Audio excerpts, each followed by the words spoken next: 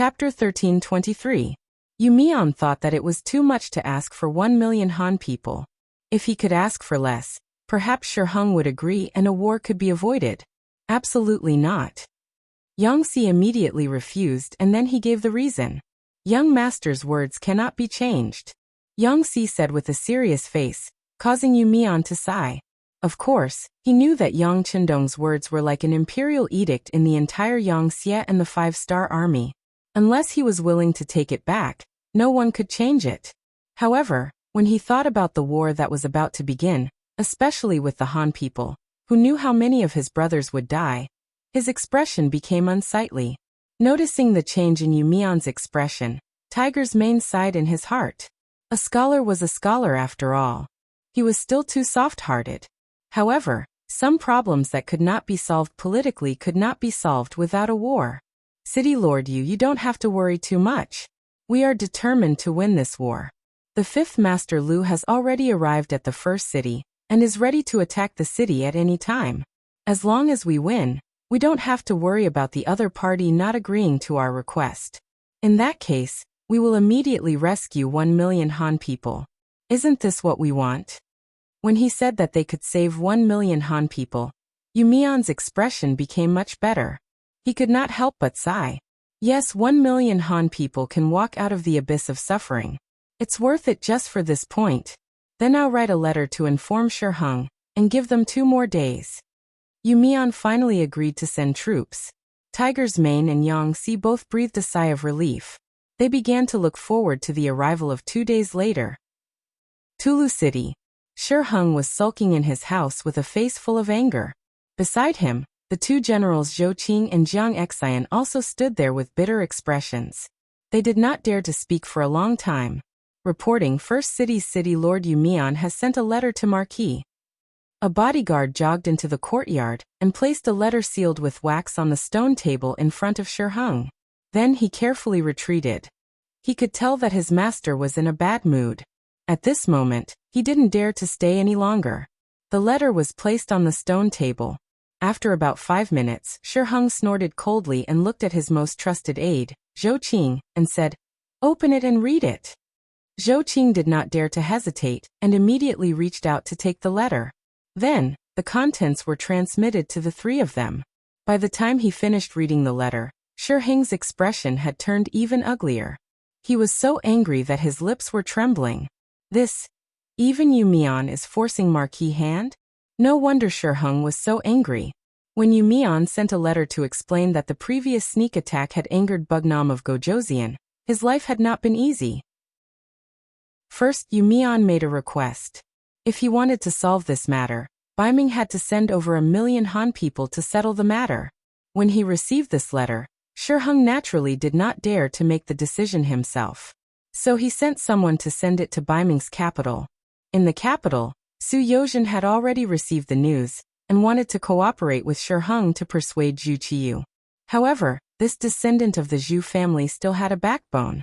Under the bottom line of not ceding land, not compensating, and not marrying into the country, the acting emperor did not listen to the advice of the ministers. Instead, he decided to fight. On this matter, a portion of the military officials agreed, but more importantly, the group of eunuchs also supported him.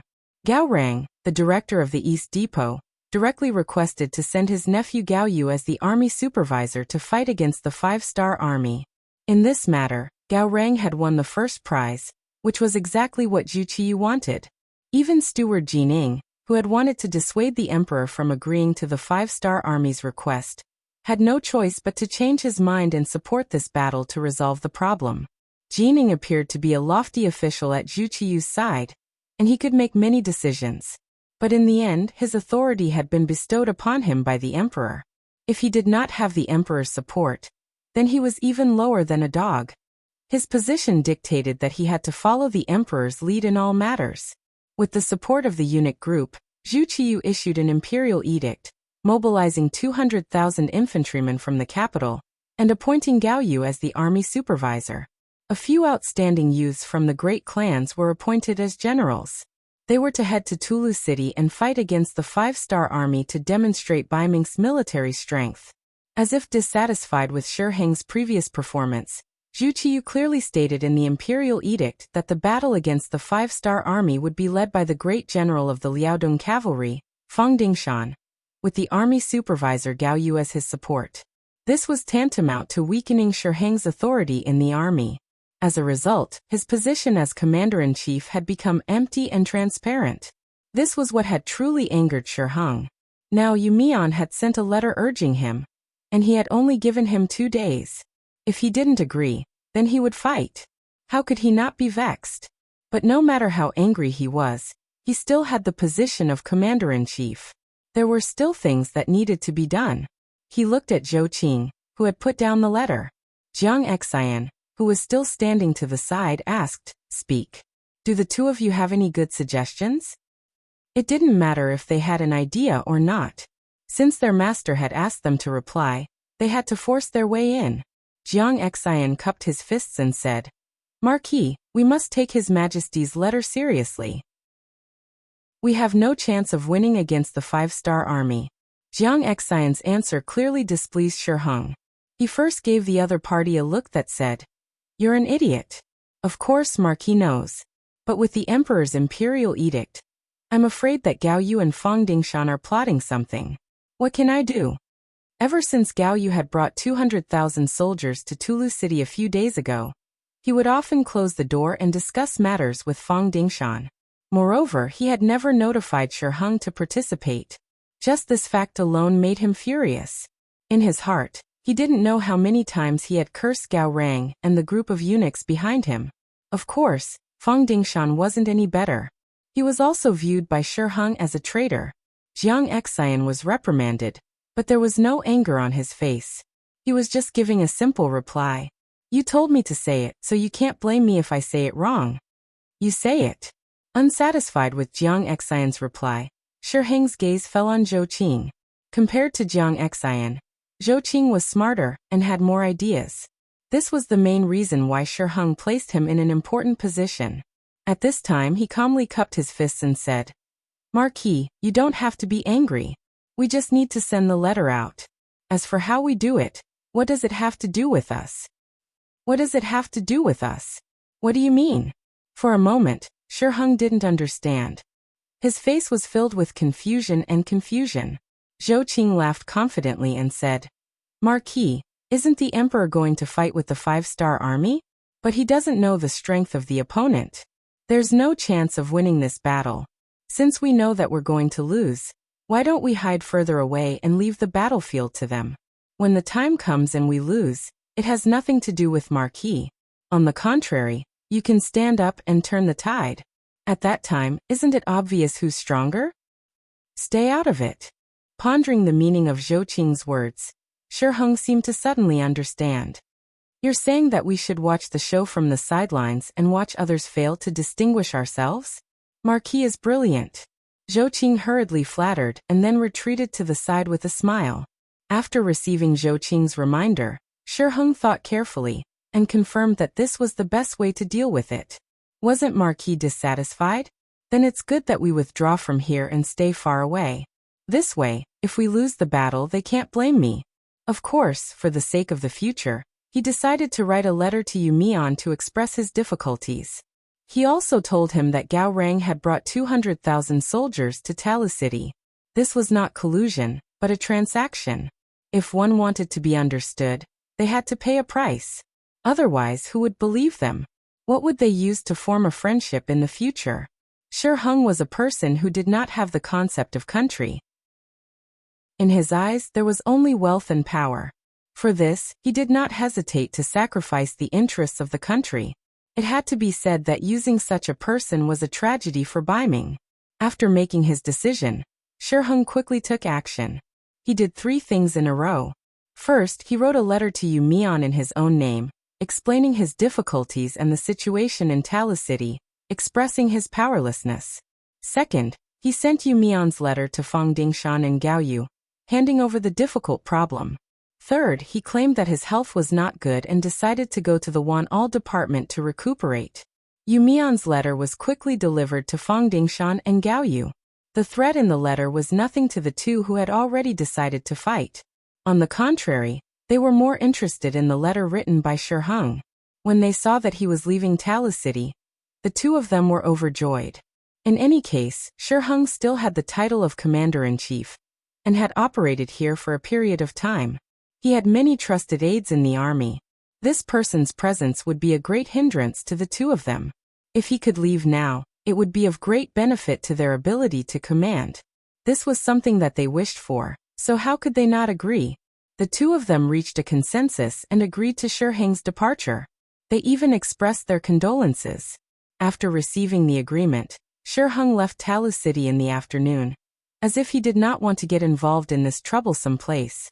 Without Shi Heng guarding Talis City, the military power was quickly divided between Fang Dingshan and Gao Yu. The two of them had 100,000 cavalry, 300,000 infantry, and 400,000 troops. The power of commanding 400,000 troops made the two of them somewhat arrogant. Needless to say, since they had an army, they naturally had to consider the matter of war. The two of them immediately made preparations to leave the city and fight the five-star army. At the same time, Yu Mian also received Shi Heng's reply. Chapter 1324. With the existence of the intelligence department, every move in Tulu City was naturally not hidden from them. They had already inquired about the matter of Gao Yu supervising the army. But even so, Shi Heng's letter had its value. At least from this letter, it could be seen that the Baiming army was preparing to take action. We have no choice but to fight. Yu Mian looked at the letter and shook his head helplessly. He cupped his fist and said to Tiger's Mane and Yang Si, "Generals, I'm not good at war. I'll leave everything to you. Just tell me what you want to do and how you need my cooperation. Now I'll mobilize the people in the city to be ready to support the front line at any time." Before the army and horses moved, the provisions moved first. Without enough money and food, it was impossible to win a big war or a victory. Yu Mian turned around and went to make preparations. Tiger's Mane and Yang Si, who were left behind, were both happy. They were warlike people from the bottom of their hearts. Now that they had a chance to show off, of course, they would not be polite. After a simple discussion, they raised the tent and made preparations before the war. Both sides were ready for the war. Whether it was the beginning city or Tulu City, they were shrouded in a tense atmosphere before the war. Yang Qindong, who was more than 100 miles away, was moving from Shajing City to the beginning city under the protection of the Black Cavalry. In Shajing City, Yang Qindong once again met with the commander of the new Second Army. Naturally, he was comforted. In the end, Yang Qindong also promised that if there was a need, he would prioritize the participation of the new Second Army in the upcoming war. This greatly moved Shibi, and he expressed that he would train his troops well and be ready to be summoned at any time. After Yang Qindong escaped from Shajing City and was heading to the beginning city, he received a telegram from Tiger's Mane. After learning that Baiming was not going to give in and still wanted to fight, he sneered and said, "I really didn't expect that there would be a result so soon after I promised to do something else." Originally, Yang Qindong was prepared to find trouble with the Baiming army after reaching the beginning city. Now it seemed that they were more anxious than he was. Even so, he was not in a hurry to leave. He might as well watch from the side and wait for the right opportunity to give them a taste of their own medicine. It would definitely be very painful and very pleasurable. Men, set up camp. First, send the cavalry scouts to seal off this area. Do not allow anyone to spy on the appearance of our army here. Also, inform the sergeant commander to come and see me. Also, send a report to Tiger's Mane. Tulu City. Shi Heng listened to his subordinate's suggestion and left the city. The courtyard he lived in was quickly occupied by Gao Yu, the military supervisor. Looking at the manor that occupied several hectares of land, Gao Yu's face revealed a satisfied expression. Although in terms of luxury, this place naturally couldn't compare to the capital. The mountains were high and the emperor was far away. No one cared about him, and he could do whatever he wanted. This was what satisfied him the most. Gao Yu was not a eunuch. He entered the East Faction Guards with the recommendation of his uncle, Gao Rang, and got an official position. When it came to women, he never knew how to restrain himself. After he took over this garden, Li Keguang and Ho Xiangjie sent over dozens of beauties to offer to him. Since Su Yozhen gave Zhu Qiyu the idea of bribing officials and criminals, the rich people have benefited from it. Some rich people have even gained a lot of benefits because of this. Li Keguang and Hou Xiangjie are the representatives among them. They were originally the sons of rich families. They belonged to the kind of people who were idle and didn't want to be high or low. Originally, they wanted to be the second generation of a rich family, but they didn't want the imperial court to allow them to buy officials. They didn't take money seriously, so they spent a lot of money, and each got a fifth-rank military officer position. They were respectively awarded the position of Wuxia General and Wude General. From an idle son of a rich family to a fifth-rank general in the imperial court, this huge contrast made the two of them wild with joy. At the same time, it also made them even more ambitious for revenge. They hoped to climb to a higher position and bring glory to their family from then on. They had come to Tulu City with the army to make military contributions. If they really made military contributions and were willing to use money, wouldn't their future be limitless? The two came to the army with great ambitions. Their first goal was to curry favor with Gao Yu. Unlike the two of them, Gao Yu had an uncle who was the director of the East Faction Guards. In the Great Ming Dynasty, there was no need to doubt the status of eunuchs. As close officials of the emperor, they could often decide someone's life and death and future with a single word. Moreover, Gao Yu was the supervisor of the army, so they naturally had to curry favor with him. It was no exaggeration to say that as long as they made Gao Yu happy, even if they didn't make any contributions, they would be praised to the skies when they returned to the capital. On the contrary, if they offended this person, even if they made a great contribution, they wouldn't be able to enjoy it. In the manner, Li Keguang and Hou Xiangjie did everything they could to please Gao Yu. The Gao Yu they spoke of was really hard to find on the ground, and there were few ordinary heroes in the world. Even Gao Yu, who was used to flattery, couldn't help but feel a little smug. Army supervisor, no one can match your brilliance. Even Marquis Wuxia has to give way. Li Keguang, who had a monkey-like face, said with his spittle flying all over the sky. Hou Xiangjie, who didn't want to be left behind, immediately said, "Of course, how powerful is our supervisor? How can that old man Shiheng compare with him? Just wait and see. As long as the supervisor takes action, the problem of the origin city will naturally be solved. What bullshit Bugnam of Gojoseon, and the 5-star army will be beaten to a pulp." The flattery of the two made Gao Yu very satisfied, but at the same time, he was also a little embarrassed. He looked down on Shiheng. He had the power to command the army, but he never had any construction skills. It was really a performance of incompetence. But when it came to the 5-star army, especially Bugnam of Gojoseon, Gao Yu had to pay attention to it. In the past, he had dealt with this person in the capital. Later, he participated in many incidents against Yang Xie, so he knew some secrets. Yang Chendong was not to be trifled with. This was not only his opinion, nor was it only his uncle who said so. Even the emperor and the ministers thought so. Before going to war, his uncle had said more than once that if he really faced Yang Chendong, he had to think twice before acting. Gao Yu also thought that his uncle's words were very correct. Fortunately, he had already sent someone to inquire about it. Bugnam of Gojoseon and Yang Chendong were on the way to the origin city. He should not have come here so quickly. This gave him a lot of confidence. In his eyes, only Yang Chendong was worth paying attention to. As for the others, they did not even pass the imperial examination of the Great Ming Dynasty. They probably did not know much about the 4 books and 5 classics, and did not know many words. Of course, he would not put such an opponent in his eyes. Speaking of which, Gao Yu still underestimated Yang Chendong. He only got the news that Bugnam of Gojoseon was coming to the origin city. In his opinion, such a noble person would naturally walk very slowly, just like those nobles in the imperial court. If he walked faster, he would probably be tired. It was not an exaggeration to say that he was walking at the speed of a snail. Who knew how long it would take for him to reach the origin city? And he could take advantage of this opportunity to take the origin city. In this way, he could avoid a head-on battle with Yang Chendong and make a great contribution. Wouldn't that be great? Gao Yu seemed to have heard enough of Li Keguang's flattery. He casually waved his hand and stopped the two's flattery. "The two of you, This military supervisor thinks highly of you. I hope that you will not disappoint me. I can also tell you that the military plan for the attack is about to take shape.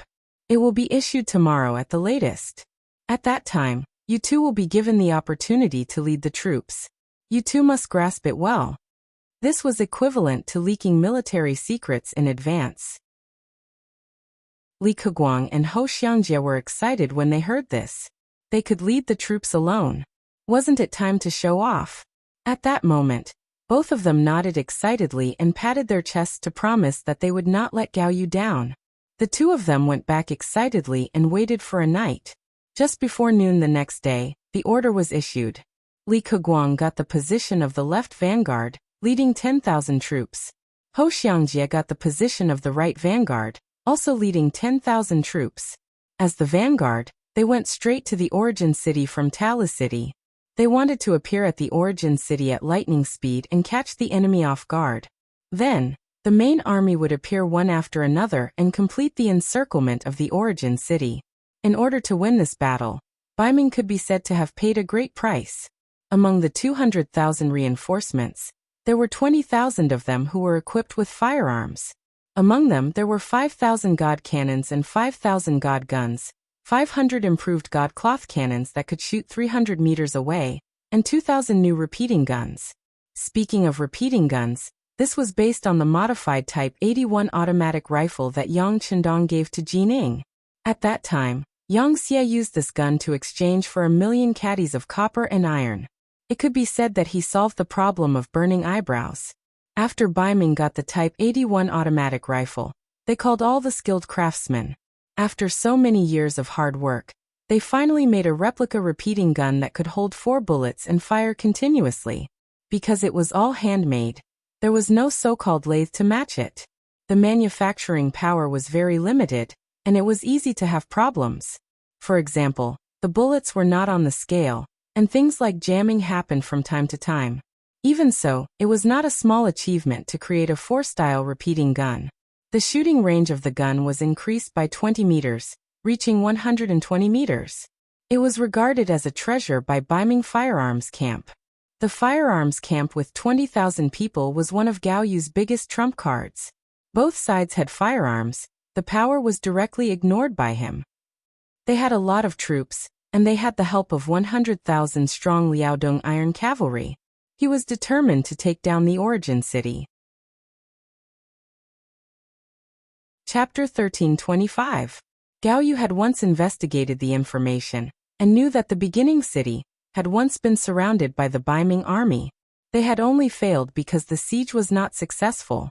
But this time he had the red coat cannon and flintlock.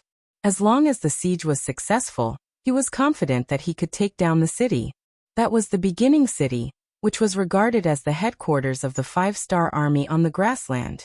There were countless good things inside.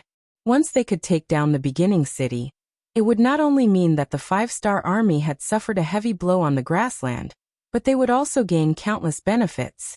Gao Yu's face was full of excitement. After discussing the specific military plan with Fang Dingshan, he returned to the manor. Unlike usual, he did not sleep with any woman that night. Instead, he went to bed early to prepare for the army's departure tomorrow. The beginning city, the intelligence personnel lurking in Tulu City, had sent news through telegrams, explaining the unusual movements of the Baiming army. In the headquarters of the new army group, Tiger's Mane called his 3 corps commanders and a group of officers to discuss the military battle plan together. For 2 hours, the plan was revised again and again. Finally, there was a plan that everyone was satisfied with. In the end, Tiger's Mane and Yang Si made the final decision, and all the military directors received their respective tasks. When the meeting was about to end, Tiger's Mane said, "Everyone, this battle is the first big battle since the establishment of our new army group. The goal is very simple. Seriously speaking, it's just a small test for us.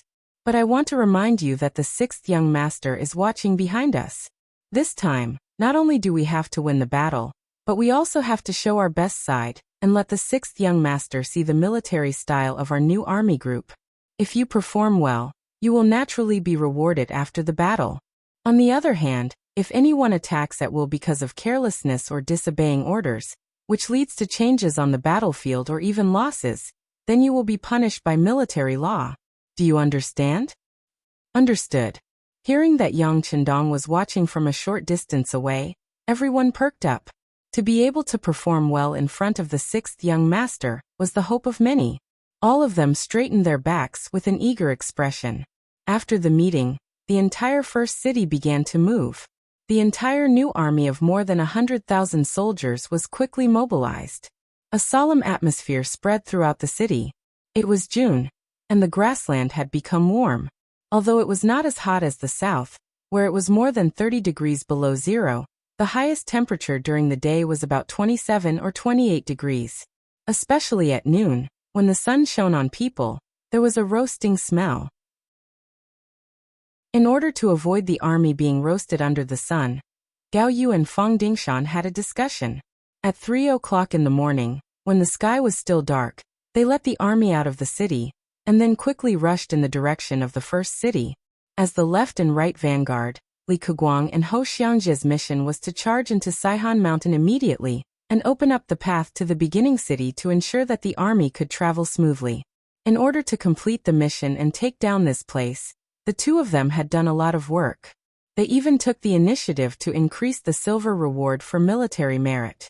They would rather supplement some of it themselves so that they could have a good start. Under the stimulation of the silver, the morale of the soldiers was greatly boosted. Everyone patted their chests and looked like they were going to risk their lives. Under the excited momentum, the two vanguard armies totaling 20,000 soldiers came to the foot of Saihan Mountain and launched an attack. However, what made them depressed was that the 5-star army on the mountain had already retreated. Not even a shadow could be seen. This result naturally made the two of them a little discouraged. The feeling of punching cotton made them want to vomit blood. What's going on? Why can't I see the 5-star army? Could it be that they received the news in advance and escaped? Li Keguang's face was gloomy, and he said with a gloomy face. Ho Xiangjie on the side didn't look so dispirited. Instead, his eyes turned quickly. When he saw that no one was paying attention to him, he leaned in front of Li Keguang and whispered, "Brotherly, this may be a good thing." Good thing? Li Keguang looked puzzled. He even looked at Ho Xiangjie as if he was looking at an idiot. Yes, it's a good thing, Ho Xiangjie said with a very confident look. Brotherly, the military supervisor doesn't know what happened here. Isn't it up to us to say what happened? Li Keguang, who somewhat understood Ho Xiangjie's meaning, suddenly trembled. Then he looked at him in disbelief and said, "It can't be, are you saying that we have to fake military merit?" In the Great Ming Dynasty, it was not uncommon to fake military merit. This was especially true in the later stages of the war with slave Jian. Because the imperial court had strict requirements that the reward for beheading the enemy was a certain amount, the Great Ming soldiers who couldn't defeat slave Jian on the battlefield would indiscriminately slaughter ordinary people in order to obtain the reward, and then turn in their heads to the imperial court. For this reason, it was unknown how many people of the Great Ming Dynasty died because of it. In contrast, Ho Xiangjie's idea wasn't unreliable. At least they had already captured Saihan Mountain, seized this territory, and completed the military order. Under Ho Xiangjie's guidance, Li Keguang quickly agreed. After all, this was something that was beneficial to the two of them. Afterward, the two of them sent out scouts to report back, saying that they had fought a huge battle with the 5 Astral Army on Mount Saihan. They had defeated their opponents and successfully occupied Mount Saihan, an important military location. They had also killed many 5 Astral Army soldiers. When the battle report was sent back to Gao Yu, he was naturally overjoyed. He also sent this news to General Fang Dingshan. "General Fang, look, we have won a great victory." And not bad. Looking at this battle report, a satisfied expression flashed across Fang Dingshan's face. In fact, he wasn't optimistic about the 200,000 troops brought by Gao Yu. This army was composed of new recruits. An army that had never seen blood and didn't have war horses would not be at an advantage when fighting on the grassland. However, they had a good start in the first battle. This was a good thing for the morale of the army, so he was naturally happy. There was even a faint hope in his heart. Perhaps cooperating with Gao Yu this time would be far more fruitful than cooperating with Shi Heng. After the news of the victory of the Baiming army in the first battle spread, the morale of the army improved a lot. Even the speed of their journey increased a little. As the vanguard, Li Keguang and Hou Xiangjie were praised by Gao Yu and received new orders. They were to continue to move forward and strive to reach the beginning city as soon as possible to catch the 5-star army off guard. If they could take the opportunity to enter the city, it would definitely be the first merit.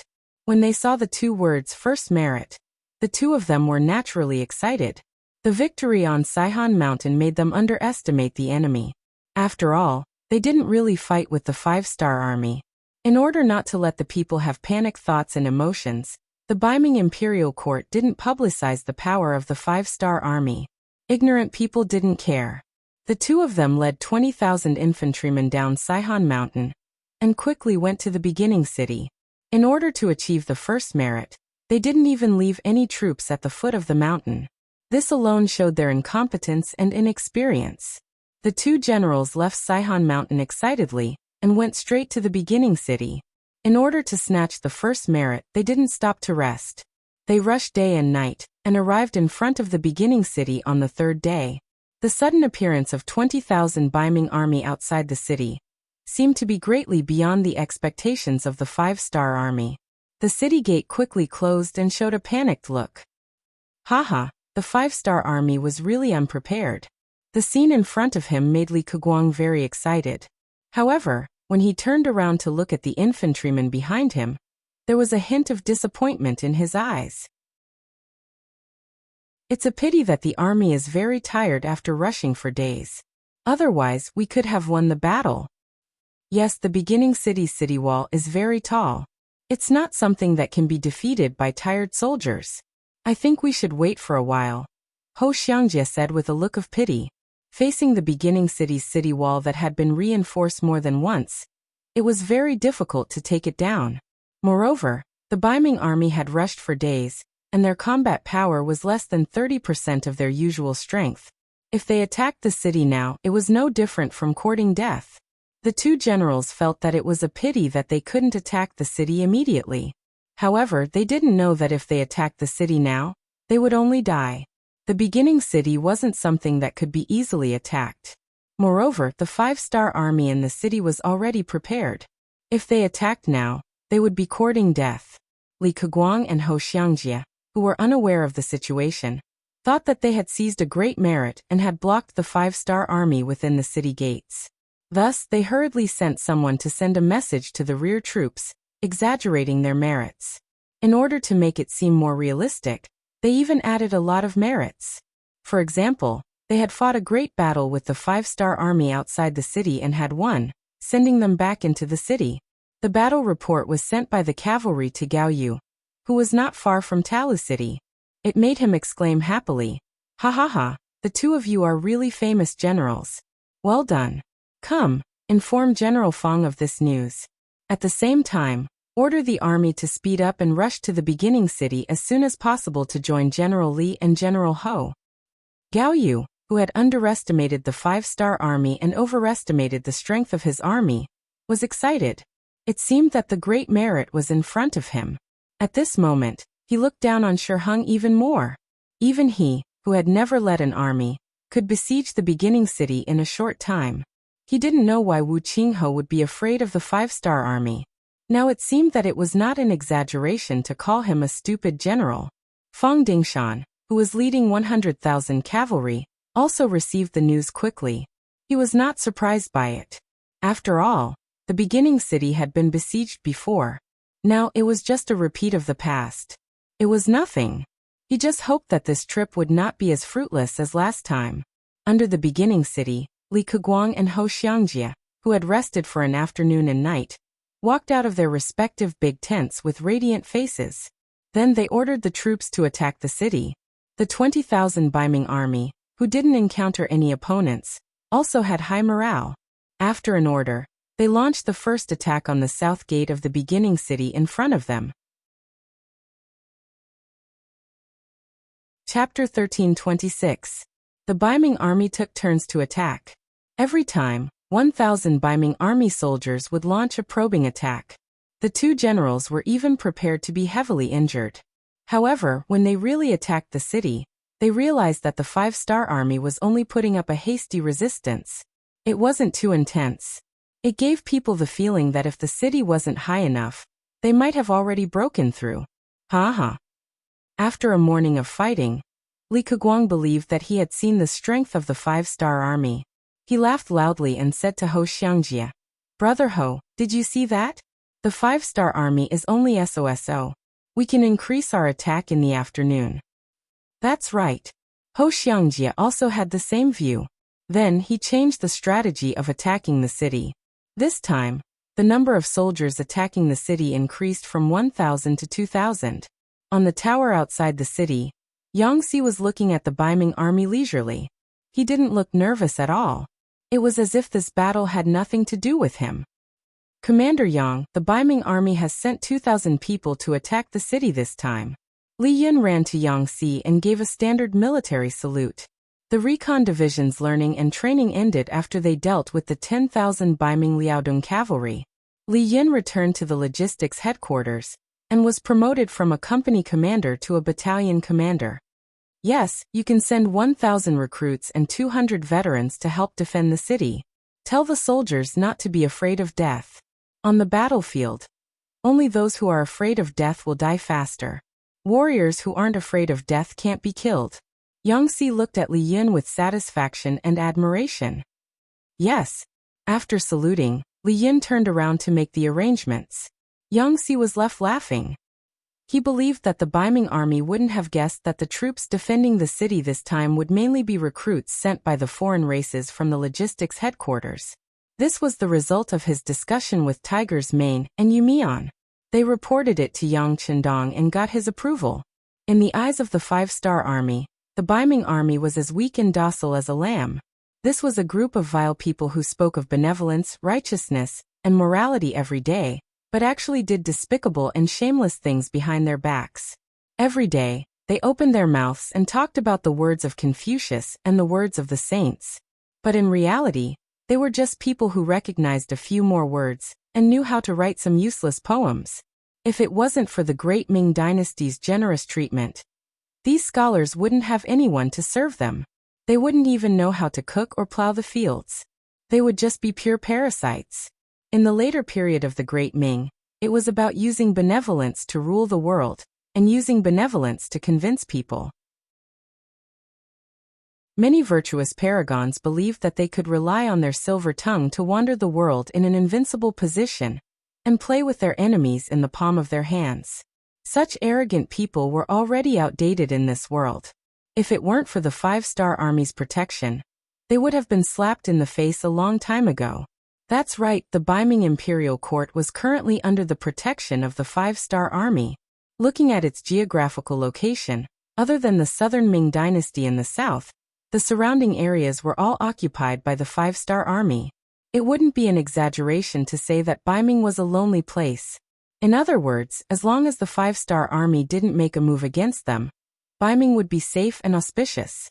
For an army like this to think that they were the best in the world and look down on the five-star army, it had to be said that it was truly laughable. To deal with an army like this, the five-star army didn't need to send out any elites. They didn't even need to send out a regular army. As long as they sent out the new recruits from the logistics headquarters who had never been on the battlefield, it would be enough to deal with everything. They could pretend that they weren't a match for the enemy and achieve the goal of mobilizing the enemy's army. They could also train the soldiers on the battlefield. This was something that Yangxi naturally had to do. This was why Li Keguang and Ho Xiangjie didn't feel that the five-star army was powerful. This was also something that the five-star army did on purpose. They were using the strategy of luring the snake out of its hole. Since the Baiming army took the initiative to provoke them, they had to be ruthless. This was to prevent them from coming out to cause trouble while the five-star army was fighting. Since they were going to be ruthless, they had to defeat as many of the Baiming army as possible. However, if they were too ruthless, it was inevitable that the Baiming army would be afraid of the enemy and retreat to defend Talis City. Yang Chendong didn't want to be unable to annihilate a large number of the enemy's forces in the battle. Therefore, they had to retreat step by step and show weakness step by step in order to lure more Baiming army out of Talis City. and surround them in one fell swoop. In order to achieve this goal, after Yang Si and the others discussed and reported to Yang Qindong, they were even prepared to give up the outer city. Now it seemed that the plan was going smoothly. The ignorant Baiming army was indeed fooled. The siege continued and both sides suffered losses. There were more than one crisis at the south gate of the outer city, but they were all defeated because the Baiming army's forces were too few. This made Li Keguang and Hou Xiangjie regret for a while. They could only hope that the main army would appear, and then take advantage of their superior forces to occupy the beginning city and obtain great merits. 3 days later, the main force of the Baiming army finally arrived. Gao Yu appeared on top of the beginning city's gate with a total of 150,000 troops, accompanied by 20,000 firearms barracks. As for the 100,000 Liaodong cavalry led by Fang Dingshan, they didn't go with them. Instead, they wandered around in the vicinity. This showed Fang Dingshan's wisdom. He didn't think highly of Gao Yu as the army supervisor, so he didn't go with him. The advantage of this was that once the situation changed, they could evacuate immediately and their strength wouldn't be damaged. Without Butcher Zhang, we won't be eating hairy pigs. Although Gao Yu was a little unhappy about Fang Dingshan's unwillingness to cooperate, wasn't this an opportunity? If he could take down the beginning city without this person's help, wouldn't the great merit fall on him? Based on the fact that his uncle was Gao Rang, the director of the East Factory, Gao Yu didn't think that anyone would have the guts to steal his credit. Therefore, as soon as he arrived at the beginning city, he called Li Keguang and Hou Xiangjie and gave them a big reward for their good performance. Then he asked about the situation of the war, and saw the Baiming army besieging the city, and the 5-star army in a stalemate. Haha, good, you two did a good job and made a great contribution. I, the army supervisor, will put in a good word for you in front of the emperor. Next, I will give each of you 20,000 infantry. I hope you can continue to work hard and make new contributions. Gao Yu laughed happily. The two people who were praised were also very excited. They immediately said that as long as they had enough troops, they could take down the beginning city, and asked Gao Yu to wait for the good news. Li Keguang and Hou Xiangjie, who were praised and entrusted with important tasks, launched a more fierce attack the next morning. For a time, the beginning city was filled with shouts and shouts. There would be blood splashing on the South City Tower every moment. It was very tragic. It was unknown whether it was because they were too excited or too agitated, but Li Keguang and Hou Xiangjie didn't notice that the number of casualties among the infantry they sent out wasn't many. On the contrary, the number of injured soldiers was very considerable. Of course, they would not think that this was originally the 5-star army's mercy. Once this army was surrounded, these Baiming army soldiers might become prisoners. They were Han Chinese, so it was better not to kill them. Another 2 days of iron and blood besieging the city. The Baiming army had to retreat because 3,000 soldiers were killed and 15,000 were injured. This also made Li Keguang and Hou Xiangjie depressed. In their view, the besieging army was about to succeed several times, but with the 5-star army's counterattacks, they had to retreat. The feeling of failure when they were about to win made them very uncomfortable. In 2 days of besieging the city, they lost nearly 20,000 soldiers. This result made Gao Yu somewhat dissatisfied. He called Li Keguang and Hou Xiangjie again, and asked them how confident they were in taking down the city. They were not as confident as they were 2 days ago. This time, the two of them were hesitant. Gao Yu knew that this was a sign of their lack of confidence, but he did not blame them. After all, it was not easy for them to achieve such a result on their first time leading an army. In my opinion, we can't continue to lose soldiers like this. Tomorrow, we will use the firearms camp. After the cannons attack, the two of you will lead the army to attack. You should be able to achieve great results. How about it? Hearing that they were going to use the firearms camp, Li Keguang and Hou Xiangjie were very excited. They immediately patted their chests and promised that they would be able to take down the city tomorrow. Gao Yu was naturally satisfied with the confidence of the two.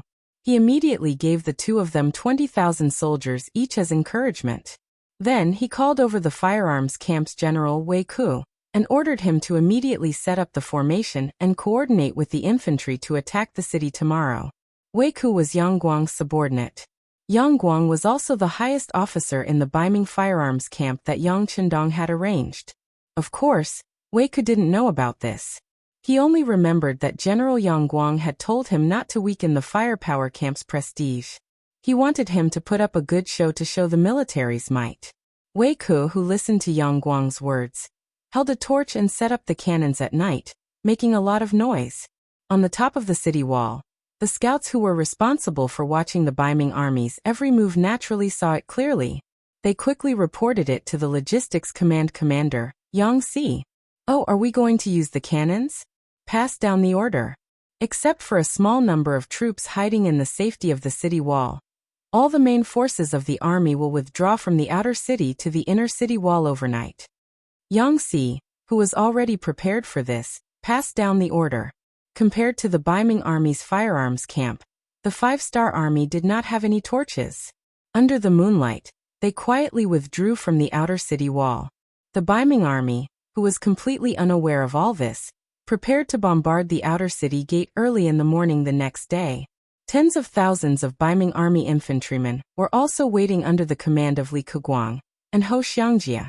Seeing that the morale of the army was so high, Gao Yuzhou was full of confidence in his carriage. Following his loud shout, they began to attack. Wei Ke led the firearms battalion to take the lead and launched an attack. Hundreds of cannons fired in unison. The momentum of the cannons bombarded the southern gate. Chapter 13:27. Boom boom boom. Boom boom boom. As the cannons rumbled, several hundred explosive cannonballs landed on the city walls and gates of the southern city, causing a strange phenomenon as if an earth dragon had flipped over. The sound of the cannons went on for an hour. Looking at the tower of the south city, it was already full of holes. Even the south city gate had been blasted into pieces.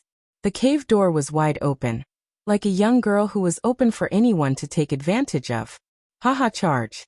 Seeing that the city gate had been broken, Li Keguang and Ho Xiangjia led the tens of thousands of soldiers excitedly, shouting as they charged forward. There were a few five-star army soldiers lying in ambush on top of the South City Tower. Because they had entered a safe zone in advance, they didn't suffer any losses. Seeing a large number of Baiming army charging at them, they followed the plan and fired 2 volleys of arrows at the city gate tower. After killing and injuring several thousand Baiming army soldiers, they quickly retreated. The South City Tower changed hands. Taking this opportunity, the 2 generals led their troops to the east, west, and north respectively. After paying a certain price, they successfully occupied the outer city of the beginning city. The outer city was breached. When the news came, Gao Yu was naturally very excited. He waved his fist fiercely to vent the excitement in his heart. In the main tent, Li Keguang, Ho Xiangjia, and Wei Ke were standing together. Gao Yu looked at the 3 of them with appreciation and said with satisfaction, "You guys have done very well. This supervisor has already submitted a memorial to the emperor regarding your performance. The reward should be coming soon. Many thanks to military supervisor for your promotion." The 3 generals said excitedly. "Very good. This military supervisor wants to tell you and the others that you will be rewarded for your contributions. You should work even harder. Now that we've taken the outer city, when can we take the inner city and attack the inner city? That's what we need to discuss today. If you have any suggestions, feel free to raise them." Gao Yu began to ask questions after a round of praise. After all, conquering and occupying the entire origin city was his goal. Conquering the outer city was just the first step. With the previous victory, the 3 generals were each more courageous than the other when it came to strategizing. After listening to the opinions of the 3 people, Gao Yu finally understood the opinions of the 3 people. That was, they still needed to increase the number of troops. The best plan was to take down the first city in one go with the advantage of a strong military force. Although the Baiming army managed to capture the outer city with the help of the cannons, their losses were not small. Originally, there were 170,000 infantrymen. Now, after deducting the injured and 20,000 firearms, there were less than 100,000 infantrymen who could truly attack the city. Speaking of which, 100,000 soldiers was not a small number. However, this time they were going to face the 5-star army's base in the grasslands. 100,000 people might not be enough. When Gao Yu saw that the 3 generals had the same opinion, she also felt that what they said made sense. Immediately, he said that he would order the troops to be transferred from Tulu City. He wanted to take this opportunity to rest and reorganize the army. When the reinforcements arrived, they would launch a fierce attack on the city. They wanted to attack the beginning city as happily as they attacked the outer city. Within the city of Talu, there were still 130,000 northern soldiers. Previously, because she did not know the details of the 5-star army, Gao Yu did not send them out in order to prevent accidents.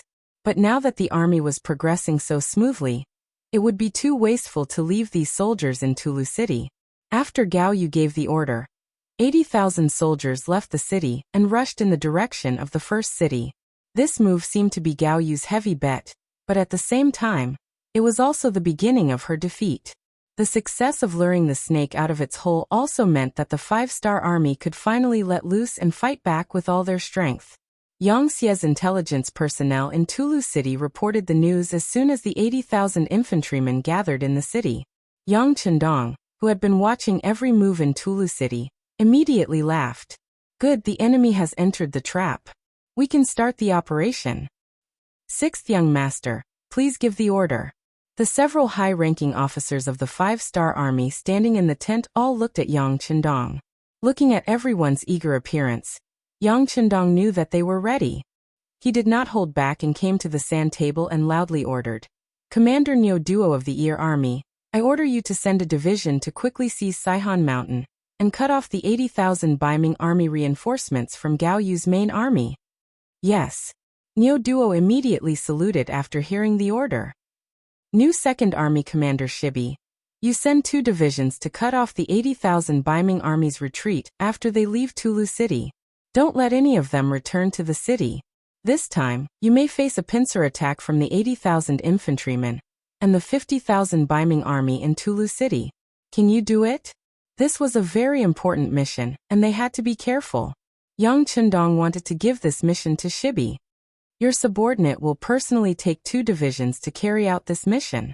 We definitely won't let a single Baiming army member escape back into Tulu City, Shibi said in a clear voice. This was the new 2nd Army's first battle after being reorganized, and it was going to be carried out right under Yang Chendong's nose. They could only win, not lose. This was his creed. Yang Chendong silently nodded. Although the mission was a bit difficult, if the new 2nd Army wanted to stand up again, they had to go through this kind of experience. Without looking back, Yang Chendong ordered again, 1 division of the new 2nd Army and 1 division of the 2nd Army.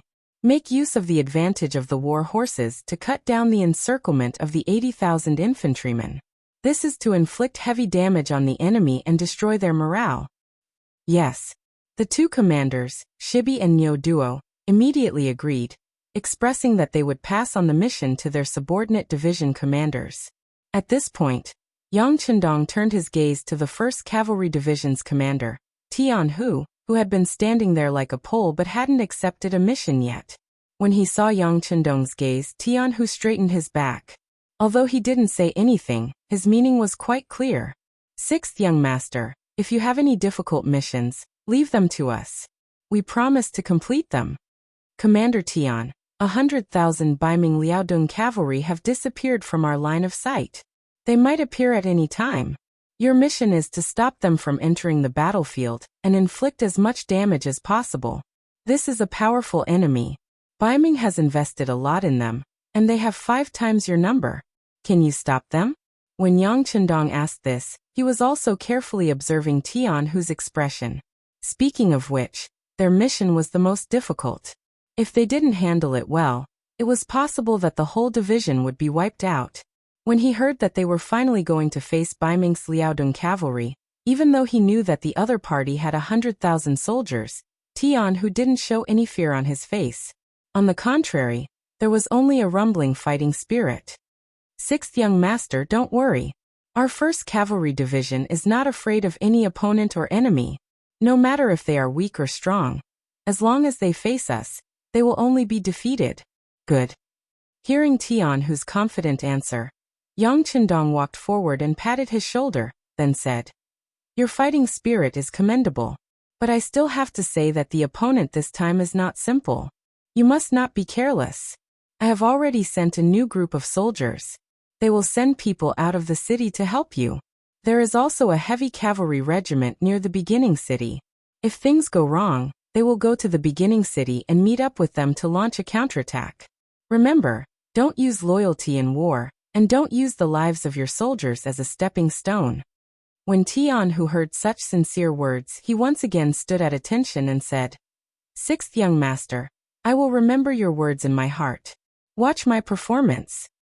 "Well, I will watch your performance." Speaking of which, this king is preparing to expand the world's first cavalry division into an army.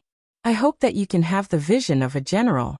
What this king wants is a general who can devise strategies, not a tiger general who can only charge into battle. Do you understand?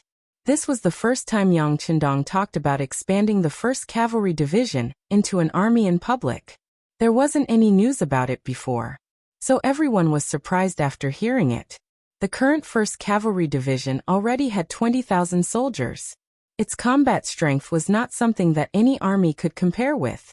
Now that he wanted to expand it, didn't that mean that its combat strength was close to that of a group army, or even surpassing them? There was no doubt that once it became an army, the value of a commander would definitely surpass that of other commanders. Even the power of a group army commander would be on par with that of a group army commander. After everyone understood this, they looked at Tianhu with envy and a little jealousy. Tianhu's face turned red. This meant that the 6th young master wanted to promote him. At the same time, it was also a kind of affirmation to the 1st Cavalry Division. He immediately stood at attention and said, "Yes, 6th young master, please rest assured. Tianhu is a wise general, not just a general who knows how to kill." Knowing that Tianhu understood the meaning of his words, Yang Chendong patted his shoulder with satisfaction and said, "Very good. Then I will watch your performance. Don't let me down." "Yes, teacher." After feeling Yang Chendong's ardent expectations, Tianhu changed the way he addressed him and called him teacher. This was to express in private that he would definitely complete the mission. The combat missions of the various troops had been completed. Yang Chendong's gaze wandered around the faces of the 3 military commanders, then he nodded and said, "Well, I look forward to your performance. Let's set off now." "Yes." After Tianhu, Shibei, and Niu Duo saluted in unison, they turned and walked towards the troops. After watching the 3 of them leave, Beta Persei, who was standing at the side, came over and asked in a low voice, "Young master, what are we going to do? Our 2,000 black cavalry has been itching for a fight." In this battle, the Baiming army sent 80,000 infantrymen out of the city, and there were 50,000 defending infantrymen in Tulu City, who could come out at any time. In addition to the 100,000 Liaodong cavalry who had been wandering outside without a fixed residence, there were a total of 200,000 people. On the other hand, Yang Chendong only had 20,000 people from the 1st Cavalry Division, more than 20,000 people from the 3 divisions of the new 2nd Army, and more than 10,000 people from the 2 divisions of the 2nd Army. In total, there were only 60,000 people. The difference in strength was more than 3 times, but Beta Persei was not nervous at all. On the contrary, he was worried that the 2,000 black cavalry would have no battle to fight. It had to be said that he was very careless, but it also proved how much trust and confidence he had in Yang Chendong. Chapter 1328. What's wrong? More than 200,000 enemies aren't enough for the black cavalry? Just wait and see. We'll go wherever there's danger. Yang Chendong chuckled. He liked Beta Persei's optimistic personality and fearless courage. Hearing that the black cavalry could go to the battlefield, Beta Persei immediately laughed. "Okay, young master, then I'll tell my brothers the news now. I guarantee that they'll all be overjoyed." First City. The military report of 80,000 Baiming infantry leaving Teru City was also sent to Tiger's man via telegram. He first laughed, then looked at the logistics command commander Yang Si, Castellan Yu Mian, Division Commander Xiao Yining of the 5th Division Lu, and 3 other commanders and a division commander in the conference room. He said in a deep voice, "It's time for our new army group and first city to stretch our hands. Now announce the order." After everyone, including Yu Mian, stood up straight, Tiger's man said, "The 101st Division and the Heavy Cavalry Regiment will go out of the city to find the Baiming Liaodong Cavalry and cooperate with the 1st Cavalry Division to find and destroy the enemy. The 102nd Division and the 103rd Division will surround the Baiming army outside the city from the left and right respectively, and strive to capture all of them. The 5th Division Lu will cover the Baiming army's artillery camp before the battle, and go out of the city to severely damage the enemy's firearms camp. Let them know that we're their ancestors when it comes to firearms. The Logistics Command will be responsible for going out of the city to take care of the prisoners and clean up the battlefield. The Castellan's Mansion will be responsible for defending the city and security in the city. At the same time, empty several hospitals in the city and prepare to receive the enemy's wounded." After issuing several orders in a row, Tiger's man suddenly raised his voice and said, "The 6th Young Master will be watching this battle not far away. Whoever has a problem should prepare to leave the army and go back to retire. We promise to complete the mission." Everyone answered in unison. As the 5-star army continued to grow stronger, the number of reserve talents also increased. Who knew how many people were eyeing the position below their buttocks? If he didn't perform well, Tiger's mane wasn't joking. He would really retire early. This was related to his own future, so he couldn't afford to be careless or careless. Tiger's mane knew that his words had worked when he saw the solemn expressions on everyone's faces. He nodded quietly and then said, "Okay, go and prepare. Rest well tonight. Tomorrow morning, we will go out and fight." Saihan Mountain. This was an important mountain between the first city and Tulu City. As a link between the two cities, it served as a buffer. Saihan Mountain, which had experienced countless wars, had changed hands many times. It was used as the gate of the first city to defend against enemies. This time was no exception. Baiming's first target was this place. However, because the 5-star army was prepared and gave up in advance, it allowed Baiming's army to take down this important place without shedding any blood. However, because it was too easy to get, it didn't attract enough attention. Even Li Keguang and Ho Xiangjie, who were the vanguard generals, didn't leave any troops here. However, when Gao Yu passed by here, she casually pointed and arranged for 3,000 soldiers to be here. Most of these 3,000 soldiers were made up of new recruits. Many people were happy to be arranged here. Originally, they joined the army for food and pay. In the eyes of such people, there was no such thing as loyalty to the country. The facts also proved that after they changed from ordinary people to members of the Baiming army, their lives didn't change much. The salary wasn't distributed in time, and they were usually only 60% full after eating. This made them complain a lot. This time, when they heard that they were going to fight against the awe-inspiring Bugnam of Gojoseon and the powerful 5-star army, many soldiers were scared before the battle. They just wanted to eat food and didn't have any great ambitions. There was no one above them, and even if they made military achievements, most of them would be taken away, and their future was bleak. They just wanted to live and become soldiers. It was too difficult for such people to show their heroic side on the battlefield. Fortunately, these 3,000 soldiers were lucky. They didn't need to go to the front line. They only needed to guard the mountain and watch the Baiming army's supplies pass smoothly. This made the 3,000 soldiers very happy. They didn't need to fight, and they might be able to get military achievements. This was really a blessing from the heavens. For this reason, the 3,000 soldiers had a good celebration. Then the next day they began to guard the mountain and muddle along. They were muddling along because they had nothing to do from morning to night.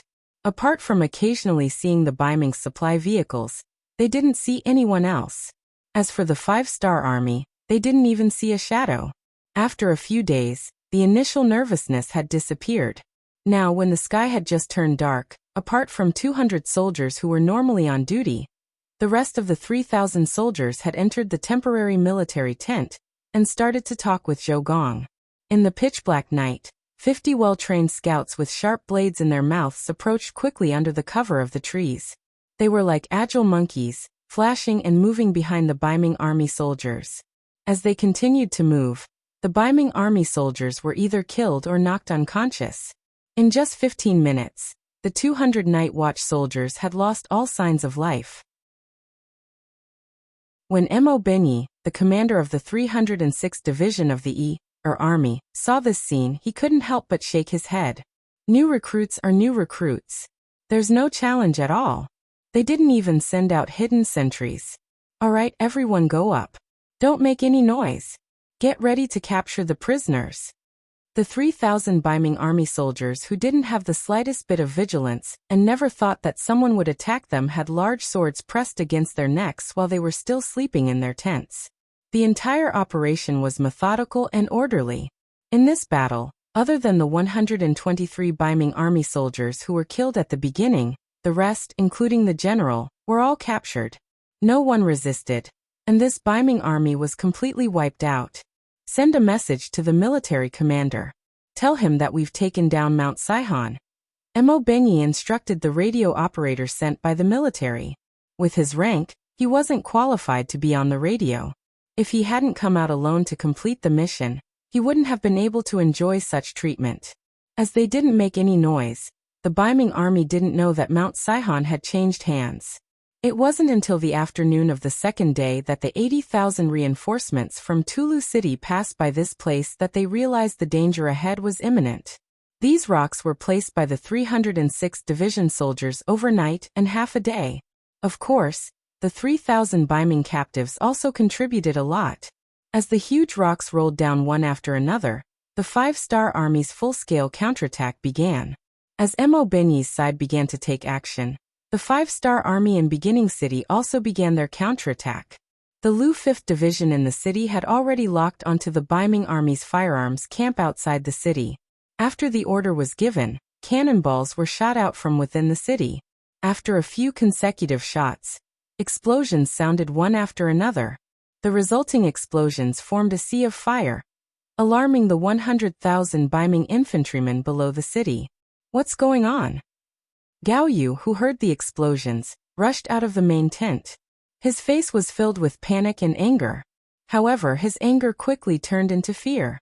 One after another, scouts appeared in front of him as if they had agreed to meet. Reporting to the military supervisor, the 5-star army's cannons hit our firearms camp's cannons. Now all the cannons have exploded and the cannonballs have also been detonated. The firearms camp has lost the ability to fight and suffered heavy losses. Reporting to the military supervisor, the 5-star army opened the inner city gate and rushed out. They have long-range, high-speed firearms. Our brothers guarding the outer city gate couldn't hold them off, and have already retreated. We're requesting for backup. Reporting to the military supervisor, countless cavalrymen rushed out of the Beginning City. They're coming towards us from both sides. We're requesting for backup. Reporting to the military supervisor. Listening to the bad news one after another, Gao Yu's face turned red because of anger. Suddenly he shouted, "Okay, stop talking, stop talking. Immediately organize people to hold on for me. Also, send someone to inform the 80,000 reinforcements. Tell them to speed up and come to join us under the Beginning City. Also, send someone to look for General Fang Dingshan and request for cavalry support. Reinforcements." At this moment, Gao Yu already knew that the 5-star army had started their counterattack.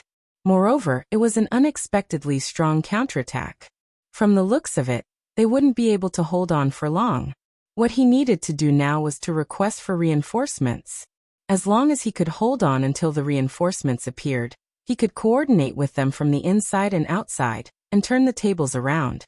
How would Gao Yu know that the 80,000 infantry reinforcements he hoped for were blocked at the foot of Saihan Mountain? They couldn't move forward. And right behind them, Commander Wu Hui of the 3rd Cavalry Division of the new 2nd Army was leading his cavalrymen all the way here. They had taken Baiming's army by surprise and inflicted heavy losses. According to Yang Chendong's battle plan, the 1st Cavalry Division and the 2nd Cavalry Division of the new 2nd Army stayed at the foot of Tulu City to prevent them from providing reinforcements again. The 3rd Cavalry Division and the 305th Cavalry Division of the 2nd Army would cut through the back and flank of the 80,000 Baiming's reinforcements. They no longer had the ability to support them. On the other hand, the 100,000 elite Liaodong cavalrymen led by Fang Dingshan still had the strength. However, they weren't thinking about helping Gao Yu out of his predicament. Instead, they were thinking about how to destroy the heavy cavalry regiment led by wind-chasing wolf that they had surrounded. Fortunately, Yang Qindong's order was to surround and capture Baiming's army. So, even though the offensive seemed fierce, Gao Yu wasn't in any danger for the time being. When he knew that the situation wasn't good, he first sent someone to ask for reinforcements. Then, he immediately called for General Weika of the Firearms Division and had him lead the firearms soldiers to the front line to resist the 5-Star Army's attacks. "Please don't worry, Army Supervisor," General Weika said confidently after receiving the mission. This time, he had brought over 10,000 firearms soldiers with him. Among them, there were quite a few soldiers who were armed with rifles. He believed that as long as he commanded them properly, even if they were facing fierce cavalry, they would be able to tear off a piece of flesh and let them know how powerful they were. Chapter 1329. Wei Ku was brimming with confidence, but it seemed that his luck wasn't too good. This time, he encountered the 5th Division of the 5-Star Army, which was also a firearm unit. However, when comparing the weapons of the two sides, the disparity was like heaven and earth. After the commander of the 5th Division, Xiao Yining, gave the order, the soldiers of the Cold Vanguard took the lead and defeated the Baiming army outside the city. They quickly reclaimed the city gate. Soon after, the scouts reported that there were over 10,000 northern Ming soldiers with firearms approaching them. Looking from afar, they seemed to be in good order, and seemed to be in order. Baiming firearms troops? Xiao Yining was stunned at first, but then he laughed out loud. Good. I was just about to ask them for a lesson. Tell the soldiers that their firearms can only shoot up to 120 meters. We will take care of them outside this range. Remember, injure them as much as possible. Don't kill them unless it's necessary. They are all Han like us. To become a soldier of the Cold Vanguard, the first requirement was to be a pure Han. This was something that was never discounted. As for the other foreign warriors, no matter how well they performed, or whether they had already converted to Han nationality, they had no chance of becoming a member of the Cold Front. It could be said that in the entire 5-Star Army, the Cold Vanguard had the purest composition. This was also because Yang Qindong didn't want other people to have advanced firearms. Otherwise, he would have to sleep with one eye open. Xiao Yining's order was passed down to the troops, and the few regimental commanders became extremely excited. They shouted loudly, "Commanders, it's time for us to practice our target practice. Next, we will compete with our marksmanship. Let's see who is more accurate and who can injure the most enemies." The 4 regiments actually treated the battlefield as a drill. They treated the enemies as targets. They didn't care who killed the most, but who injured the most. It was really strange. When Xiao Yining heard the report, he just smiled. He knew that the 5th Division spent a lot of time training, and didn't have much time on the battlefield. They all needed to vent. "Men, bring me my gun." "We're going as well," Xiao said excitedly to the officer in charge of firearms. Not long after, the cadres and soldiers of the division headquarters all carried their matching guns and rushed straight to the outer city wall of the first city. At this time, at the beginning of the city, there was already a group of soldiers from the Baiming firearms camp rushing towards the city with guns in their hands. These Baiming firearms battalion soldiers had all kinds of weapons in their hands. There were single-shot muskets, single-shot flintlocks, and 4-shot repeating pistols. Thanks to Yang Qindong, Baiming had obtained a Type 81 automatic rifle. After countless craftsmen had disassembled and studied it, although they didn't know what a lathe was and couldn't successfully imitate it, the principles behind it had been researched by smart people, and the performance of firearms had improved. It was just that the ammunition was still iron bullets.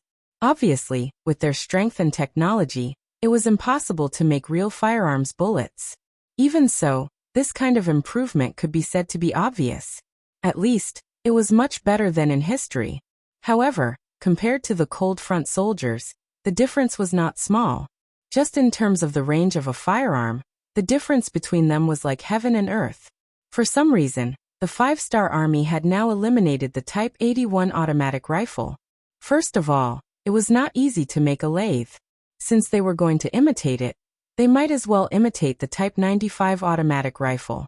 Therefore, the Type 81 automatic rifle quickly left the stage and was mostly stored in Yang Chendong's warehouse. After the soldiers of the Cold Vanguard Division were all equipped with their Type 95 submachine guns, their firing range was around 400 meters. An effective range of 300 meters was not a problem. This time, the division headquarters had requested for the enemy to be 200 meters away, which undoubtedly increased their accuracy. This allowed Lu Wu to completely grasp the rhythm of the battle. When Xiao Yining arrived with the division headquarters, the soldiers of the other regiments had already repelled the Baiming army's first attack. Under the hail of bullets, more than 1,000 Baiming soldiers were thrown to the ground. The Cold Front soldiers very well carried out the orders of the division headquarters. They tried their best to injure the enemy instead of killing them. As a result, they killed fewer people and injured more people, which affected the morale of the soldiers even more. At this time, the thousands of northern Ming soldiers who were wailing at the foot of the city walls were an example. With the existence of these wounded soldiers, the other northern Ming soldiers turned pale with fright. They didn't know if they would end up like this the next time they charged. There were also some lucky Baiming soldiers who were rescued by their comrades and brought back to the barracks. However, they were still injured. Their cries of pain were heard by the other Baiming army soldiers at such a close distance. Because of this, the morale of the soldiers plummeted. Many of them showed fear in their eyes. Some were even tired of fighting. In contrast, the morale of the soldiers of the 5th Division was high. In the previous wave of attacks, not a single Baiming army soldier was able to get within 150 meters of them. This meant that their firearms did not pose any threat at all. Other than wasting some bullets, the entire 5th Division did not have a single injured soldier. The morale of the soldiers was getting higher and higher. Why is the division commander here? When Deng Liming saw Xiao Yining standing beside him, a confused expression appeared on his face. All right, I'm here to train the division's marksmanship. I won't steal your credit. Seeing Deng Liming's intention, Xiao Yining shook his head helplessly and asked, How is it? How are the results?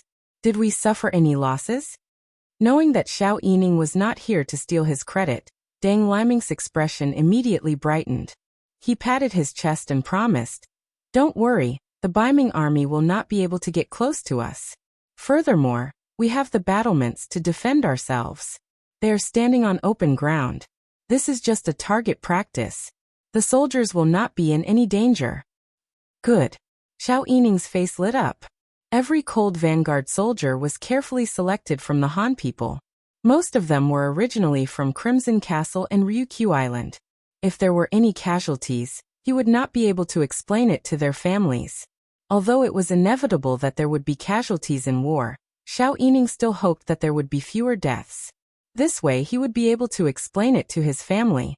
While the two were talking, the Baiming army's second charge began. Compared to the previous charge of thousands of soldiers, this time there were only a few hundred soldiers. It felt more like a probing attack. Damn it, how are we going to fight with so few people? Seeing that there were less than 1,000 soldiers, Deng Liming's face was filled with displeasure. Perhaps he wished that more than 10,000 soldiers from the Baiming firearms camp would charge forward. That way he could kill to his heart's content. Xiao Yining, who also saw this scene, patted Deng Liming's head. All right, the enemy has their own way of fighting. Immediately pass down the order. The 1st Regiment, 1st Battalion, and the division headquarters are responsible for shooting. Everyone else stop. Since the number of enemies was small, it would be too wasteful if they fired all at once. It was better to fire one battalion at a time. That way, they could make a comparison and even have a competition on the battlefield to increase everyone's enthusiasm. Naturally, the division headquarters was included. This meant that they were mixing in personal goods. The other regimental commanders could not refuse. If they refused and angered Xiao Yining, he might not even give them a chance to kill the enemy. That would be unbearable. The competition between the battalions began. No matter how many soldiers from the Baiming army came, the distance of 200 to 150 meters was their life and death line. No one could rush over, let alone launch a counterattack. Not only that, after a few short charges, more and more soldiers from the Baiming army could run back without being injured. So much so that the wounded soldiers of the Baiming army were thrown under the city gate tower. When everyone screamed in pain, the other Baiming army soldiers did not dare to come forward. They were afraid that they would be one of them. The firearms camp did not play its role as expected. Instead, they were beaten into idiots. They did not even have the ability to fight back. This made Gao Yu, who was the army supervisor, very angry. However, what made him even more dissatisfied was that as the two cavalry armies under the new army continued to penetrate and cut through, he actually lost another 10,000 or so infantrymen at daybreak the next day. Moreover, most of them were injured soldiers. The number of people who truly died in battle was few and far between. It was precisely because there were too many injured soldiers in the barracks. It was more than a third of the total number of soldiers. The wails and screams of pain were endless. It was like purgatory on earth. It made people's faces change greatly. The morale of the soldiers was greatly shaken. At this moment, if there were no reinforcements, the more than 100,000 Baiming army would collapse. Reinforcements? Where are the reinforcements? Looking back, Gao Yu's eyes flashed. At this moment, he finally knew the power of the 5-star army. He also began to regret that he took the initiative to go out of the city to fight.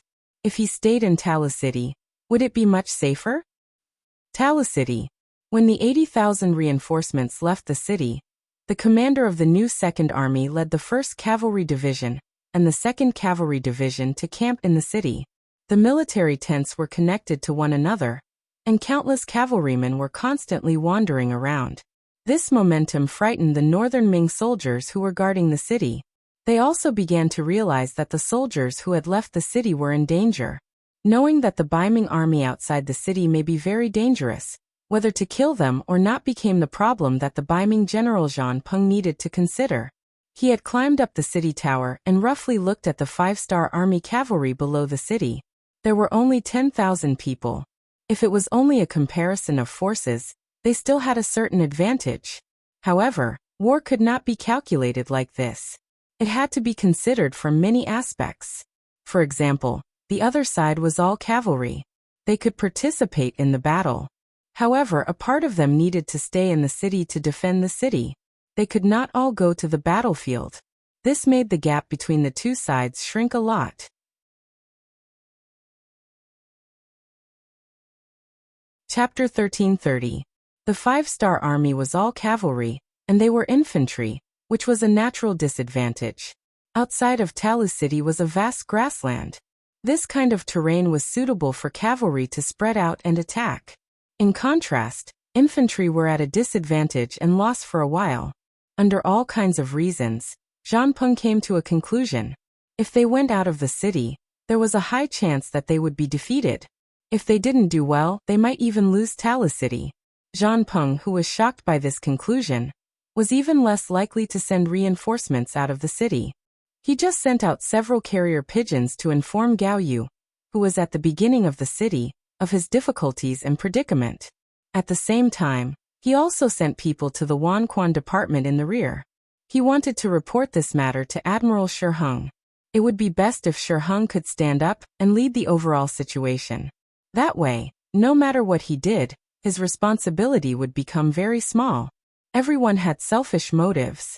Knowing that it was very dangerous to go out of the city, Zhang Peng, who wanted to shirk his responsibility, thought of asking Shi Heng to come out. After sending out several carrier pigeons, he waited for news in the city. After a sleepless night, the next day at dawn, he didn't receive any news from his superior. A Chiliarch guarding the city ran in front of him. General, quickly go and take a look. A lot of our defeated soldiers have come to the city. They are now being surrounded by the 5-star army cavalry. What? Let's go. Hearing the change in the situation, Zhang Peng was shocked. He quickly went out of the mansion and went straight to the city tower. Running all the way to the top of the city tower, Zhanpeng looked up and saw a lot of soldiers wearing Baiming army uniforms being cut up by the 5-star army cavalry. They were surrounded and attacked with bows and arrows and sabers. In less than a quarter of an hour, at least several hundred Baiming army soldiers were injured on the ground, wailing and screaming. "General, look!" The same colonel shouted. "There are nearly 1,000 of them. And they're asking if we should open the gates or not. Are we going to open them or not?" Yang Qi asked. "General, look. There's a group of about 1,000 of them, and they're calling out to us." Zhanpeng stood behind the battlements and looked down. Sure enough, he saw a large group of people wearing Baiming army uniforms arrive at the city gate. In comparison, their team still had some fighting power. At the very least, they were able to form a defensive formation. With their spears in front of them, they blocked the 5-star army's cavalry from approaching. Even so, from time to time, 1 or 2 soldiers would be injured and fall to the ground. Fortunately, the young general in command of this army had some ability. Once there was a problem, he could always let someone else fill the position. The order of the army was still maintained. However, everyone knew that they wouldn't be able to hold on for long if this continued. Therefore, the young general kept raising his head and cursing. "We're all comrades. Hurry up and open the city gates. Do you want to see so many of us die here?" Hearing these angry curses, the Baiming army guarding the city naturally didn't dare to do anything in private.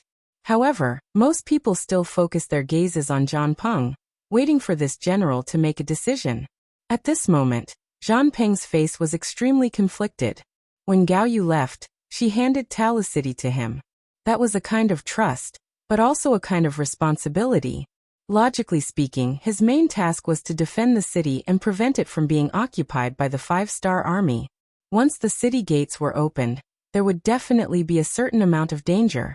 However, looking at the other soldiers, if he really didn't save them, it would definitely chill the morale of the army. It would also be a heavy blow to his authority as a commander. If he didn't handle it well, the morale of the army would be in chaos. At that time, when he gave a military order, how many people would obey? "General, please make a decision." At this moment, several Kiliarchs gathered around Zhanpeng. Their faces looked like they were willing to make a decision. They were all soldiers. Anyone could encounter danger. If they didn't save them now, then when they were in trouble one day, wouldn't others treat them the same way? In the long run, several young generals certainly hoped that Zhanpeng would help. This was not only saving others, but also saving themselves. Originally, Zhanpeng was very hesitant. Now that several Kiliarchs were pressuring him, the balance in his heart began to tilt. He asked in a deep voice, "If the city gates are opened, will the 5-star army's cavalry charge into the city?" This meant that Zhanpeng was going to compromise. After hearing this, the other young generals' faces flashed with joy. A quick-witted Kiliarch quickly replied, "They shouldn't. We can use bows and arrows to attack. When the time comes, as long as the city gates are open fast enough, the 5-star army won't be able to charge into the city." "That's right. General, look.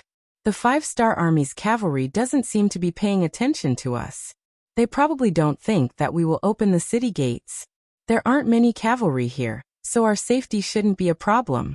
Another Kiliarch pointed below the city and explained to Zhanpeng. The other Kiliarchs also quickly explained the problem from various angles.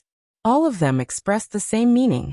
That was, as long as they moved fast enough and were prepared, the 5-star army wouldn't be able to enter the city. They wouldn't be able to take any advantage. Seeing that everyone was so confident, Zhanpeng took a deep breath and said, "Okay, this general believes you. Since that's the case, prepare enough bows and arrows. We will open the city gates in a while, but we must be fast. We can't let the enemy cavalry enter the city." "Yes." Zhanpeng finally made a decision. The other Kiliarchs were also very happy. At this moment, they all cupped their fists and agreed. After all, their superior was benevolent. Just this point alone wasn't a bad thing for everyone. With this order, many archers appeared on the city walls of Tulu City. The city gates were also opened from the inside. Over 100 northern Ming soldiers took this opportunity to rush out of the city gates. They shouted to the 1,000 or so comrades who were standing behind them, Quickly retreat. We have archers to cover you. Many thanks. The Chiliarch, who had been cursing nonstop, had a look of excitement on his face.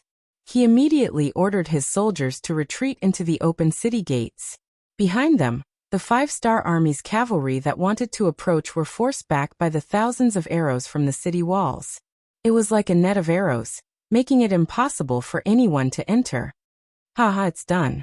Zhang Peng, who was nervously staring at the city walls, couldn't help but let out a sigh of relief when he saw the 1,000 or so soldiers from the Baiming army being rescued. No matter what, saving 1,000 people could be considered a meritorious service. At the same time, he would be able to find out what had happened outside from these people.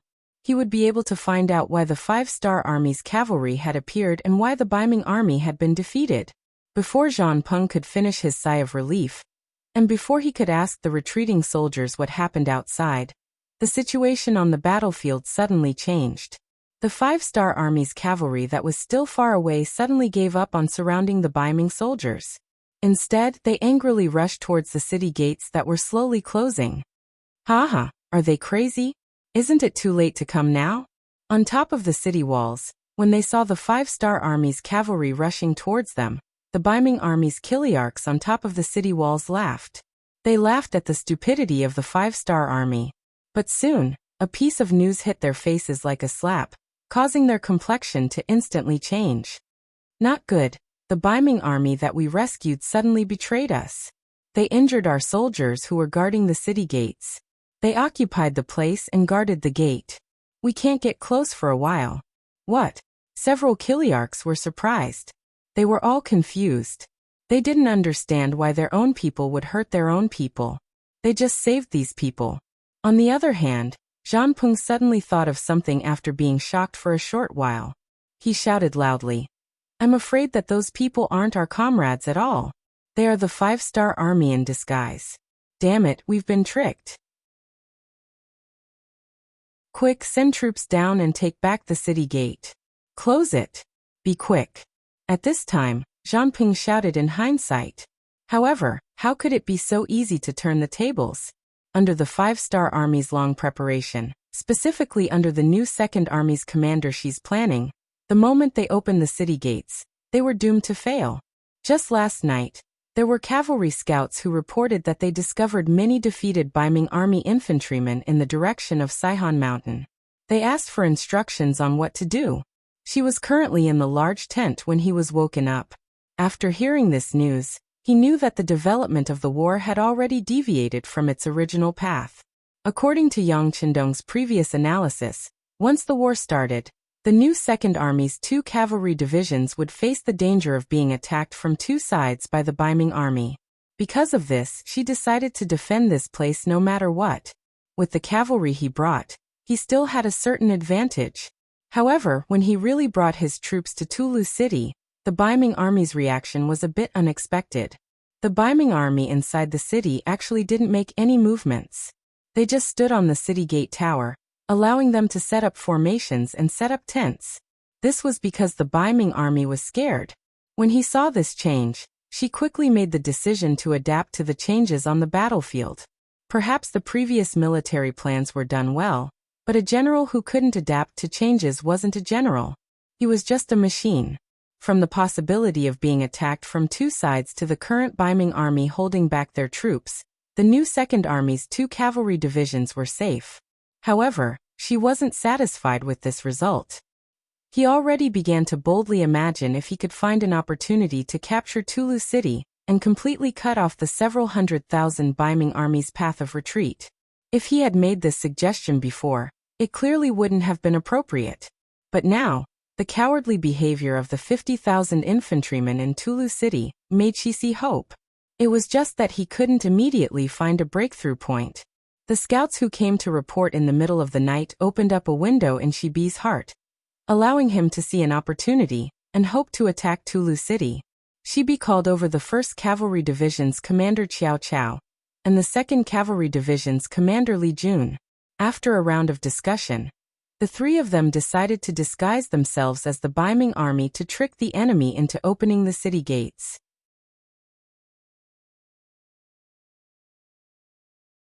Chapter 1331. In order to win this battle in one fell swoop, the commander of the 1st Cavalry Division, Xiao Chao, volunteered to take on the task of luring the enemy to open the gate. He personally selected 1,000 Han soldiers and changed into the Baiming army's uniform. Taking advantage of the darkness, they left the camp and mingled with the Baiming army that was retreating in defeat from the direction of Saihan Mountain. It must be said that the Baiming army was indeed made up of new recruits. Normally, they looked rather powerful, but when they encountered a sudden attack, especially when they heard the rumbling of the 5-star army's warhorses, their fighting spirit quickly collapsed.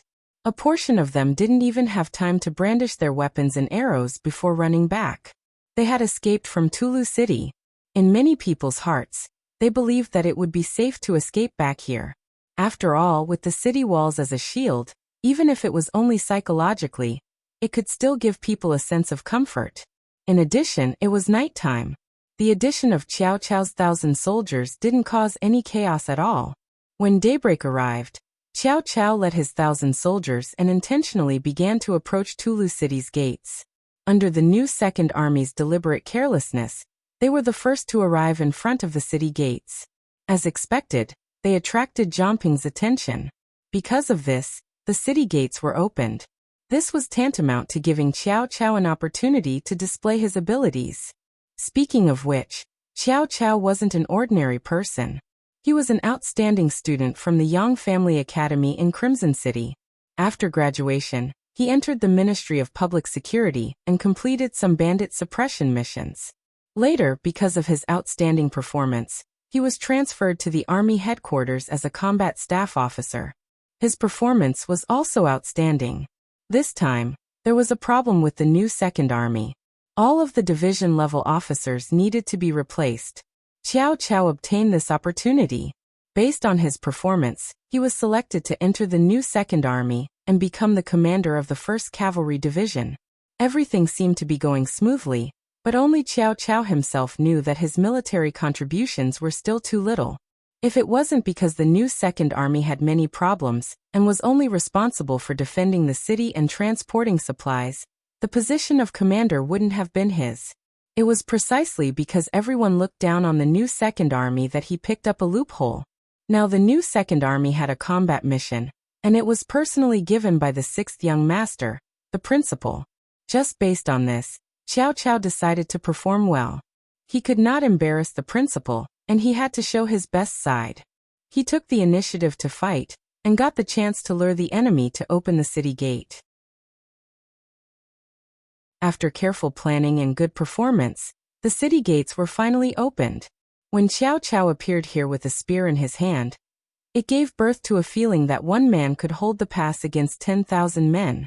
As long as he was still alive, he would never allow the Baiming army to take back the gate. Soldiers kill. We must hold on until the cavalry arrives. We can do it. Xiao Chao shouted loudly to encourage his soldiers, raising their morale. Below the city gate tower, more and more Baiming army were rushing over. General Zhang Peng had issued a death order. No matter what, they had to take back the city gate. For this, they didn't hesitate to pay any price. Zhang Peng was really anxious. Originally, he wanted to save people out of kindness. Of course, he also wanted to make a contribution. But who would have thought that the people he saved were the enemy? This was a serious dereliction of duty. If he couldn't drive these people out, once the city gate was broken, he would be the biggest sinner. Zhang Peng's desperate counterattack suddenly increased the pressure on Xiao Chao. He and his soldiers had no choice but to start a massacre. They weren't just hurting people, they were killing people. When their military uniforms were dyed red with blood, the corpses of Baiming soldiers were piled up outside the city gate. This kind of ruthlessness finally shocked the Baiming army who were preparing to attack. Although these Baiming army had also been trained, this was their first time on the battlefield. When the flesh and blood scattered all over the ground, the smell of blood assailed their nostrils. Many people vomited because of this. This was different from their usual training. It was also different from the fights between the common people. This was a battle of life and death. Once they rushed forward, they would often fight to the death. No one would not cherish their own life. The only difference was whether it was worth it or not. They only had limited military pay. Just because of the general's order, they had to pay with their own life. After they died, it was difficult to get any pension policy. After they died, their family would not be taken care of. So why should they be bathed in blood and kill? Where did their hot blood come from? In contrast, Cao Cao and his soldiers didn't have these worries. The Wuxia government had a very sound pension policy for the soldiers. If you died in battle, your family would benefit. If you died because of meritorious service, your family would also follow you for a lifetime of glory. There were many benefits to meritorious service. If you died in battle, your family would also benefit a lot. This made everyone have no worries. Using their lives on the battlefield became a matter of course.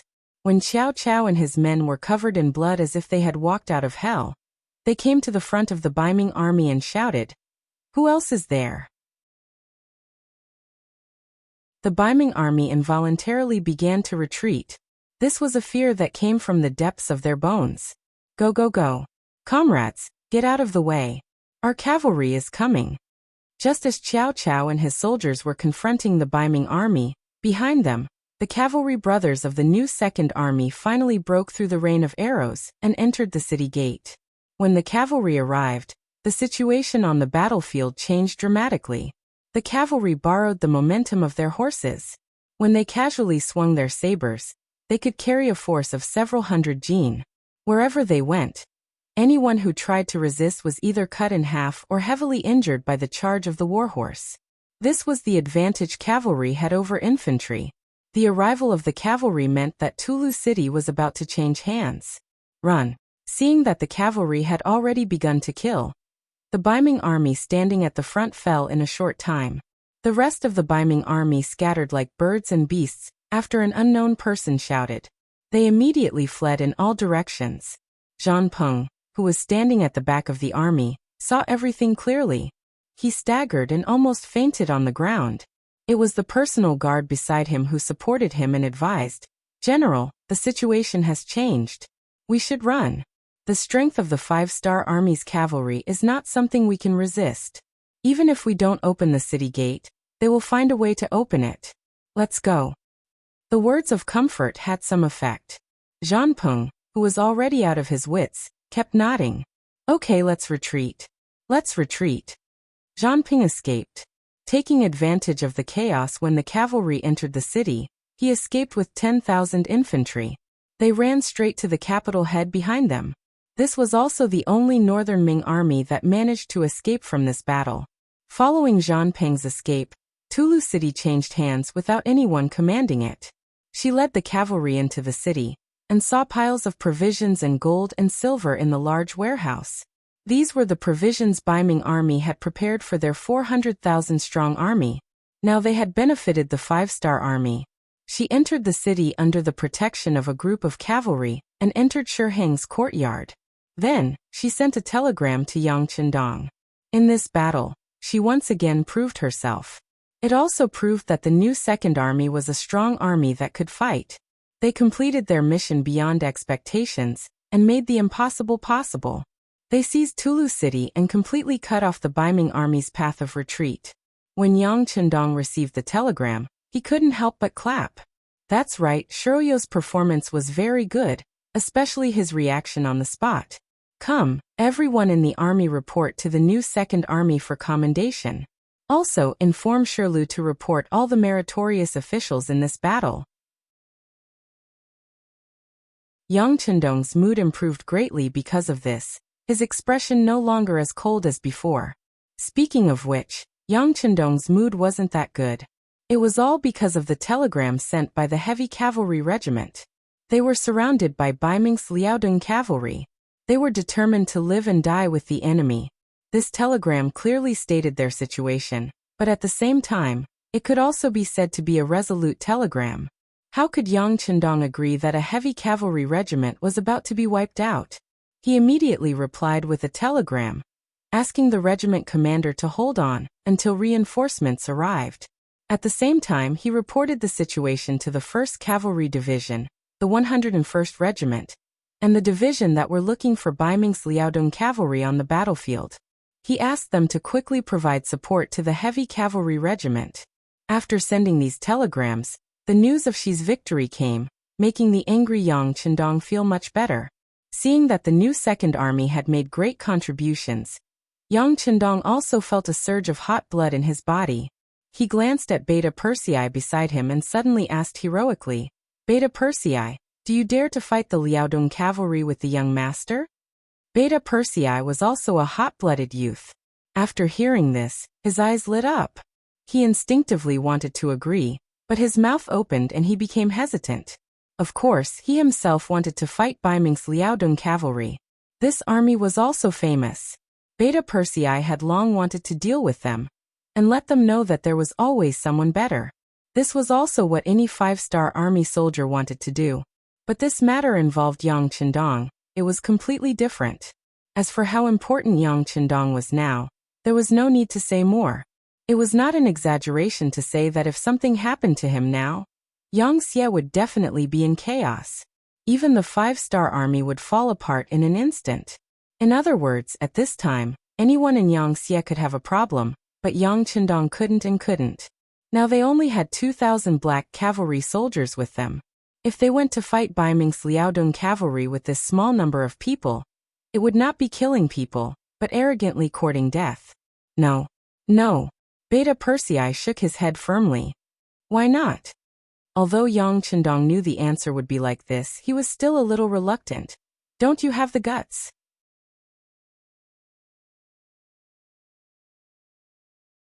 Chapter 1332.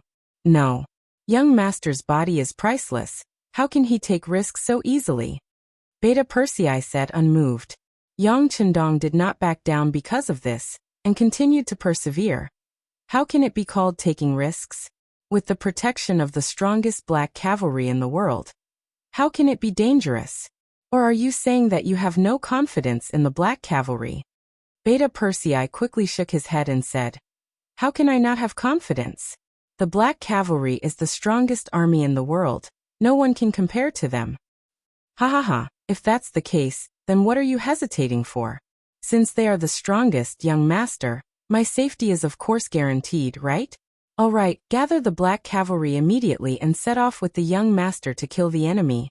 Yang Qindong misunderstood Beta Persei's intention and laughed loudly before giving out orders. Soon, the first captain Qiu Vi, the second captain Dao Shao and the others led the 2,000 black cavalry and appeared in front of Yang Qindong's tent. At this moment, seeing that Yang Qindong was about to leave the tent, Beta Persei was still loudly persuading him. "Young master, you can't take risks." "What do you mean by taking risks? We are going to kill the enemy. Let me tell you, young heir, this young master has already made up his mind. If you are still trying to persuade me, then after this battle, you should return to Crimson City. I think you have grown old and your courage has shrunk." After coldly throwing down these words, Yang Qindong strode out of the large tent. Beta Persei could no longer persuade him after he said such words. He could only follow behind Yang Qindong. He had already decided that no matter what happened, he would stand in front of Yang Qindong. Even if it was dangerous, he would become a meat shield to protect the young master's safety. Yang Qindong, who was outside the tent, indicated that he wanted to enter the battlefield and find trouble with Bai Ming's Liaodong cavalry. This order naturally caused the 2,000 black cavalry dragon guards to be extremely excited. Although it was a very proud thing to be able to follow Yang Qindong, if there was a chance to go to the battlefield and kill the enemy, no one would refuse. Because that was the battlefield that men should go to. That was the best place to prove themselves and show off. The 2,000 black cavalry under Yang Qindong's encouragement, everyone's morale was high. Then they brought their equipment and rushed straight to the area where Bai Ming's Liaodong cavalry might appear. Yang Qindong's trip was not only to kill the enemy, but also to use himself as bait. He believed that even if Feng Dingshan had the ability to endure, once he knew that he was here, he would definitely not be able to endure it and appear. "Contact the other armies at any time and inform them of our location." Yang Qindong wasn't a hothead. He naturally knew the importance of safety. He wouldn't just randomly charge around in anger. He had his own plan for every step he took. For example, his appearance would definitely attract the attention of Baiming's Liaodong cavalry. Perhaps he would soon solve the problem of the heavy cavalry regiment being surrounded. After all, compared to himself and the heavy cavalry regiment, which target was more important, presumably, even a fool would be able to tell. Heavy cavalry regiment. At this time, Windchaser was staring at the Baiming's Liaodong cavalry that surrounded them with blood-red eyes. In the past, he had always wanted to find the Baiming's Liaodong cavalry. He wanted to compete with them to prove that he was the strongest. Because of this, after receiving the military order, Windchaser immediately led the 5,000 heavy cavalry regiment into the grassland and entered the Baiming's Liaodong cavalry's area of activity. Their luck was not bad. They quickly found a group of Baiming's Liaodong cavalry that had the same number of people. Or it could be said that the other party had discovered them and took the initiative to appear. Then a great battle ensued. The heavy cavalry regiment used facts to prove their ability. Using the advantage of heavy armor and the 3-meter-long blades in their hands, they heavily injured the enemy. In one battle, they killed 2,000 of the enemy and injured 1,000 of them. They had basically crippled the 5,000 Baiming's Liaodong cavalry. Then came the pursuit. Windchaser wanted to continue expanding the battle results, but the weakness of the heavy cavalry regiment was exposed. Because their armor and weapons were too heavy, long-distance running was not suitable for them. However, because the Baiming's Liaodong cavalry looked like they were about to run out of energy, they continued to chase. After running for a few dozen li, Windchaser found that the heavy cavalry regiment had expended too much energy. Just as he ordered the army to stop, countless Baiming's Liaodong cavalry appeared from all directions. Looking from afar, there were at least 20,000 of them. At this time, how could Windchaser not know that he had fallen into a trap? However, with their heavy armor, he was not afraid. Instead, he launched 2 counterattacks. However, the general of the Baiming's Liaodong cavalry, Luo Baikuan, was very smart. Once he discovered the heavy cavalry regiment charging over, he continuously retreated. He only used arrows to stop them and did not engage in close combat.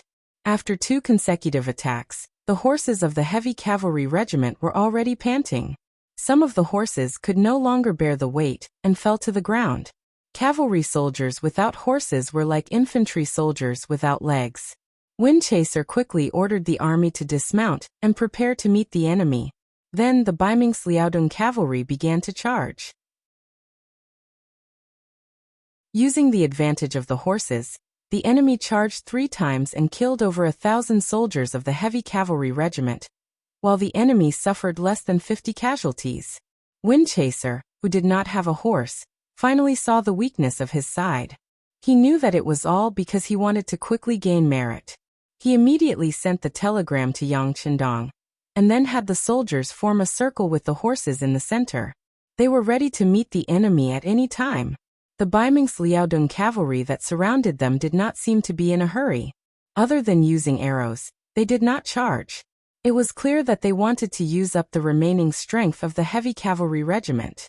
After all, being surrounded, Windchaser and his soldiers could not get enough rest. In addition, they could not replenish their rations and water.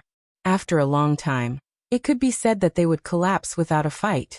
Luo Baikuan clearly wanted to obtain victory without shedding a drop of blood. For this reason, they had waited for half a day.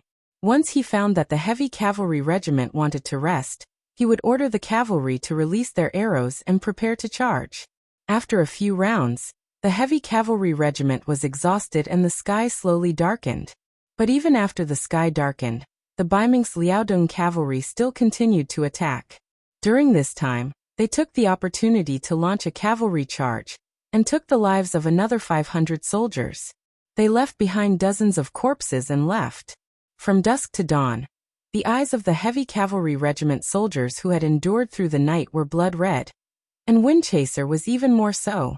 He had even thought of charging back more than once. The horses had recovered some strength after a night of rest, but Yang Qindong's telegram clearly told them to defend and wait for reinforcements. They could not charge. In the face of the 6th young master's orders, Windchaser did not dare to disobey. He could only hold on and hope that reinforcements would arrive sooner. But the grasslands were so big that even if the cavalry wanted to rush to the battlefield, it would take a long time. The heavy cavalry regiment was destined to continue waiting. Just like this, the sky darkened again. In the blink of an eye, it was day again. When the sky brightened, Windchaser forced himself to close his eyes to look at the situation of the Baiming's Liaodong cavalry. He was shocked to find that the enemies that surrounded them had already retreated. They actually retreated? Windchaser's face was filled with confusion. He personally ordered a few cavalry to get on their horses to scout for information. He was worried that this was another enemy's plan to lower his guard, and then counterattack. Not long after the cavalry left, they returned. This meant that there was not a single Baiming Liaodong cavalry within 10 li of them. Although Windchaser did not know the reason, he knew that he was safe.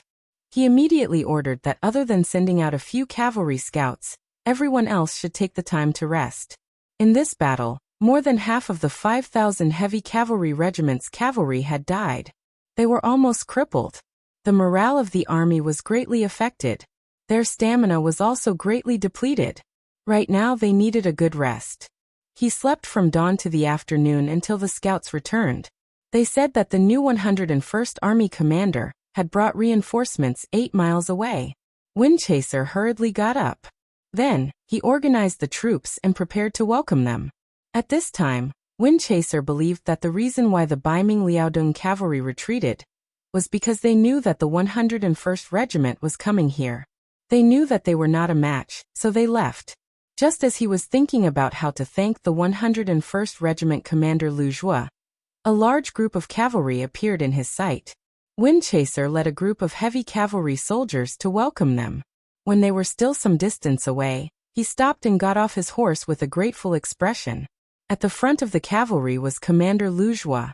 At this time, he was anxiously galloping until he was less than 10 meters away from Windchaser and the others.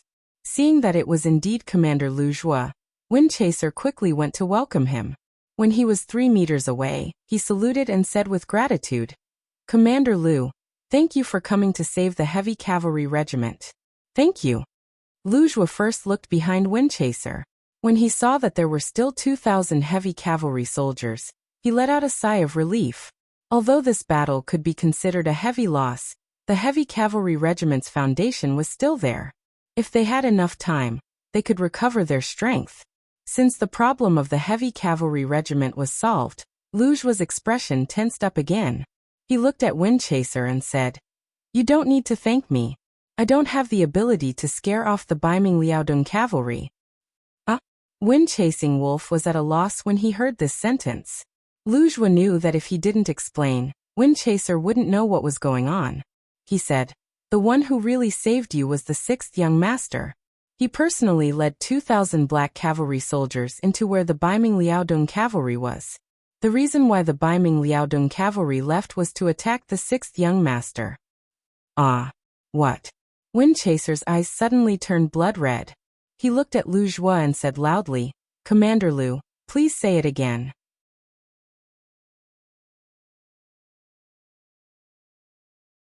Chapter 1333.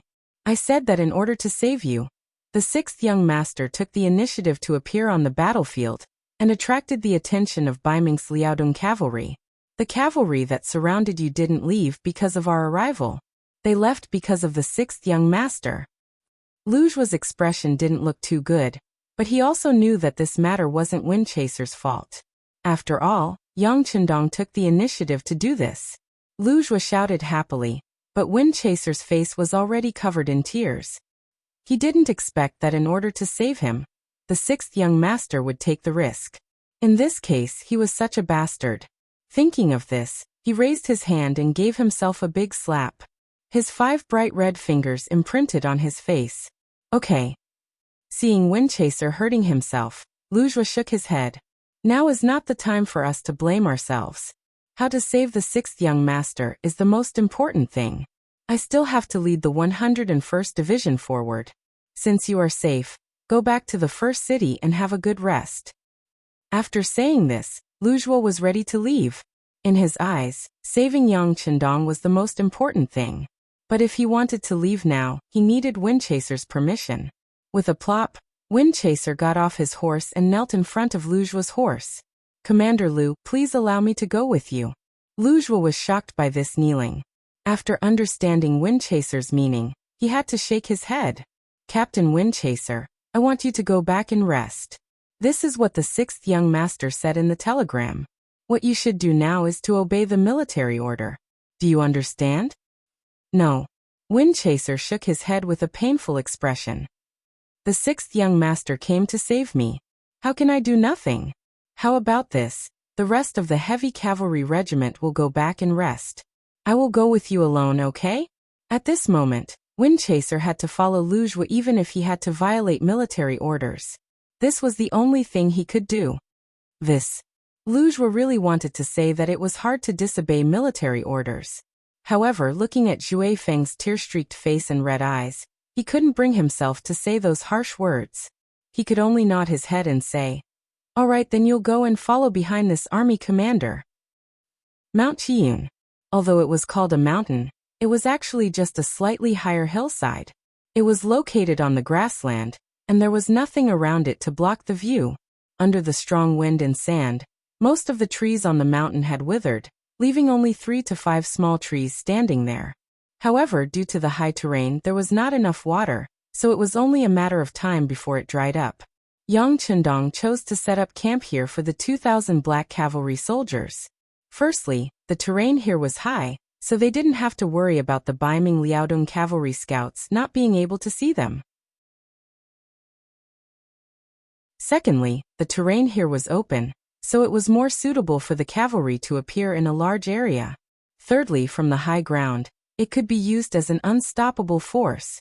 Guarding this place, they only needed to prepare enough water and food. Although it couldn't be said that one man could hold the pass against 10,000, it was still better than being surrounded by enemies on all sides. Yang Chendong was not disappointed even though he intended to be discovered by others. Soon, the scouts of the northern Ming Kingdom's Liaodong Iron Cavalry appeared in the surroundings. They were constantly running back and forth as if they wanted to confirm the true identity of this group. Yang Chendong, who wanted to attract attention and save the heavy cavalry regiment, wore a golden battle robe and rode out on a white dragon. He roared at the sky and shouted in a very imposing manner, "This king is Bugnam of Gojoseon, Yang Chendong. You little rascals dare to spy here. Why aren't you quickly retreating?" Just this shout alone was full of energy and could be said to be earth-shattering. Under the shout, there were indeed many scouts who quickly dispersed. Those who stayed behind also maintained a sufficient distance from them. It really was as if one sentence could shake 10,000 soldiers. After shouting away those annoying scouts, he could also use them to inform their masters. Yang Chendong believed that it wouldn't be long before there would be enemies everywhere. Only then did he nod in satisfaction. He turned to the black cavalry and said, "Chop down all the surrounding wood and stack it together to form a defensive position. Quickly do it."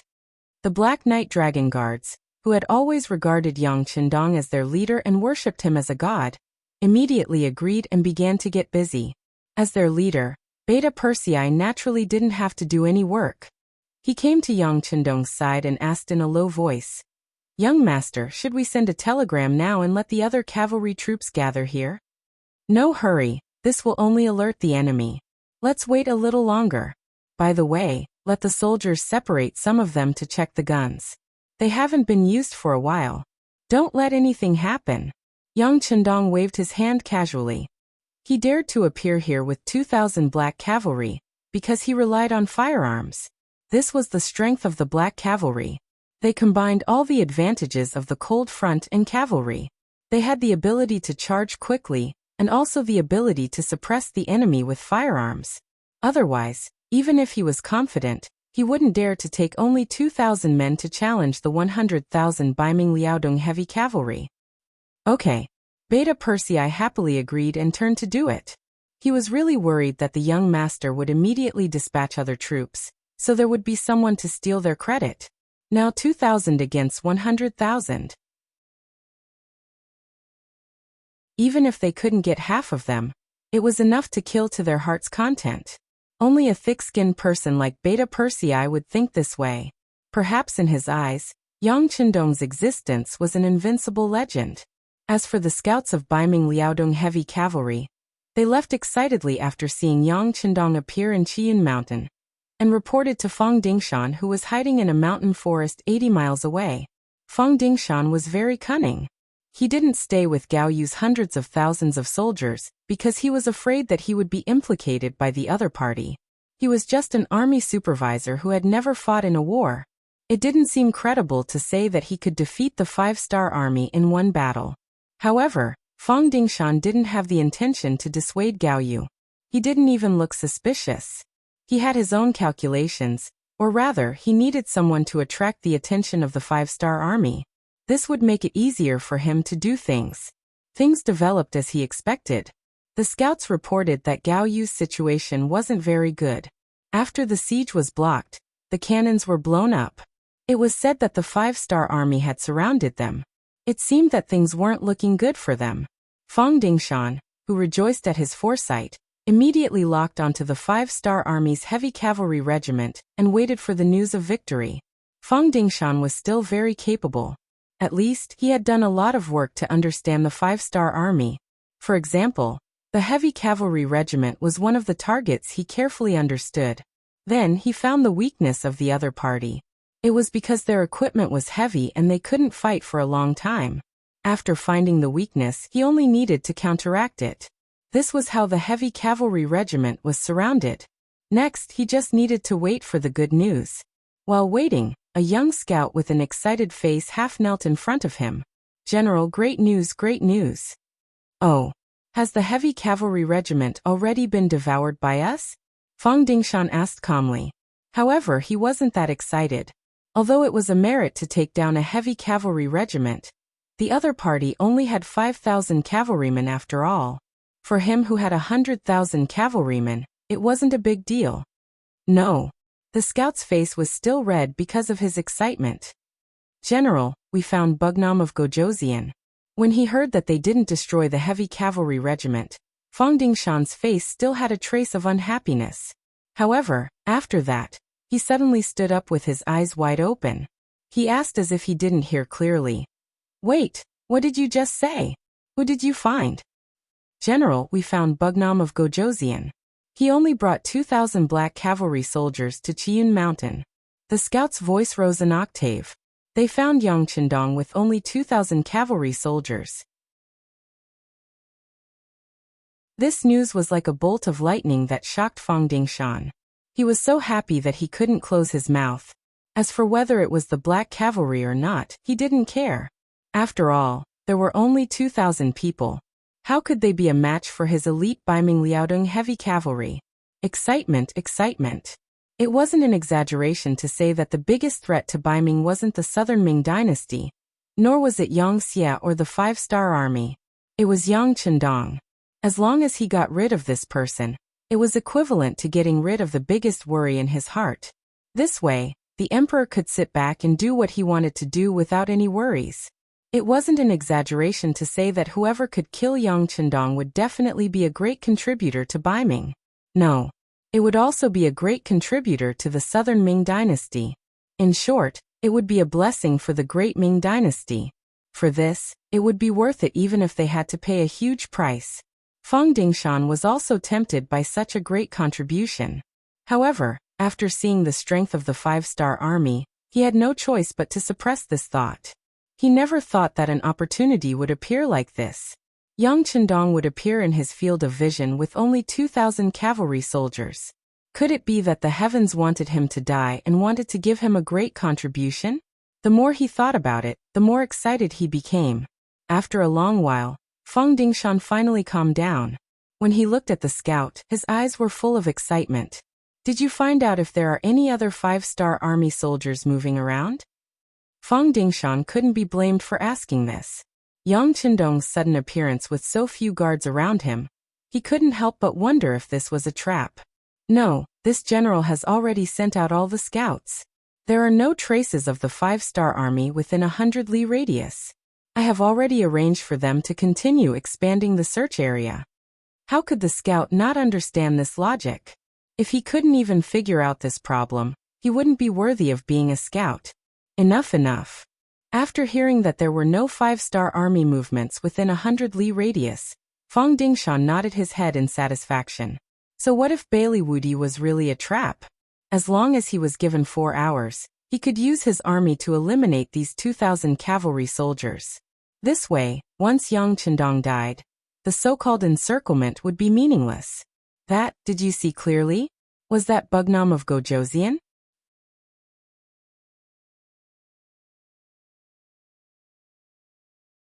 Chapter 1334. Fang Dingshan was worried that the one being surrounded was not Bugnam of Gojoseon. If that was the case, not only would it be a joke, but it would also put the entire army in danger. Yes. The scout replied with a firm tone. This general has personally seen Bugnam of Gojoseon. I will definitely not be mistaken. Good. Hearing such a firm reply, Fang Dingshan laughed heartily. He then patted the scout's shoulder with his right hand and said with satisfaction, "You did well. This time, killing Bugnam of Gojoseon will be a great achievement. Now send out all the scouts. Once you discover any reinforcements from the 5-star army, report to me immediately." After receiving Fang Dingshan's encouragement and praise, the scout left with a face full of excitement. At this time, Fang Dingshan had already made up his mind. He wanted to surround Yang Chendong and kill him. He wanted to kill Bugnam of Gojoseon and achieve a great achievement. When the emperor heard this news, he would definitely be very happy. At that time, it would not be impossible for him to be conferred a duke. Men, this general wants to immediately summon all the generals at home. On Chiyun Mountain, the Black Cavalry had already cut down many huge trees and placed them together to form a solid defensive wall. It was not like a trench where the trees were placed together to form a house. The large gaps were blocked with huge logs, leaving only a few small gaps for the muzzles to be placed. This way, it would not delay the shooting of the enemy and could also effectively block most of the arrows fired by the enemy. Buckets of clean water were also placed in the wooden huts. There were also prepared dried bacon, 5 meats, ham sausages, instant noodles, and some dry rations. Boxes of shiny yellow bullets were stacked together. There was even a large-scale toilet that had just been built not far away. Yang Chendong was clearly prepared for a long battle. What bullshit Baiming Liaodong cavalry? What Baiming elites? Yang Chendong was going to fight the elites. He wanted to use this battle to let the enemy know the difference between the two sides. From now on, they would be honest and would not cause trouble for him. Therefore, even though the Black Knight Dragon Guard had already seen through the binoculars that many northern Ming Liaodong Iron Cavalry were gathering nearby and were slowly encircling this place, he had no intention of sending a telegram for help. He wanted to first weaken the enemy's morale. For this battle, Yang Chendong took out a lot of light and heavy machine guns and ammunition from the warehouse. He wanted to give the Baiming Liaodong Cavalry a head-on blow. If the reinforcements appeared too early, Fang Dingshan would not have to pay such a huge price. Longwei, get ready. If you feel that you can't hold on, this king will send a telegram to the 1st Cavalry Division, he said in a provocative tone. After these words, some of the Black Cavalry soldiers' faces turned red.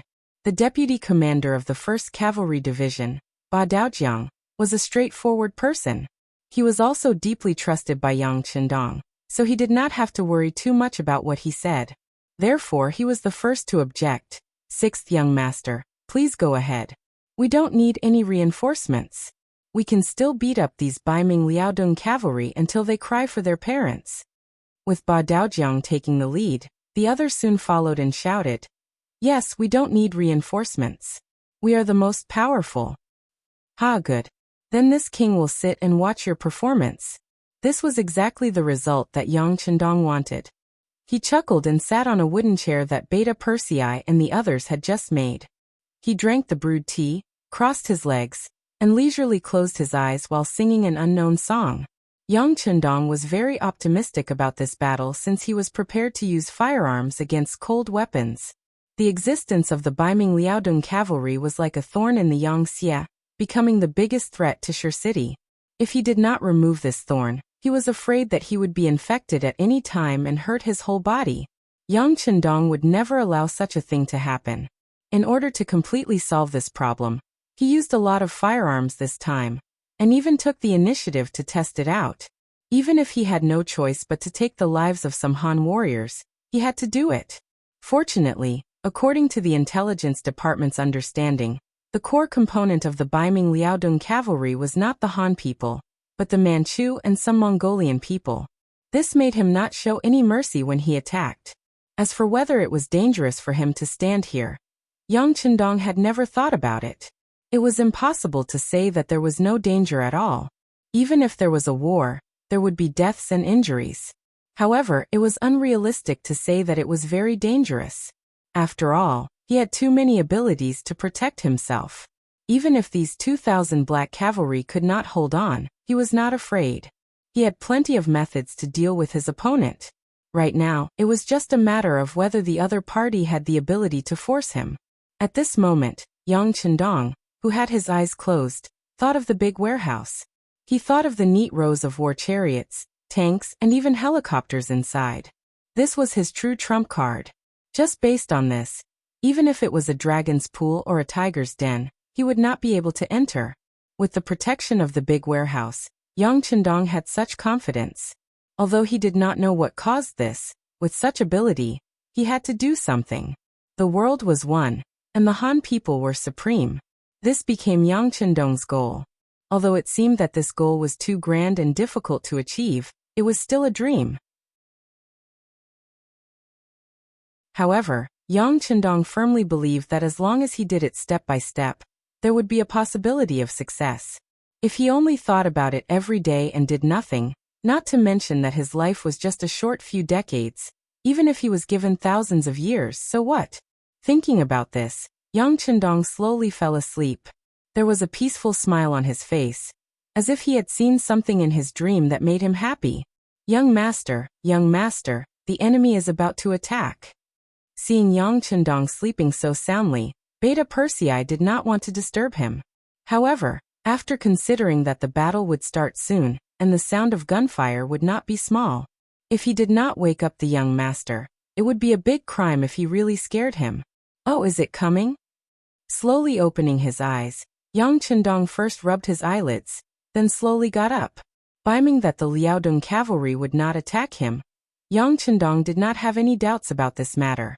With such a piece of fat meat in front of him, there was no reason not to eat it. Although it was not appropriate to compare himself to a piece of fat meat, Yang Chendong knew very well that this was the case. After getting up, Yang Chendong took the binoculars from Beta Persei's hands and looked around. Sure enough, Chiyun Mountain was surrounded by Baiming Liaodong cavalry. They were wearing the Great Ming Dynasty's Mandarin duck military uniform. Each of them held a saber in their hands and led their horses. They looked like they were ready to charge at any time. Quite a lot of them came.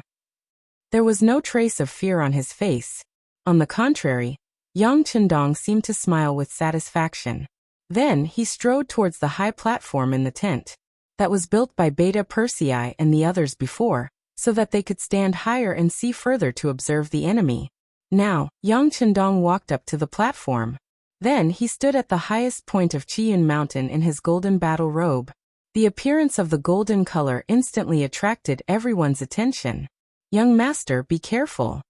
Seeing Yang Chendong walk to the highest point before the start of the battle, Beta Persei, who was afraid of danger, hurriedly shouted, Xiu Vi, Dao Xiao, Ba Dao Jiang, Peng Yu. And the others behind him were also worried. It's okay. Yang Chendong casually waved his hand, telling Beta Persei and the others not to be excited. Then he said to Telecommunications Director Wang Shan, bring me the loudspeaker. Wang Shan, who had been promoted to director, hurriedly handed over the iron loudspeaker that he had prepared long ago. Although this thing was a little rough, it could still play a certain role in amplifying the sound. He slowly raised the loudspeaker with his right hand and placed it near his mouth. Yang Chendong's voice also spread far and wide. Brothers of the Baiming army, I am Yang Chendong, Bugnam of Gojoseon, a king personally conferred by the emperor. But I don't know why you are here. Are you here on the emperor's orders? If not, isn't this no different from a rebellion? If that's the case, you'd better retreat quickly. This king is merciful and can forget all about your appearance here. But if you still don't obey, then don't blame this king for being ruthless. Later, the army will surround you. When that time comes, you won't have a chance to escape. You can decide for yourselves where to go." After shouting loudly, Yang Chendong put away the loudspeaker and returned to the wooden base from the high ground. Seeing that he was safe and sound, Beta Persei first breathed a sigh of relief, but then said with a bitter face, "Young master, I'm afraid it's useless to say this now." Looking at Beta Persei's expression, how could Yang Chendong not know that this person was simply afraid that his words would scare away the Baiming Liaodong cavalry? But he didn't point it out and nodded in agreement. "Of course it's useless, and I don't expect it to be useful. I said this to tell Fang Dingshan that this king is here, so that he can attack without worry." With this explanation, everyone was suddenly enlightened. Although Yang Chendong had shown himself before, only a few scouts had seen him. Even if it was reported to Fang Dingshan, he would only believe 70% of it. Only after witnessing it with his own eyes would he feel relieved. Otherwise, if the attack didn't go well, and he doubted whether Yang Chendong was really here, what would happen if he retreated? After Yang Chendong's appearance, things were different. After confirming the authenticity of Yang Chendong's appearance, Fang Dingshan would definitely not withdraw his troops unless there was really no hope left for him to make a great contribution. This was the reason why Yang Chendong had to show himself before the battle. This was tantamount to giving Fang Dingshan a reassurance. "This king is right here. Come if you have the ability." After knowing Yang Chendong's intentions, Yang Er and the others laughed mischievously. With sufficient preparation, they were most worried that the enemy would run away. If that was the case, then wouldn't they have no place to display their skills? Now they were even more confident. Each of them laughed heartily and waited for the enemy to charge in and kill them.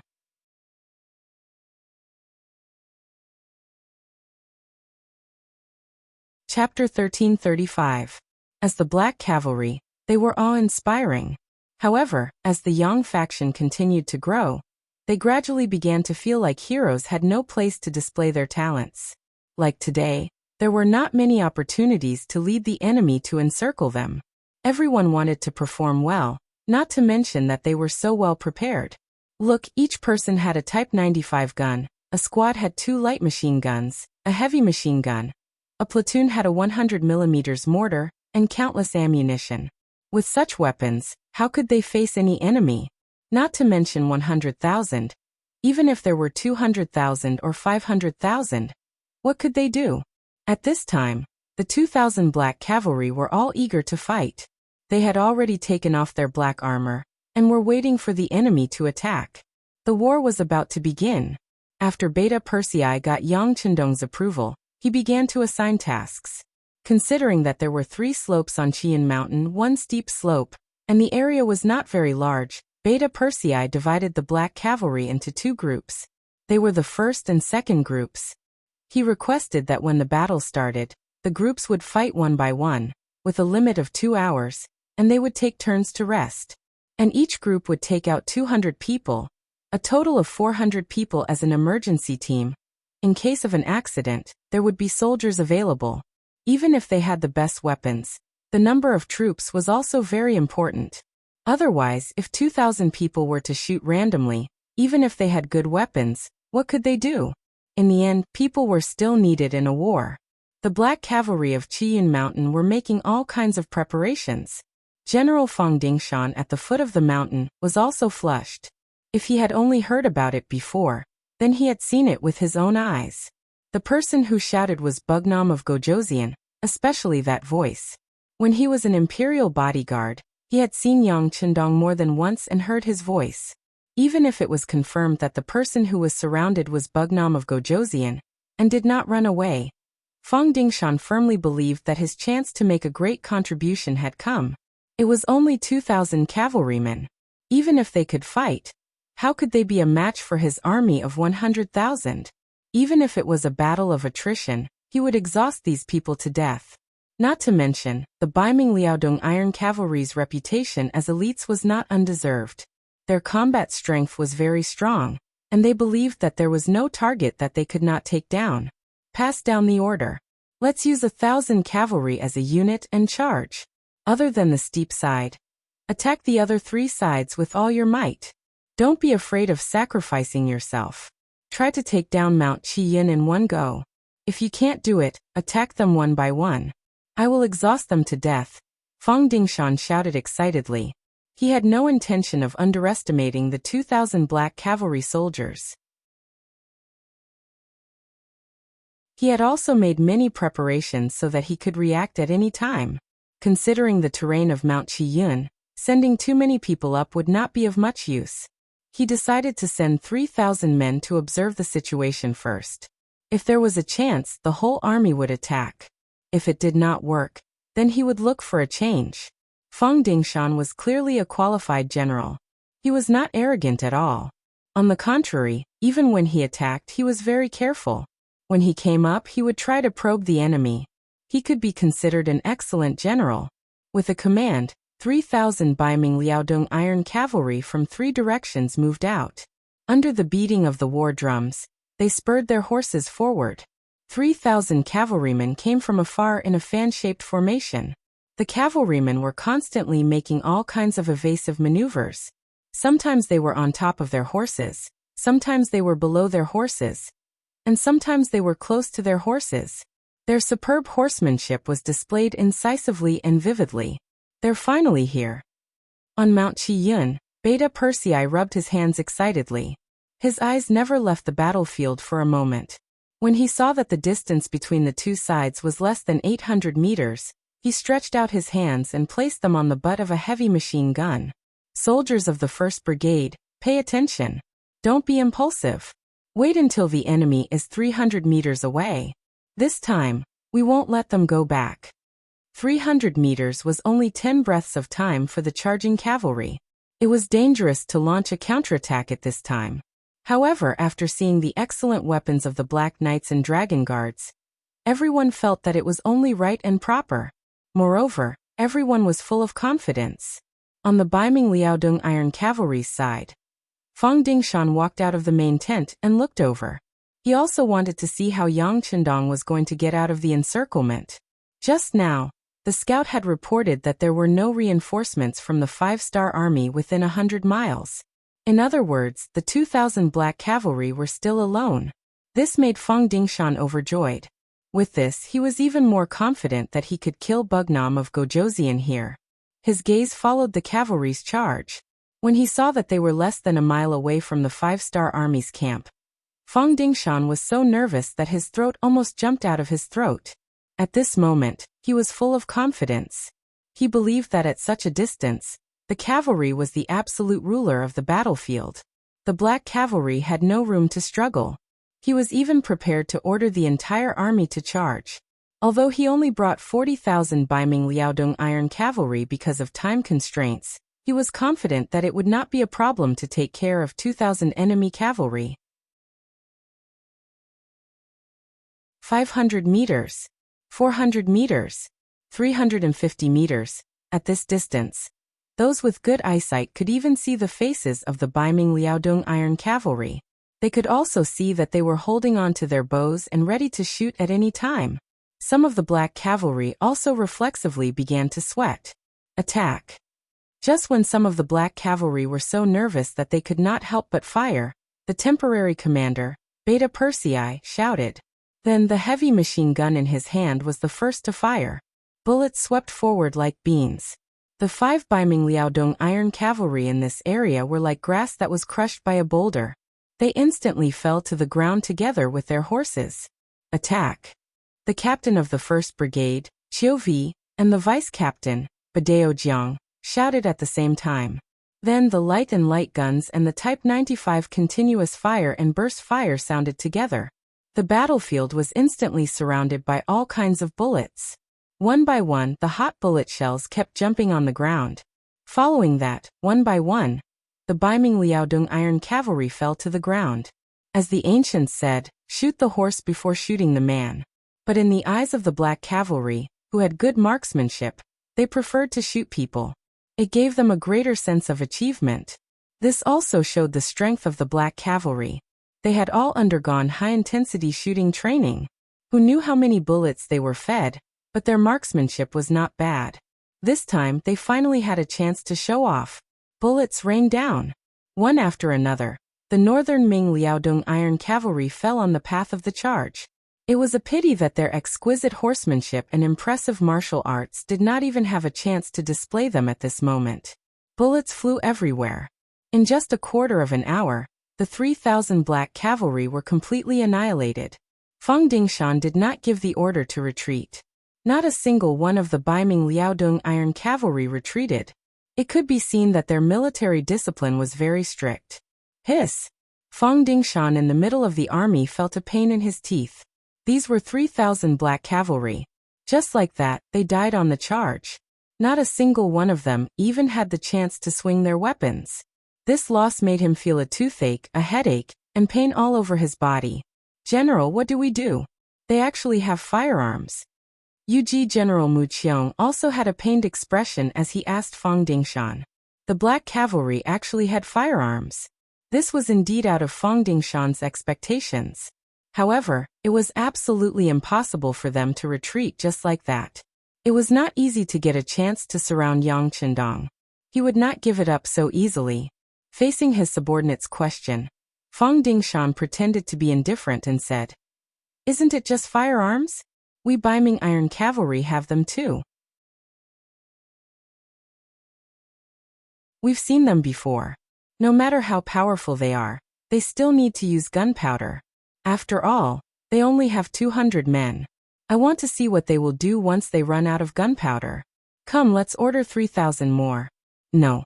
6,000 black cavalry charge." Fang Dingshan did not believe in heresy.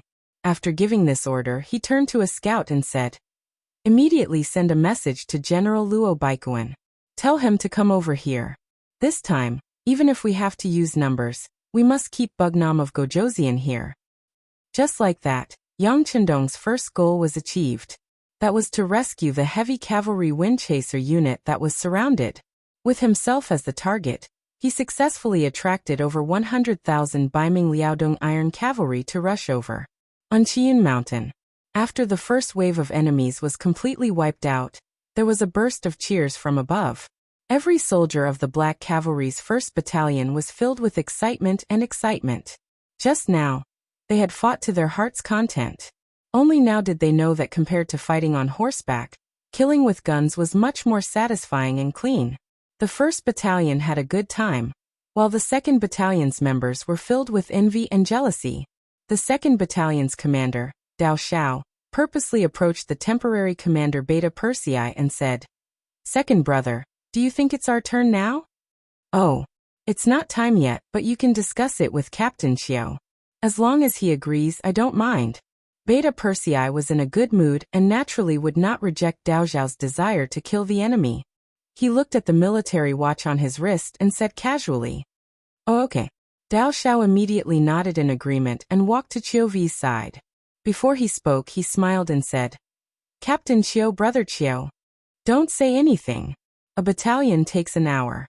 We've only used less than half of that time. You guys wait a little longer." Qiu V was having a good time. How could he agree to a change of guard so easily? This was such a good opportunity. It would not be an exaggeration to say that it was a once-in-a-decade opportunity. Moreover, even if he agreed, the brothers below him would most likely not agree.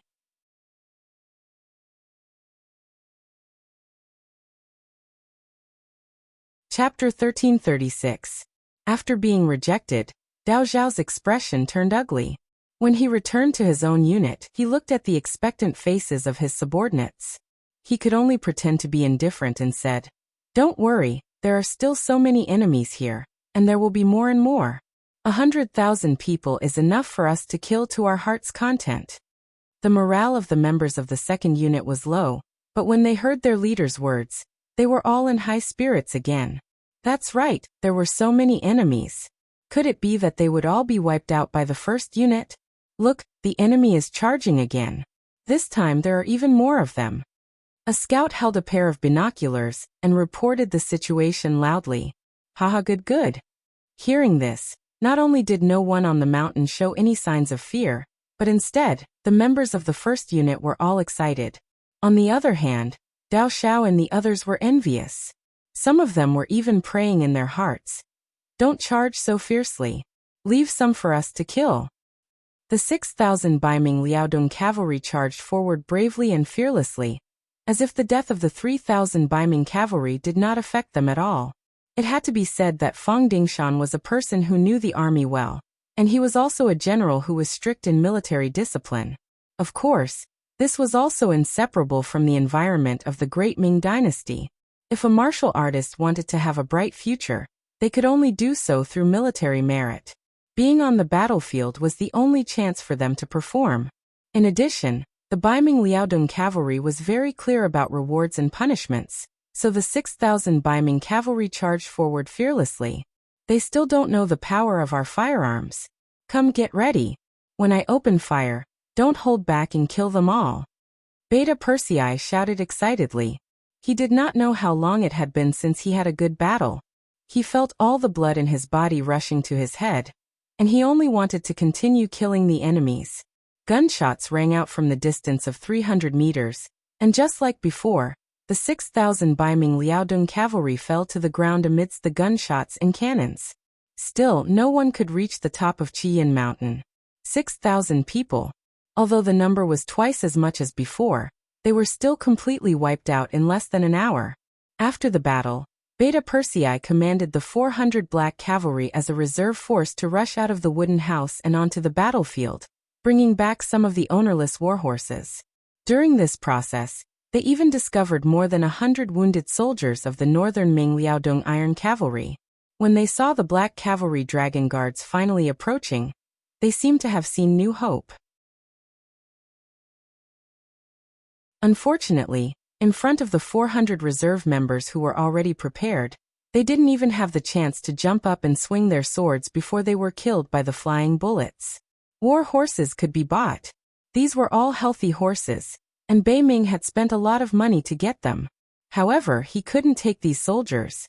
There were only 2,000 black cavalry soldiers on the mountain. If there were too many prisoners, it would be hard to avoid unexpected dangers.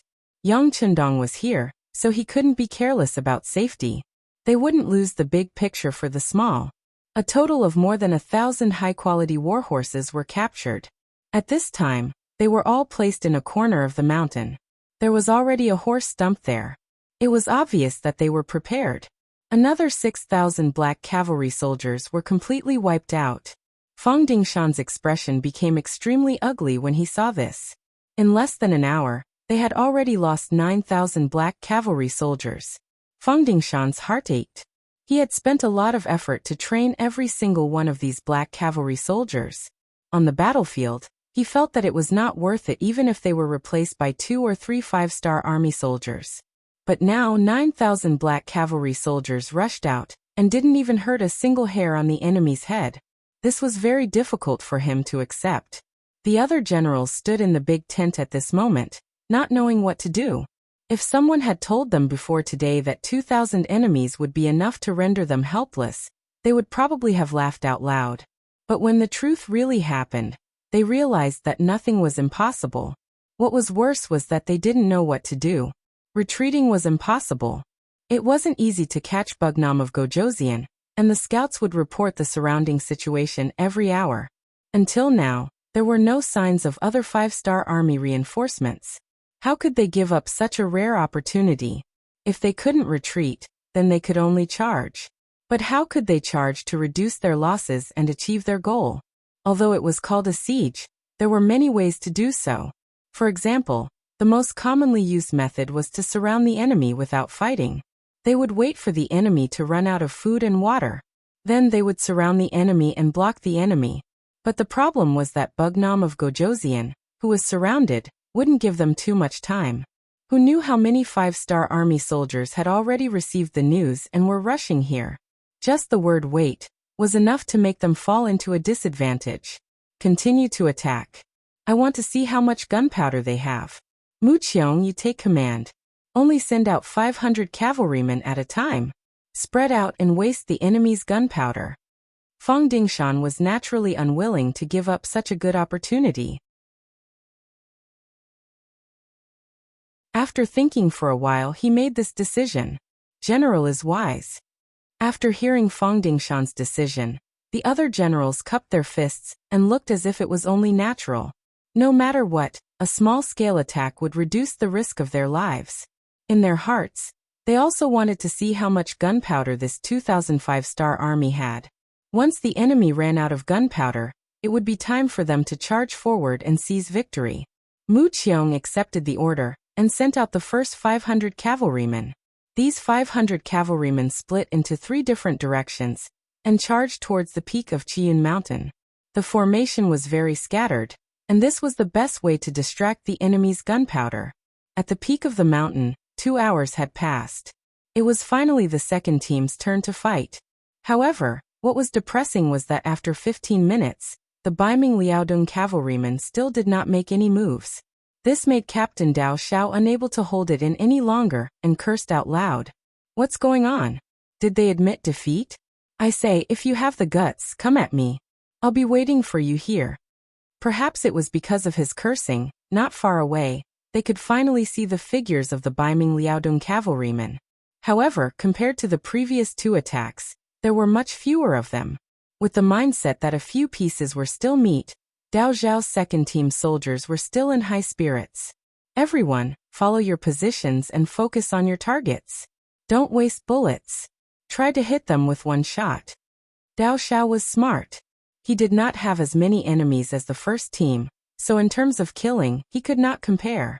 Since that was the case, then he would compete with his marksmanship. If he could kill an opponent with 1 shot, then even if there were fewer enemies, he would still be able to shine. 800 muskets against 500 enemies. Before the battle even started, the result was already decided. In just 2 rounds of shooting, many of the soldiers did not even fire a single shot, and the 500 cavalrymen were all sent to meet the King of Hell. Yang Chendong had already arrived at the front of the formation. He had clearly seen what had just happened, and his heart was filled with emotions. If he had not personally been on the battlefield, he would not have thought that victory would be so simple. When the 8-Nation Alliance first entered Beijing, there were only 10,000 of them. However, they were able to beat up the Qing dynasty's army, which seemed to have a lot of resources, to the point where they could not even tell which way was north.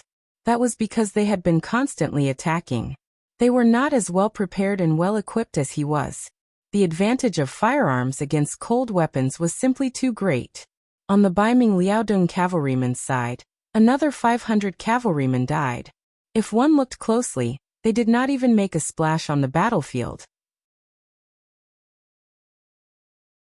Mu Qiong's expression became very ugly. He really wanted to ask General Fang Dingshan to tell him that the battle could not continue like this, but he did not dare to. Before he received any new orders, he could only continue to charge. He only hoped that these people would waste the 5-star army's gunpowder and prepare for the final charge. Just like that, every hour or so, the Baiming Liaodong cavalrymen would charge. The number of people charging varied. Sometimes there were 500 of them, while other times there were only 200 to 300 of them. They were using their lives to fight the Black Cavalry's gunpowder consumption. However, wasn't this giving the Black Cavalry a chance to practice target shooting? This was a real enemy, and such a chance to practice target shooting was rare. Every soldier took the opportunity to ensure that they did not fire. If they did, they would be able to take the enemy's life. The sky quickly darkened, but the northern Ming Liaodong Iron Cavalry's attack did not stop. They already knew that there were only 2,000 Black Cavalry Dragon Guards in the mountains, so they thought that even if they had to waste time, they would exhaust the enemy's strength. In this regard, Beta Persei asked for instructions from Yang Chendong, and as expected, he took measures to deal with it. A team of 200 people was the norm, and the rest were all to rest. In this way, the problem was easily solved. Not long after, all kinds of snoring and grinding sounds came from the mountains. Compared to the Black Cavalry sleeping soundly, Fang Dingshan was not in the mood to sleep at all. He walked out of the main tent and looked at Qi Yunshan, who was several miles away. His eyes flashed with an indescribable anger. Just you wait. When my reinforcements arrive tomorrow, we will launch a charge all over the mountains and plains.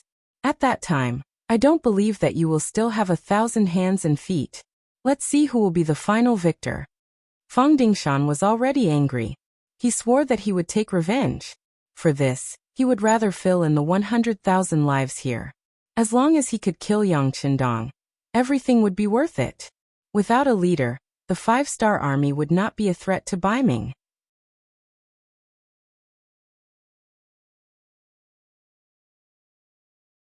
Chapter 1337. At the same time, Yang Qindong, who was on Qian Mountain, had also woken up. When he saw that Wang Shan had also fallen asleep on his bed, he did not disturb him.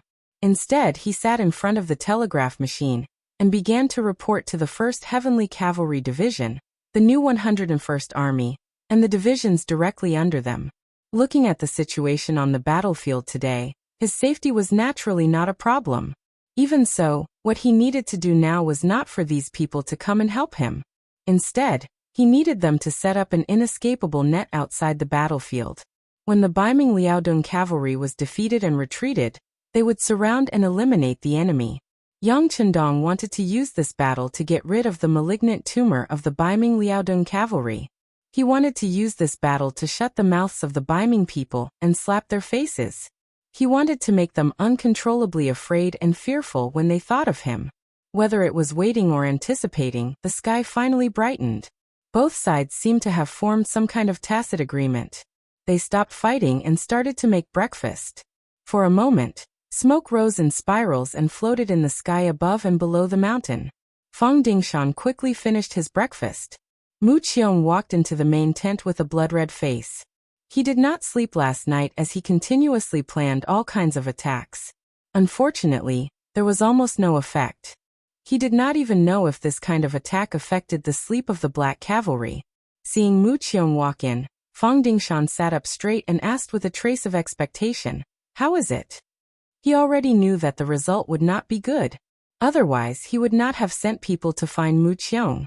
Mu Qiong would have taken the initiative to come. This subordinate is guilty. Mu Qiong did not say anything else and knelt on the ground. Although it was Fang Dingshan who gave the order to continuously attack, Fang Dingshan was a superior. He was the one who carried out the order. If there was a problem, he would have to take responsibility. Fortunately, although Fang Dingshan was greedy for power, he was not an unreasonable person. "All right, stand up and speak." This general gave the order. "No matter what the result is, I will not blame you." "Thank you, General." Mu Qiong's face finally looked better, and he spoke more clearly. "General, after the sky turned dark yesterday, I continuously ordered my men to charge. There were a total of 13 times, and nearly 3,000 cavalrymen were killed. Due to the cover of the night, only 7 of them managed to escape, and 5 of them were injured." Fang Dingshan's face darkened when he heard that they had lost so much in one night. However, he still asked expectantly, "Did anyone manage to get to the top of the mountain? Do you know how much gunpowder they have left?" No. The defenses on the mountain are tight. We don't have a chance to rush up." Mu Qiong lowered his head and said nervously. Although Fang Dingshan had expected this outcome, he still sighed in disappointment when he heard it. Is Qian Mountain really so heavily guarded? Yes, they have something that can light up everything. Once we charge, this thing will appear and all of our cavalrymen will be exposed. They won't even have time to react before they are shot dead by firearms. Mu Qiong was amazed by the advanced weaponry of the Black Cavalry as he spoke with lingering fear. He would never forget that once the thing that could light up everything appeared, it would be as bright as day on the top of the mountain, and no one would be able to hide from it. If that's the case, we can't even attack at night. Fang Dingshan was shocked to hear that such an advanced weapon had appeared. He had completely given up on the idea of attacking at night. Yes, once that thing appears, the cavalrymen will be unprepared, and will not be able to adapt to it. Especially the war horses, they will neigh uncontrollably, and will not be able to charge at full speed. Mu Qiong wanted to continue exaggerating the power of the weapon, but Fang Dingshan interrupted him. "All right, I got it. Yes, Hen, go and rest. General, aren't we going to attack later?" Mu Qiong was naturally happy to hear that he could rest, but he was also worried that he would be woken up before he could fall asleep, so he asked. "Wait, General Luo will be here soon. Once he arrives, we will launch a big attack. No matter what, this time we must take down Qiyun Mountain and take Bugnam of Gojoseon's head. Fang Dingshan was almost furious as he spoke. If one listened carefully, one could hear the sound of teeth gnashing. The battlefield suddenly quieted down. This made Qiuvi and Dao Xiao unhappy. After resting for a night, they thought that the battle would continue, and they would be able to kill to their heart's content. However, Baiming's Liaodong cavalry was terrified. This was really disappointing. Don't worry, it's just the darkness before dawn. Perhaps the big attack will begin soon. Yang Chendong's face was calm, but his words were full of murderous intent. He didn't believe that Baiming's Liaodong cavalry would give up the chance to kill him. They weren't attacking now, but they were just waiting. The more they acted like this, the more it meant that the scale of the next attack would be huge. In the eyes of the Black Cavalry, Yang Chendong was like a god. Since he said so, no one doubted him. Knowing that a big battle was imminent, all the soldiers began to clean their guns and reload, preparing for the battle that could erupt at any time. Soon it was noon. Baiming's Liaodong cavalry still didn't move, but there were rumbling sounds of horses galloping on the ground not far away. As dust rose into the air, Deputy General Luo Baikuan finally brought the rest of the Baiming's Liaodong cavalry over. A total of 85,000 Baiming's Liaodong cavalry gathered together. Looking down from the mountain, it was a black mass. It was a spectacular sight. Are they finally here? Yang Chendong took the binoculars and looked down the mountain. After seeing everything clearly, a cold smile appeared on his face. He had a feeling that the enemy's charge would begin soon. At this moment, he couldn't help but sigh at how difficult Fang Dingshan was to deal with. Imagine if they attacked in the afternoon. There was no need to talk about using it. But if they failed, they could use the night to retreat. That way, even if there was an ambush outside, it would be extremely difficult to catch them all. Before planning for victory, one had to think about defeat. This was a quality that a good general had to have. Come on, adjust the muzzles. Once the enemy attacks, immediately launch a blanket attack on the enemy camp. This time, we need to kill as many of the enemy's forces as possible, so that they won't be able to pose any threat for a while. Yang Chendong said as if he was preparing for a rainy day. If the enemy wanted to do something ruthless, why wouldn't he do the same? At that moment, the 3,100 mm mortars on the mountain were fully prepared. Other than that, a few flamethrowers and grenades were also taken out. The light and heavy machine guns were loaded with ammunition to ensure that once they opened fire, they would be able to continuously kill the enemy. Send a telegram to the 1st Cavalry Division, the 101st Division of the new army, and the subordinate division to prepare to face the scattered enemy. Yang Chendong didn't forget about the cavalry army outside. This was enough to prove his confidence in the Black Cavalry. At the foot of the mountain, Luo Baikuan walked into the main tent in full armor, and came in front of Fang Dingshan. Once he entered the tent, Luo Baikuan said anxiously, "General, is Bugnam of Gojoseon sure that he's on the mountain?" "Yes." Fang Dingshan nodded, and answered with a very confident tone. Hearing this answer, Luo Baikuan smiled. He gave up the opportunity to completely annihilate the heavy cavalry regiment to come here. If Bugnam of Gojoseon wasn't on the mountain, and there were only 2,000 black cavalry soldiers, he wouldn't be interested. But now it was different. If he could kill Yang Chendong, it would definitely be a great achievement. No matter how many heavy cavalry regiments he annihilated, it would still be incomparable. "General, when are we going to attack?" Luo Baikuan didn't know the power of the firearms in the black cavalry soldiers' hands. At this moment he was a little anxious. Perhaps he didn't even put the black cavalry in his eyes. After all, there were only 2,000 people. No matter how powerful they were, it was only 2,000 people. Against almost 100,000 elite Baiming Liaodong heavy cavalry. What could they do? Seeing Luo Baikuan's confidence, Fang Dingshan wanted to come to the same conclusion. But when he thought of the big loss he suffered yesterday, he had to be realistic. They have firearms. Don't underestimate them. Firearms? When Luo Baikuan heard this, he still said disapprovingly, "I've seen firearms before. Just like the 20,000 firearms camp that Gao Yu brought, it's just SOSO. We can take it down with one charge. There are only 2,000 enemies here. What can they do? We have the advantage in numbers. Victory is not a problem at all. Luo Baikuan's confident words were heard by Fang Dingshan, and he was very encouraged. Yes, we have the advantage in numbers. Even if the enemy's firearms are powerful, they can't kill us all. As long as we can rush to the top of the mountain, victory will be ours. Fang Dingshan, who had received encouragement, was grinning from ear to ear.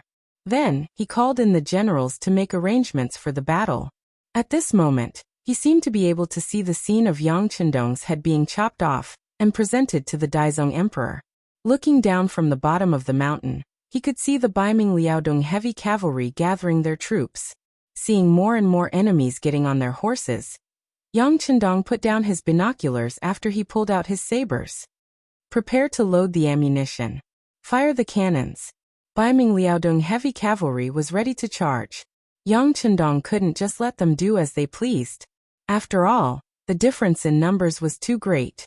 If he really waited for the enemy to charge in front of him before he opened fire, with the cavalry's speed, the enemy would reach him in 300 meters. If that was the case, he would be in danger.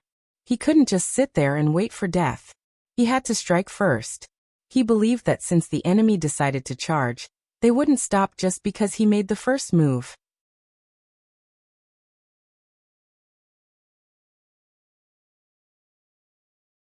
Chapter 1338.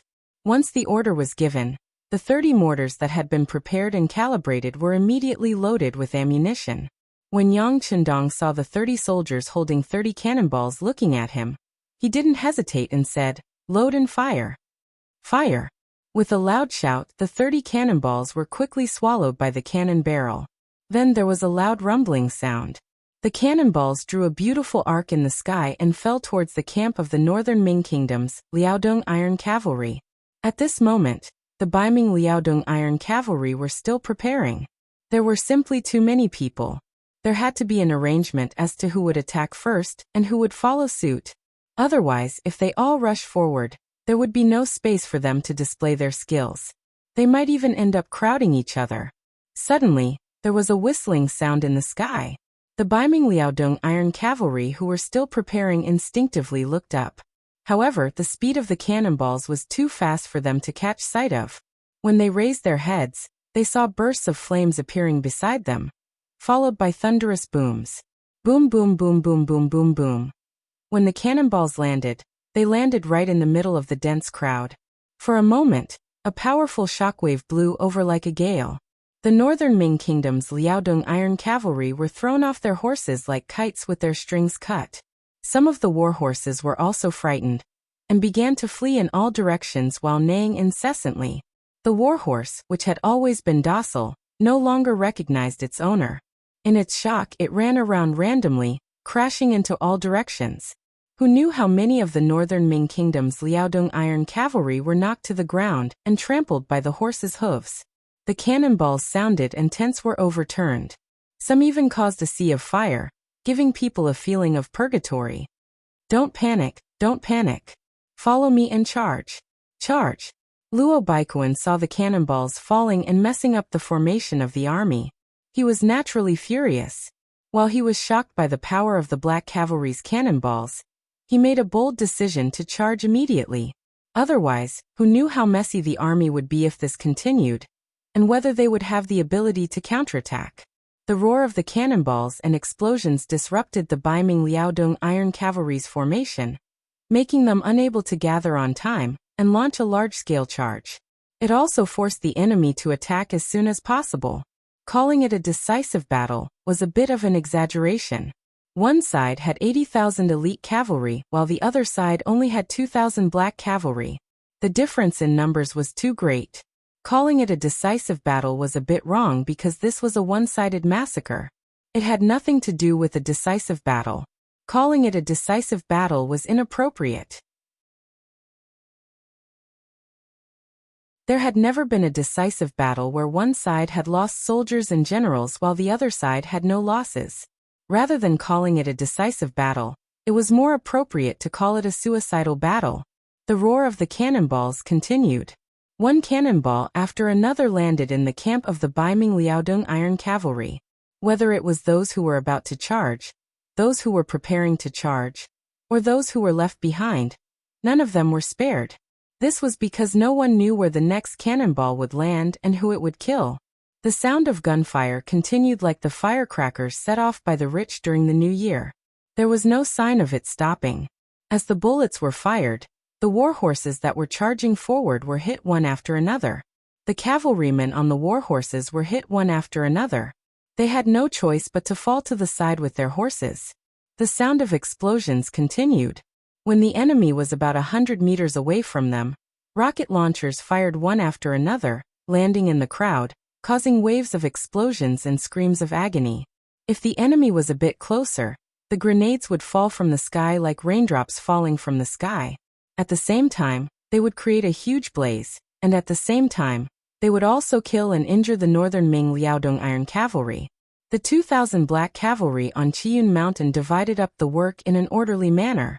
Some were firing cannonballs, some were shooting, and some were throwing grenades. They were all busy at this moment. Almost all of the 2,000 people were using it.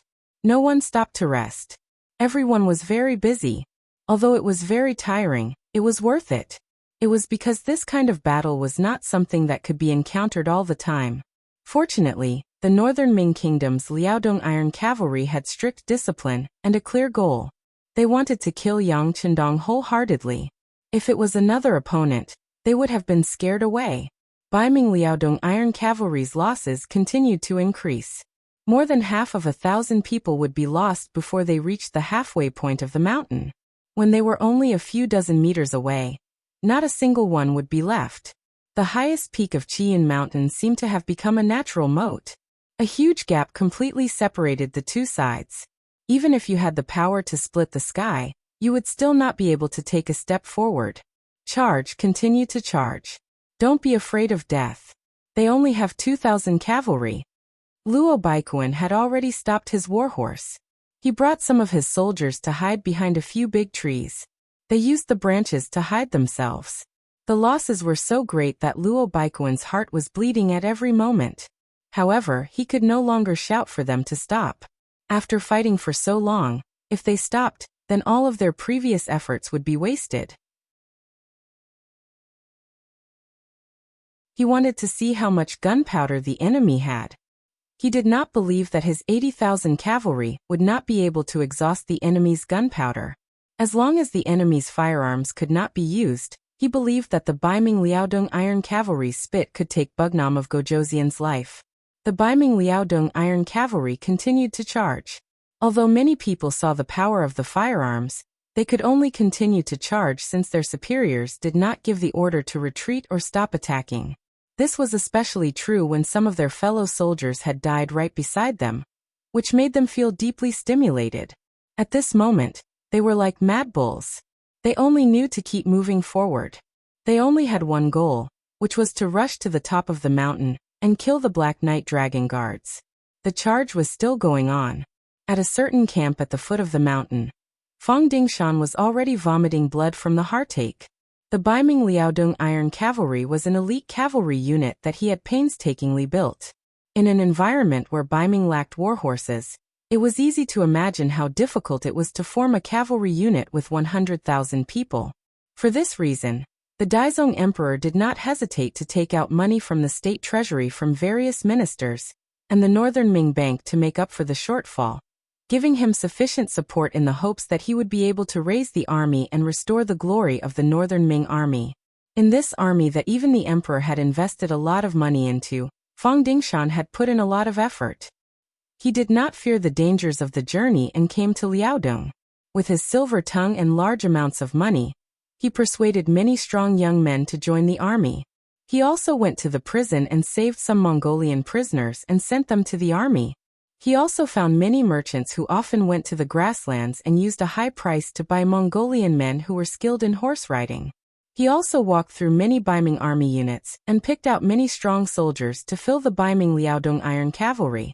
It could be said that the internal structure of the Baiming Liaodong Iron Cavalry was very complicated. It took a lot of effort for each person to join. Fortunately, the results were satisfactory. Even the famous heavy cavalry unit of the 5-star army was no match for them. This gave Fang Dingshan hope and a future. This was also the reason why he dared to bring the army here, even though he knew that Yang Qindong had appeared and was already prepared. He firmly believed that no matter how strong the opponent was, he still had a great advantage against nearly 100,000 cavalry with only 2,000 men. The greater the hope, the greater the disappointment. At this time, Fang Dingshan was trapped in this argument, seeing elite cavalrymen charging out one after another, only to quickly fall on the path of the charge. Their sabers were not stained with blood, and their strength had not been fully displayed. They were already dead. That kind of feeling made his heart ache and palpitate. What kind of brain did Bugnam of Gojoseon have to create so many powerful firearms? Just what kind of person was Wu Nanwang to be able to create such a battle formation with the few against the many? What kind of courage did Bugnam of Gojoseon have to face 100,000 with 2,000 men and not be afraid? Instead, he was filled with killing intent. At this moment, Fang Dingshan hated Yang Qindong to the core. If cursing could kill someone, then even 1,000 lives would not be enough for Bugnam of Gojoseon. His eyes were red, his heart was bleeding, and blood was flowing out of the corner of his mouth because of the heartache. Gradually, Fang Dingshan, who was always calm and composed and never moved in the slightest, became more and more unsightly. His mental endurance had reached its limit, and he was about to collapse. "General, should we retreat?" Mu Qiong was standing guard beside Fang Dingshan. He watched as countless cavalrymen charged forward, but soon there was no news of them. The lively young lad had turned into a corpse that could not move at all. How could his heart not bleed? Before he knew how much gunpowder Bugnam of Gojoseon had prepared, he thought that such a reckless charge would not solve anything, so he thought of persuading them to stop. Fang Dingshan's face showed a hint of hesitation and struggle, but he quickly shook his head. "No, we can't stop." Indeed, they could not stop. If this could not take down Yang Qindong, Fang Dingshan did not know when he would have the chance to kill this person. As long as Yang Qindong did not die, Baiming would be in danger, and it was not impossible for the country to be destroyed. Therefore, no matter how high the price he had to pay, Fang Dingshan could not retreat, and he could not hesitate. He wanted to pay with lives today. He wanted to see how long the 5-star army could last. Did they not know how tiring it was to kill people? Baiming's Liaodong cavalry did not show any signs of stopping, and the gunshots on Chiyun Mountain did not stop either. However, if one listened carefully, the gunshots were not as intense as before.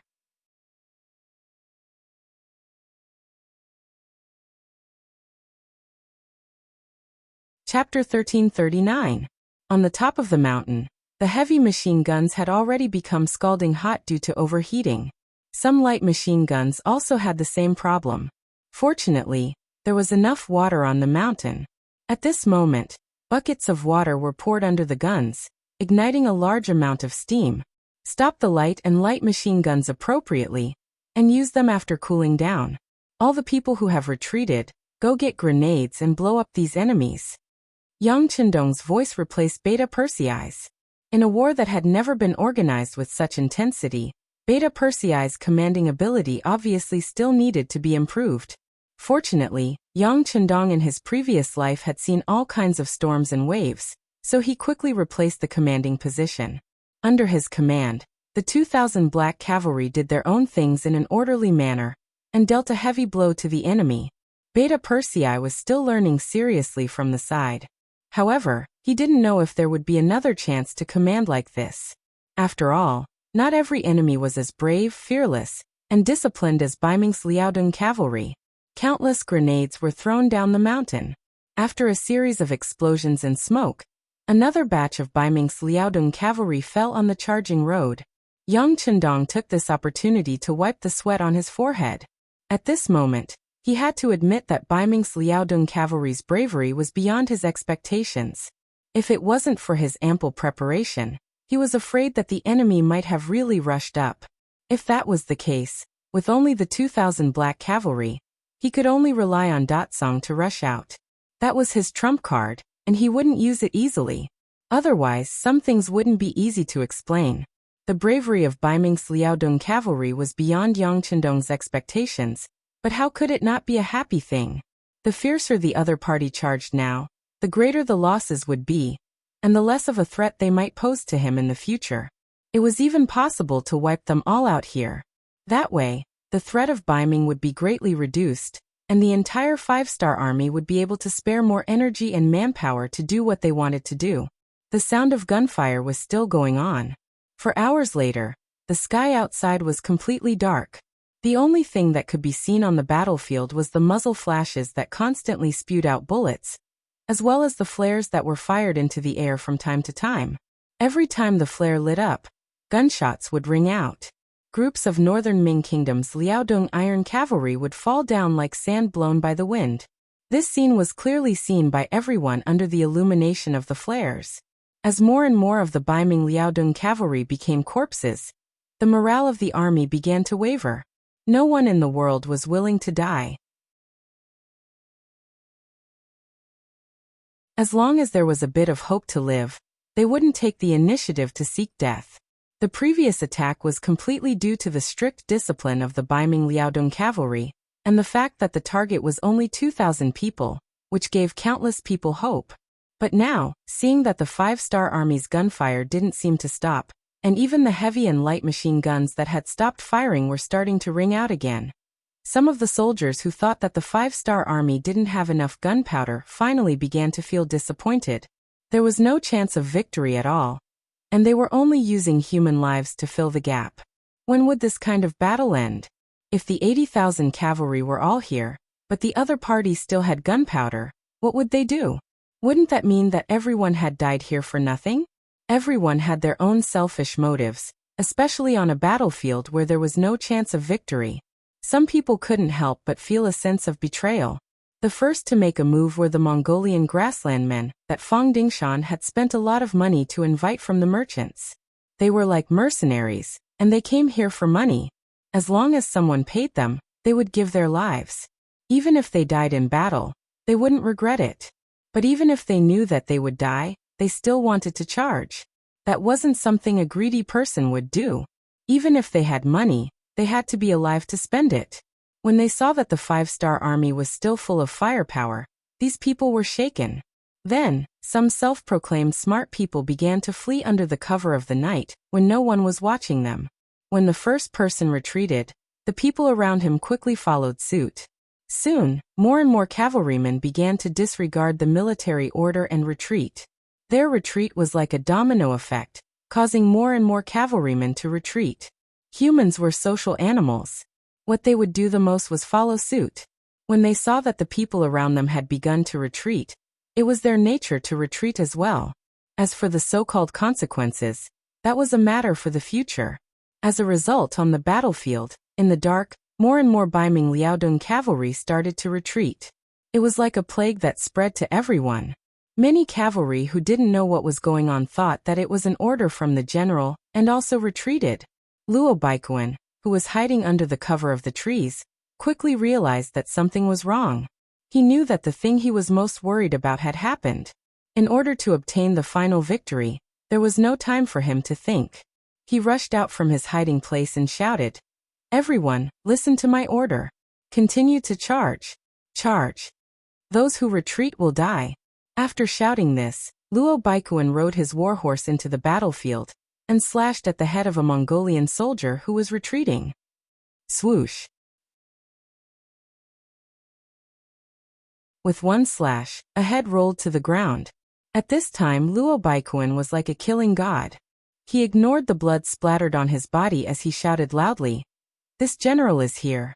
Those who retreat will be killed." Luo Baikuan used his actions to show everyone what battlefield discipline was. This action also frightened many of the surrounding cavalrymen. The soldiers who originally wanted to retreat had no choice but to stop what they were doing. Phew! Seeing that the army had temporarily stabilized, Luo Baikuan let out a sigh of relief. In order to increase the victory, he shouted, "They only have 2,000 people. They can't have so much gunpowder. As long as we persevere, victory will be ours." He was still cheering his subordinates on, encouraging them to continue to charge. It could also be said that he was encouraging them to die. Suddenly, a flare lit up in the sky and lit up the mountainside like it was daytime. With the help of the flare, the black cavalry at the top of the mountain saw everything. When they saw a small number of Baiming Liaodong cavalrymen, Ba Daojiang, who was in charge of artillery support, laughed. "Come on, charge to the mountainside and open fire." When the flare lit up, Luo Baiquan, who was riding on his horse, had a bad feeling. However, he didn't retreat immediately because he knew that many soldiers were looking at him. If he were to hide like this, the morale of the army would definitely be greatly affected. He was afraid that the army would really be routed. With a fluke mentality, Luo Baiquan continued to shout to the soldiers gathered around him. "There is no one in this world that can't be killed. We have a strong advantage in numbers.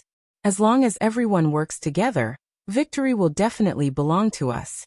As long as we can kill Bugnam of Gojoseon, we will all be heroes. The great Ming dynasty will remember us, and we will be conferred the title of Marquis." Chirp boom. Just as Luo Baiquan was encouraging the morale of the army, suddenly, dozens of cannonballs fell from the sky and covered their area. Coincidentally, one of the cannonballs landed 3 meters away from Luo Baiquan. Following a loud bang, an indescribable wave of air enveloped Luo Baiquan. Luo Baiquan, who was still thinking of saying something on his warhorse, felt his chest tighten. Then he was separated from his warhorse and flew into the air. Luo Baiquan, who was flying in the air, still had his mouth open. However, because his internal organs were severely injured, he could no longer utter a single word. As he opened and closed his mouth, streams of dark red blood flowed out. Luo Baiquan was actually blown away. One could imagine that the Baiming Liaodong cavalrymen, who had recovered some of their morale, could not take it anymore. Their general was dead, so why were they still guarding here? Even if they were to charge, who would they charge for? Run. No one knew who shouted so loudly, but the Baiming Liaodong cavalrymen began to collapse. This move quickly became a trend that no one could stop. Fang Dingshan, who was waiting for the news of victory, suddenly saw countless black figures retreating from the foot of the mountain. His eyes could not help but widen. He knew that the result he was most afraid of had happened. Before this, Fang Dingshan had already made up his mind. As long as the soldiers did not retreat, he would not retreat. Even if he had to sacrifice all of the Baiming Liaodong cavalrymen, as long as he could kill Yang Qindong, everything would be worth it. But now, the army suddenly retreated. He did not give such a military order, so there was only one result. The army's morale and momentum were gone. This was the only result. "It's over, it's over." Tears fell from the corner of Fang Dingshan's eyes. He knew that the situation was over. At this time, even if he stood out and wanted to boost the army's morale, it was obviously impossible. Dispersing was dispersing. It was not something that anyone could gather in a short period of time. Fang Dingshan, who said that it was over, did not manage to catch his breath and immediately fainted. If Mu Qiong hadn't reacted quickly enough and caught him, he would have been seriously injured from the fall. Mu Qiong did not understand why the general suddenly fainted. Just as he was panicking, a fast horse came in front of him. Reporting, "General Luo Baiquan has died in battle. The army has begun to retreat."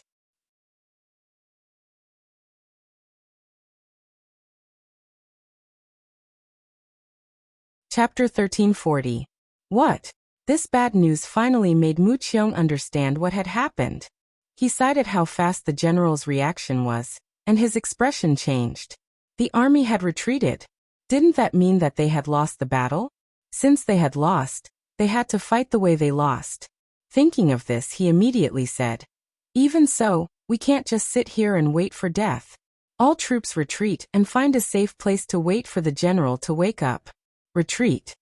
Without Fang Dingshan and Luo Baiquan, Mu Qiong's orders were naturally the most important. Under the command of this general who had long wanted to retreat, the army could finally retreat openly. The Baiming Liaodong cavalry who had received the military order and were prepared to risk their lives to charge finally heaved a sigh of relief. Then none of them charged up the mountain. They turned around and fled in all directions without any pattern. On the peak of Chiyun Mountain, The exhausted black cavalry was still waiting for the Baiming Liaodong cavalry to charge. But all of a sudden, the battlefield quieted down, which made everyone feel that it was unreal. For the past few hours, the enemy's war horses had been charging. Shouts and screams shook the sky. Under the sound of guns and cannons, many people's ears were buzzing. They were not used to the sudden silence. However, when Yang Chendong heard that there was no sound of horses charging, his whole body shook. After taking a look through the binoculars, he became even more determined. He said, "The Baiming Liaodong cavalry can't win and want to escape. Haha, men, fire the cannons. Even if they want to escape, we have to skin them alive." Boom boom boom. Boom boom boom. Under Yang Chendong's order, the cannons rumbled. Who knew how many of the Baiming Liaodong cavalry who were fleeing were hit by the cannons and died tragically on the ground? Soon there was a roar of excitement on Chiyun Mountain. "We won! We won!" Young Heir shouted. At the same time, he jumped up and down non-stop. The other commanders and soldiers were also cheering loudly, celebrating the moment of victory. Even if they had the most advanced firearms in their hands, no one could guarantee that they would win against nearly 100,000 cavalry with only 2,000 soldiers. Only they themselves would know if there were people who were worried or on edge during the process. And now they had finally obtained the final victory. At this moment, everyone was extremely excited. At the same time, they looked at Yang Chendong with admiration. This was their king. He fought against 100,000 with 2,000 soldiers and forced the enemy to retreat. Although there were many people in history who won against the enemy, only their king could achieve such a glorious result. They were proud to be part of their king's side. "How many people did we kill?" Among the cheers, it was unknown who had suddenly said such a sentence, but it instantly attracted everyone's attention. 30,000? I think it's more than that. Our first platoon killed nearly 20,000 people. Chiovi shook his head. Obviously, he was dissatisfied with the number of soldiers. That's right. I think there were at least 40,000 people. Our second platoon also killed nearly 20,000 people. Dao Xiao also jumped out. Although he did not have to worry about the military merit because he was with Yang Chendong, he still had to fight for it. Are you kidding me? Did our artillery team not do anything? We killed at least 10,000 people. Ba Daojiang also stood out. He would never allow anyone to take away his achievement. Not even the two platoon leaders. For a moment, there was a heated discussion about how many people they had killed. Yang Chendong did not participate. Because of the firearms and the dark sky, he did not know how many people they had killed. However, he believed that he would get the results soon. Because outside of Chiyun Mountain, the 1st Cavalry Division, the 101st Division of the new 1st Army, and the 1st Cavalry Division of the new 2nd Army were all in place. As long as they stopped the Baiming Liaodong cavalry, they would be able to get a rough idea of how many people they had lost. Yes, the 1st Cavalry Division of the new 2nd Army had also arrived outside of Chiyun Mountain. They were led by the commander of the Mercenary Division. His original mission was to guard Tulu City with 2 divisions to prevent the 50,000 Baiming army inside the city from converging with the 80,000 Baiming army outside the city. However, as the commander of the Mercenary Division that Yang Chendong had entrusted with such an important task, he was not a passive person. When he arrived on the battlefield, he quickly displayed his skills. He sent people to disguise themselves as the Baiming army to open the city gates and force their way into Tulu City. The sudden arrival of the 2 divisions of cavalry caused the 50,000 Baiming army to panic. Most of them were new soldiers who had never been on the battlefield. Although they had undergone some training, they had never seen real combat. They had never even seen blood. How could they be a match for the elite new 2nd Army cavalry? In just a little more than 4 hours, Tulu City had become the territory of the new 2nd Army. She had once come from this place, so she was naturally very familiar with every blade of grass and tree here. Soon, she issued a series of correct orders. Not only did she take complete control of Tulu City, she also seized a large amount of food and 45,000 captives. After the great victory in Tulu City, Mercenary Division received news that Yang Chendong had used himself as bait to lure the Baiming Liaodong cavalry into Chiyun Mountain. He immediately handed over the task of defending the city to the commander of the 2nd Cavalry Division, Li Jun. Then he brought the commander of the 1st Cavalry Division, Xiao Chao, and hurried towards Qiyun Mountain. When Yang Chendong received the news that another division had joined, he was naturally overjoyed. This gave him even more confidence in surrounding the Baiming Liaodong cavalry. If it wasn't for the fact that the Black Cavalry had just gone through an intense battle and were all exhausted, he probably would have joined in the pursuit of the Baiming Liaodong cavalry. Everyone has contributed and is tired. Leave behind 200 people to guard the city at night. Everyone else, take the time to rest. We'll clean up the battlefield when the sun rises. Yang Chendong laughed and said to everyone. After seeing everyone's excited smile, he didn't rest. Instead, he went to the simple sand table and looked at the surrounding situation. In this battle, he had already crippled the Baiming Liaodong cavalry. However, even if he didn't wipe them out, it was still an extremely important task. Otherwise, once the enemy was given enough time, it wouldn't take long for them to rise from the ashes. This wasn't the result Yang Chendong wanted to see. Looking at the sand table, Yang Chendong was thinking about where the Baiming Liaodong cavalry might escape. At the same time, a voice kept ringing in his mind. Tiger's Mane, Shi Bei, and Lu Zhuo will definitely be able to do it. They will definitely be able to deal a heavy blow to the Baiming Liaodong cavalry and eliminate this stubborn enemy. The Northern Ming's Liaodong Iron Cavalry had suffered a crushing defeat on Mount Qiyun. After charging up the mountain and suffering heavy injuries, it could be said that their morale had plummeted. They no longer had their previous invincible momentum. At this moment, they were fleeing everywhere like stray dogs. Some were in groups of 1,000, some were in groups of 100, and some were in groups of 12 or even a few people. The defeated soldiers were like this. There was no formation at all. They just dragged their battered bodies and ran without knowing where to go. Some people even lost their war horses. However, they still kept running in order to escape from Qiyun Mountain. In their hearts, this was the gate to hell. No matter who stayed here, they would only die. The defeat of the Baiming Liaodong cavalry gave the 5-star army a great opportunity. The divisions of the various armies formed a huge encirclement with the company as a unit. Whenever they saw a defeated enemy, they would wait for an opportunity to attack. If there were a few more enemies, they would immediately send out a signal to ask for help from the other companies. In short, it was to seal off this area so that not a single bird could fly out. Yang Chendong's orders were exactly like this. Although he did not know how much damage the Baiming Liaodong cavalry had suffered in this battle, he believed that the enemy's discipline was loose and their morale was low. The 5-star army, who had always worshipped Yang Chendong's words, naturally acted according to the order, and the encirclement by the company was launched. The orders were given without any hesitation. However, not everyone had their own thoughts. For example, the heavy cavalry regiment commander Zhuai Feng, who was hiding in a valley with a company, was currently waiting for a battle.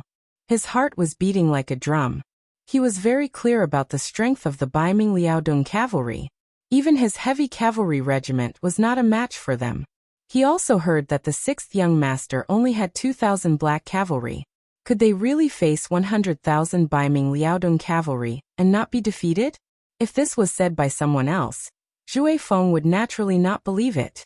He would even accuse the other party of false military intelligence and punish them. However, this came from the 6th young master, so he did not dare to say anything. All this time, no one knew how many miracles Yang Chendong had created. It was to the point that everyone was used to him doing some shocking things and would not suspect anything. Zhuai Feng was still thinking about the reliability of this matter. If it was true, how did the 6th young master do it? While this question was still flashing in his mind, the company commander suddenly said, "Commander Zhuai Feng, there is a situation." Oh. Zhuai Feng immediately put away his chaotic thoughts. He held the binoculars in his hand and looked up. He saw no less than 700 cavalry wearing the Northern Ming military uniform rushing towards them in a panic. Among these 700 people, only half of them had war horses. There were also some that only borrowed the power of their legs and held their ponytails. It seemed that this was the only way they would not fall behind. Only then would they be able to live and die with the main force. There are more than 700 people. Commander Zhui Feng, let's send the signal for reinforcements. This company commander only led 100 people. Seeing that the enemy was 7 times their number, he could not help but feel nervous. This was the Baiming Liaodong cavalry. It was rumored that they were very powerful. Even the heavy cavalry regiment had suffered a loss in their hands.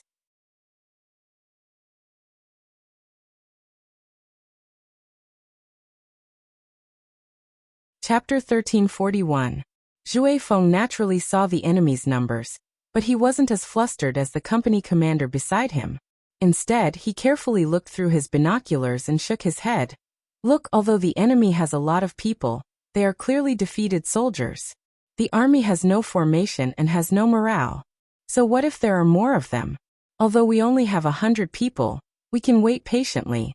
The morale of the army is not something the enemy can match. What is there to fear?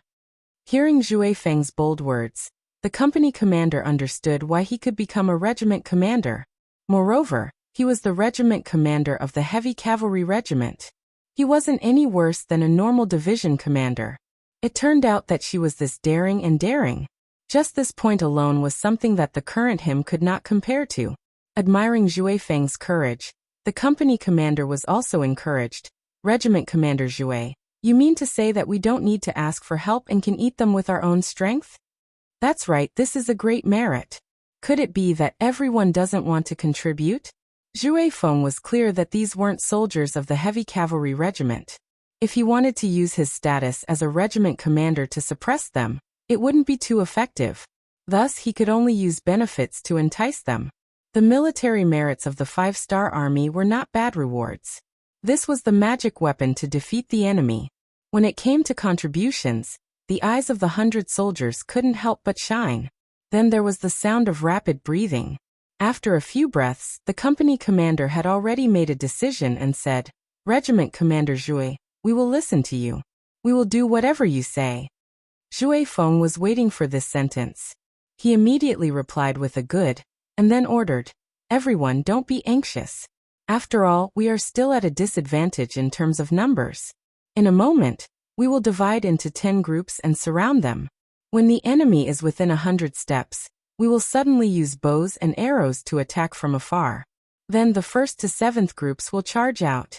The 8th to 10th groups will stay in place and continuously appear. This will give the enemy the feeling that we have a lot of troops and trick them. Do you understand?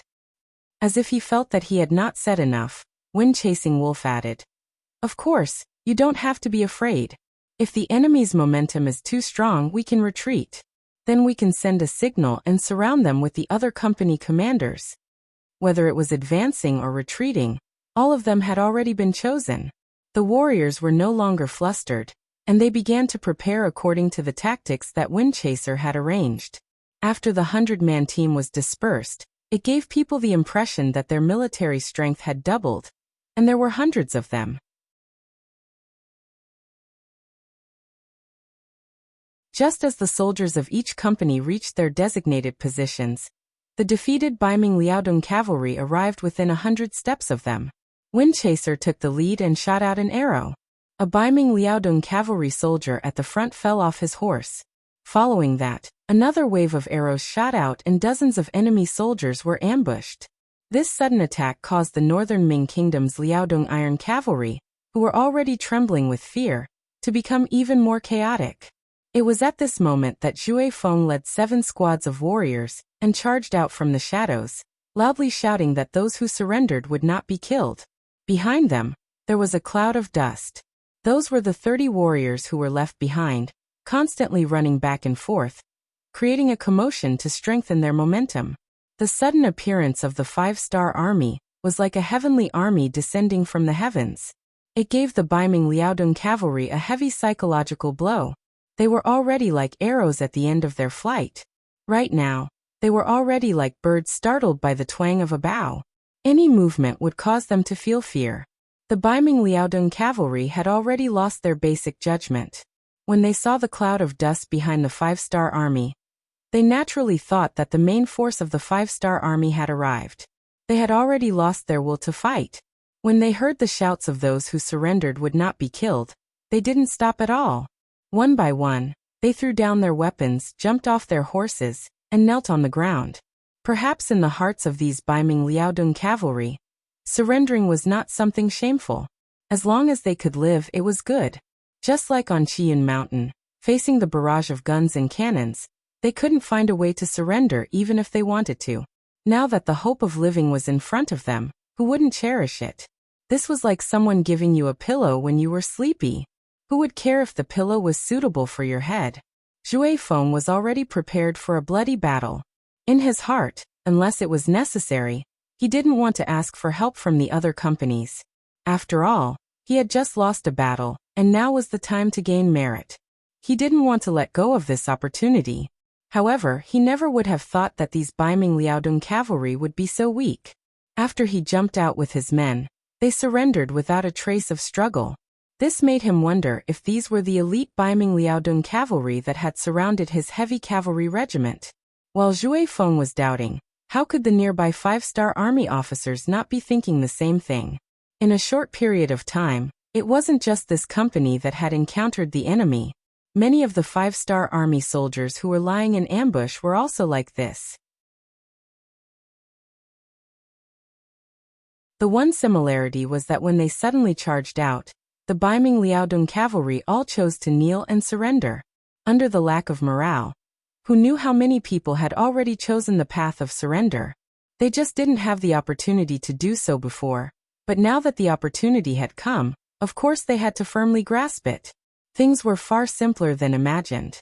Before the sky turned dark, the battle reports from the various companies were gathered before the several commanders and division commanders.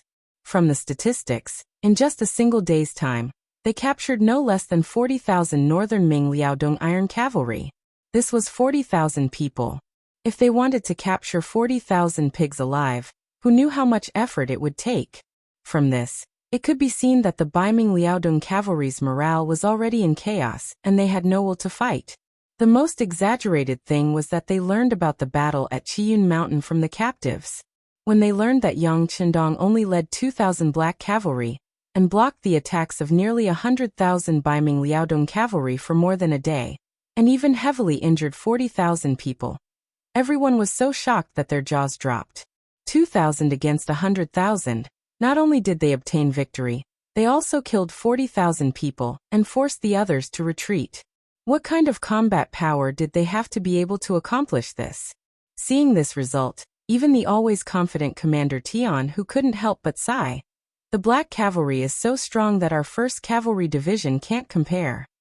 After this battle, it was completely established that the Black Cavalry was the strongest army in the entire 5-star army.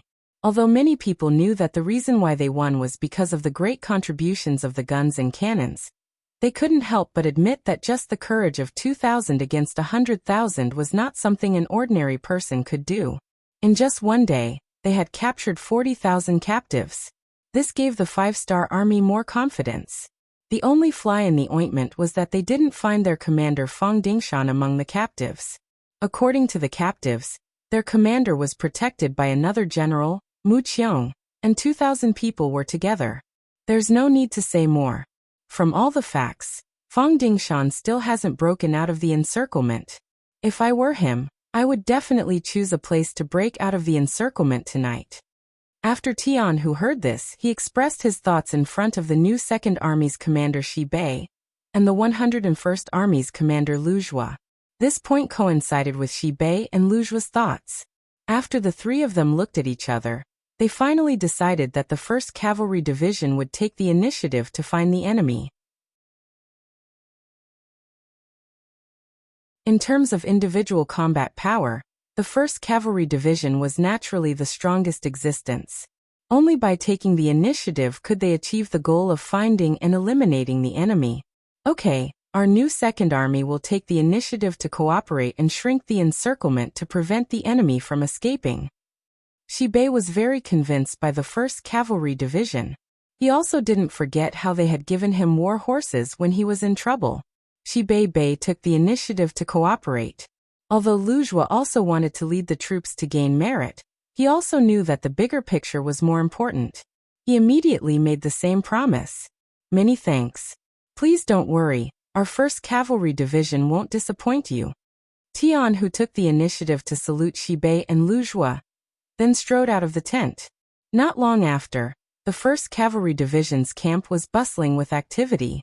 The army set out and disappeared into the night. 50 miles away from the encirclement of the 5-star army, in a valley called Luoshan Hill, Fang Dingshan, who had already woken up, was looking up at the sky with a worried expression. At this time, the sky was already completely dark. There were already many stars in the sky. He still remembered that at this time 2 days ago, he had close to 100,000 soldiers, and was surrounded by Bugnam of Gojoseon's 2,000 cavalry. Who would have thought that in such a short period of time, the situation would become completely different? 100,000 elite cavalry had been defeated. Now he only had 2,000 men by his side. Moreover, he had already lost his provisions. More importantly, he had lost his morale. How could he win a battle with such an army?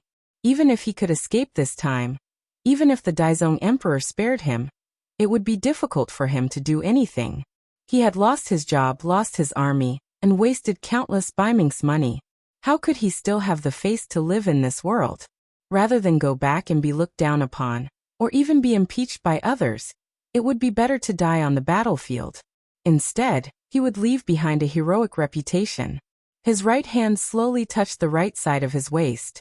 However, when he touched it, he discovered that the scabbard was still there, but the blade was nowhere to be seen. At this time, he remembered that when he was unconscious, he felt the weight on his waist loosen. Now that he thought about it, his weapon should have been taken away at that time. Needless to say, this matter was definitely done by Mu Qiong. He probably already knew that he would do something, but what could he say when the other party did it for his own good? Ai? With a sigh, Fang Dingshan's eyes lost all color. He was like a walking corpse. At this time, he had no hope for the future.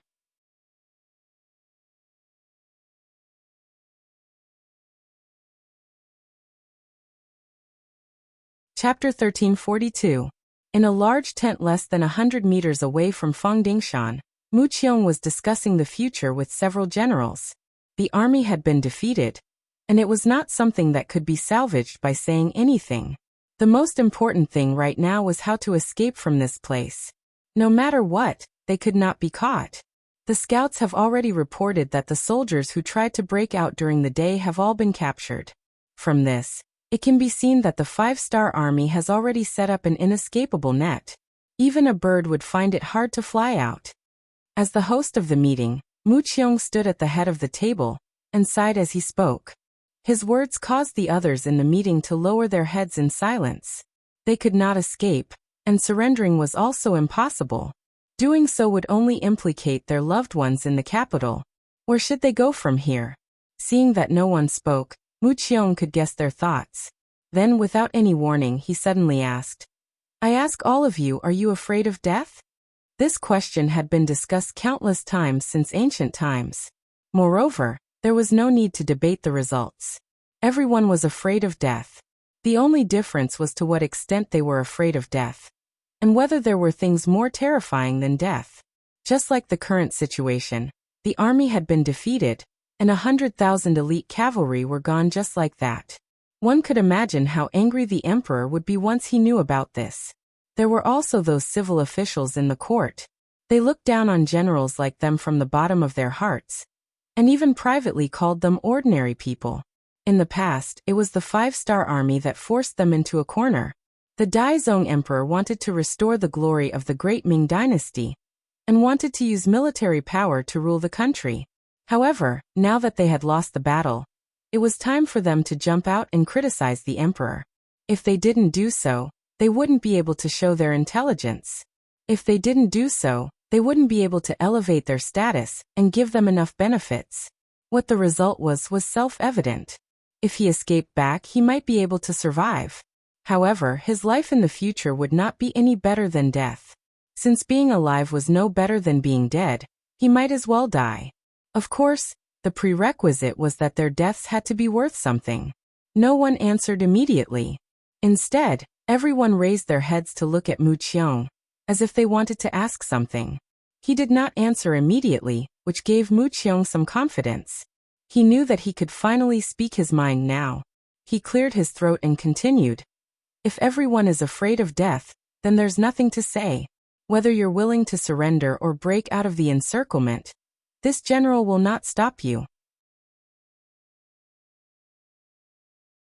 However, if you are not afraid of death and are unwilling to give up, and still want to fight, this general also has a plan that can work. That is, we will fight our way back to Qian Mountain.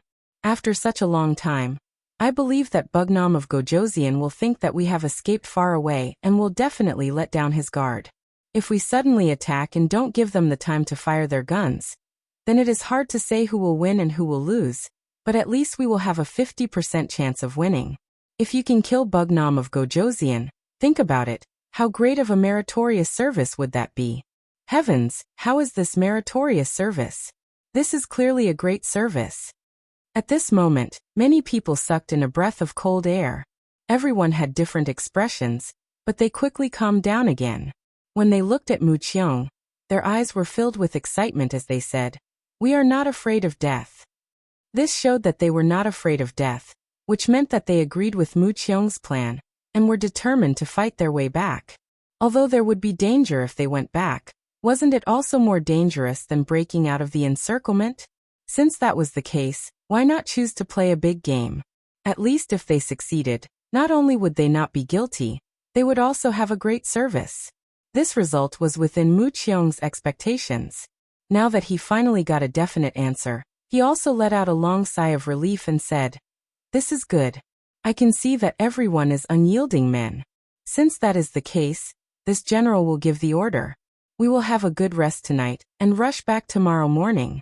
When we suddenly attack at noon, we will definitely be able to kill Bugnam of Gojoseon. At that time, everyone here will become meritorious officials of the Great Ming Dynasty. It is not impossible for you to be conferred the title of Marquis." The Great Ming Dynasty had always been conferred the title of Marquis based on military merit, and the title of Marquis was hereditary. It could be imagined that once they were conferred the title, it was equivalent to having a fixed iron rice bowl. In the future, their descendants would be able to enjoy endless benefits. Mu Qiong still had some ability. With just a few words, he stirred up the fighting spirit of the generals. At this moment, they could not wait to appear at the foot of Qian Mountain and kill their way up in one go. If it were not for the fact that the army had not had a good rest these few days, they would probably have done so. Thinking that tomorrow would be the day to show off their skills, the generals excitedly left the main tent and returned to their respective camps to rest. Mu Qiong walked out of the main tent and headed straight to where Fang Dingshan was. Walking over from afar, Mu Qiong looked at the somewhat bleak figure standing there. He took a deep breath and strode forward. Fang Dingshan didn't move when he heard the footsteps behind him. He already knew who they were and even knew what they were planning and discussing. However, he didn't care about it. Even if these people were discussing about surrendering to the 5-star army, he would not find it strange. After all, when facing life and death, a person's true nature would often be revealed. How could a defeated general dare to be brave? At this moment, Fang Dingshan did not ask these subordinates to do anything. Even if these people really wanted to surrender, he would not blame them. However, he would definitely not be with these people. He had received a great favor from the Great Ming Dynasty, and he could only repay it with his life on the battlefield. "General." Mu Qiong walked up and clasped his fists. "Haha, the night sky tonight is really beautiful." Looking up at the sky, Fang Dingshan sighed emotionally.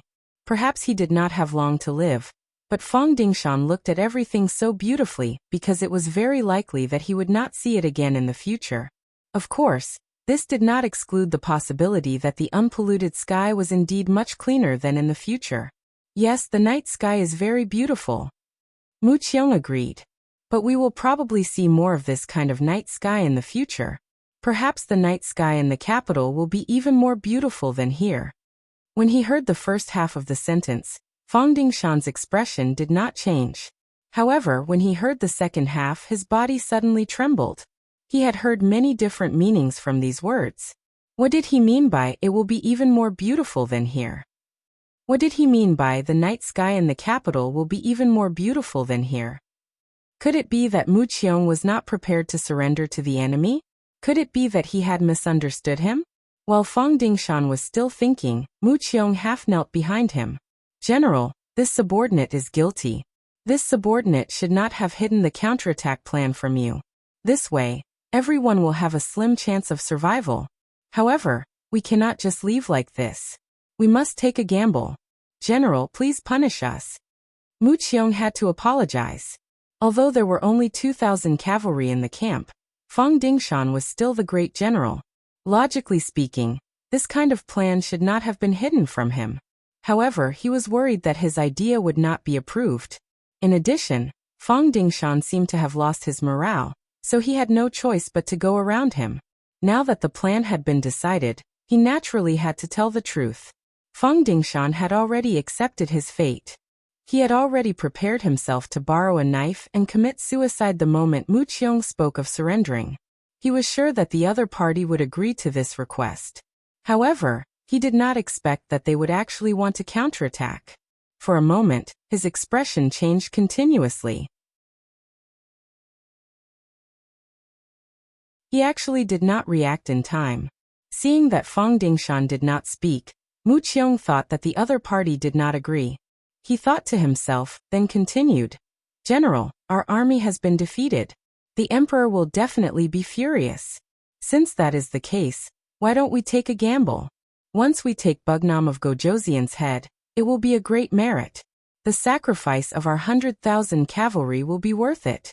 General, please grant our wish." I'll grant your wish." At this moment, Fang Dingshan really wanted to shout loudly. However, because he was too emotional, he could not say anything. Fang Dingshan still did not speak. Mu Qiong was somewhat disappointed. He even looked down on Fang Dingshan a little. Civil officials would advise to the death, while military officials would fight to the death. This seemed to be a matter of course. As a great general, he had to be prepared to die on the battlefield at any time. How could he be afraid? Mu Qiong sighed in his heart. When they were discussing the military plan, he did not call Fang Dingshan. Now that the situation had changed, there was no need to care about Fang Dingshan's attitude. In any case, he was going to give it his all. Seeing that he did not receive a response, he simply turned and left. Instead of explaining, he might as well take the opportunity to sleep a little more. That way, he would have a better mind for the battle tomorrow. Fang Dingshan finally recovered. When he found out that his general was not going to surrender, but was going to fight to the death, he was extremely happy. Now he only wanted to get on the horse and fight with everyone. Speaking of which, his martial arts were not bad. However, when he wanted to look for Mu Qiong, he found that he was no longer there. After asking the bodyguard standing not far away, he found out that Mu Qiong had returned to his tent to sleep. Forget it. Let him rest for a night. This general will explain to him tomorrow morning. I also want to have a good sleep. Fang Dingshan was in a good mood. He was very much in favor of the military plan to counterattack and rush back to Chiyun Mountain. This was the only way he could fight with his life. The knot in his heart was untied. When Fang Dingshan entered the tent, he was still a little excited. Most of the night passed. When it was almost dawn, he fell asleep in a daze. Less than an hour after he fell asleep, suddenly, the sound of war drums rang out. It woke him up abruptly. Then he heard panicked shouts. Enemy attack, get up quickly."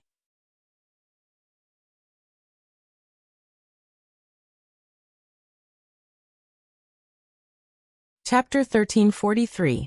At this time, outside the big tent of the northern Ming Kingdom's Liaodong cavalry, bright red 5-star flags stood in great numbers.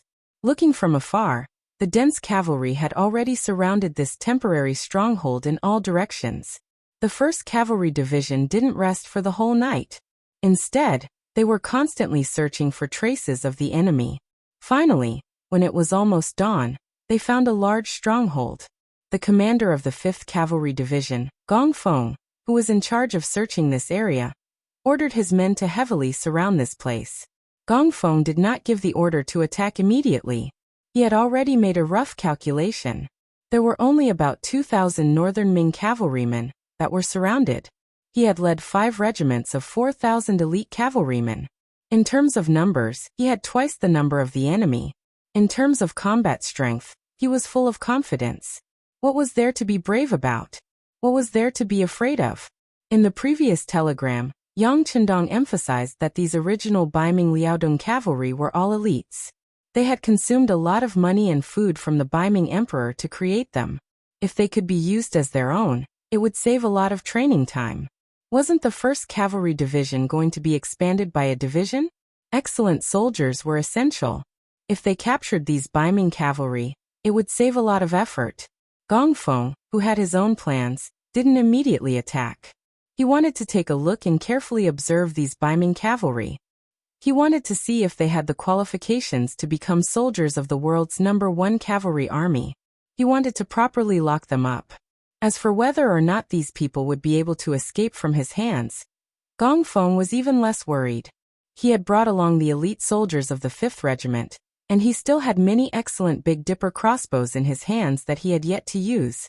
If these people were really very brave, not to mention other things, if a wave of crossbows were released, would he still be afraid that they would be able to overturn the sky?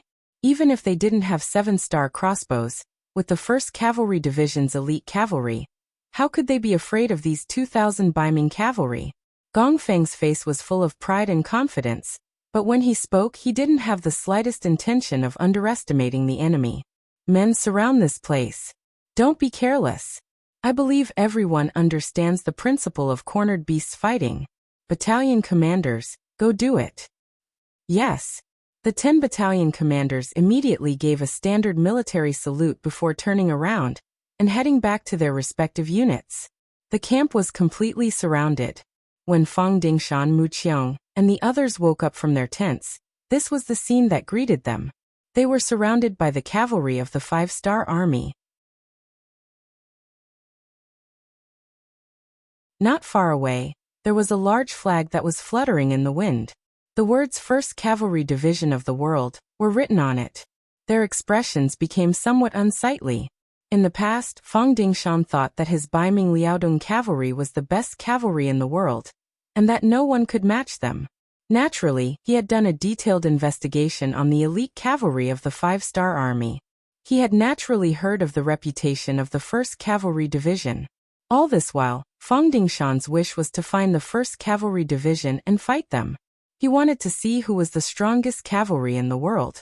However, because the other party had been fighting in the inner region, he hadn't found a suitable opportunity. Now he finally met them, and under such circumstances he couldn't help but curse his bad luck. Why did they have to meet the 1st Cavalry Division when they were defeated? This way, this battle wouldn't be fair at all, and it would be extremely difficult to win. Especially when he saw that the other party's troops were in formation and had already surrounded them, Fang Dingshan had a bad feeling.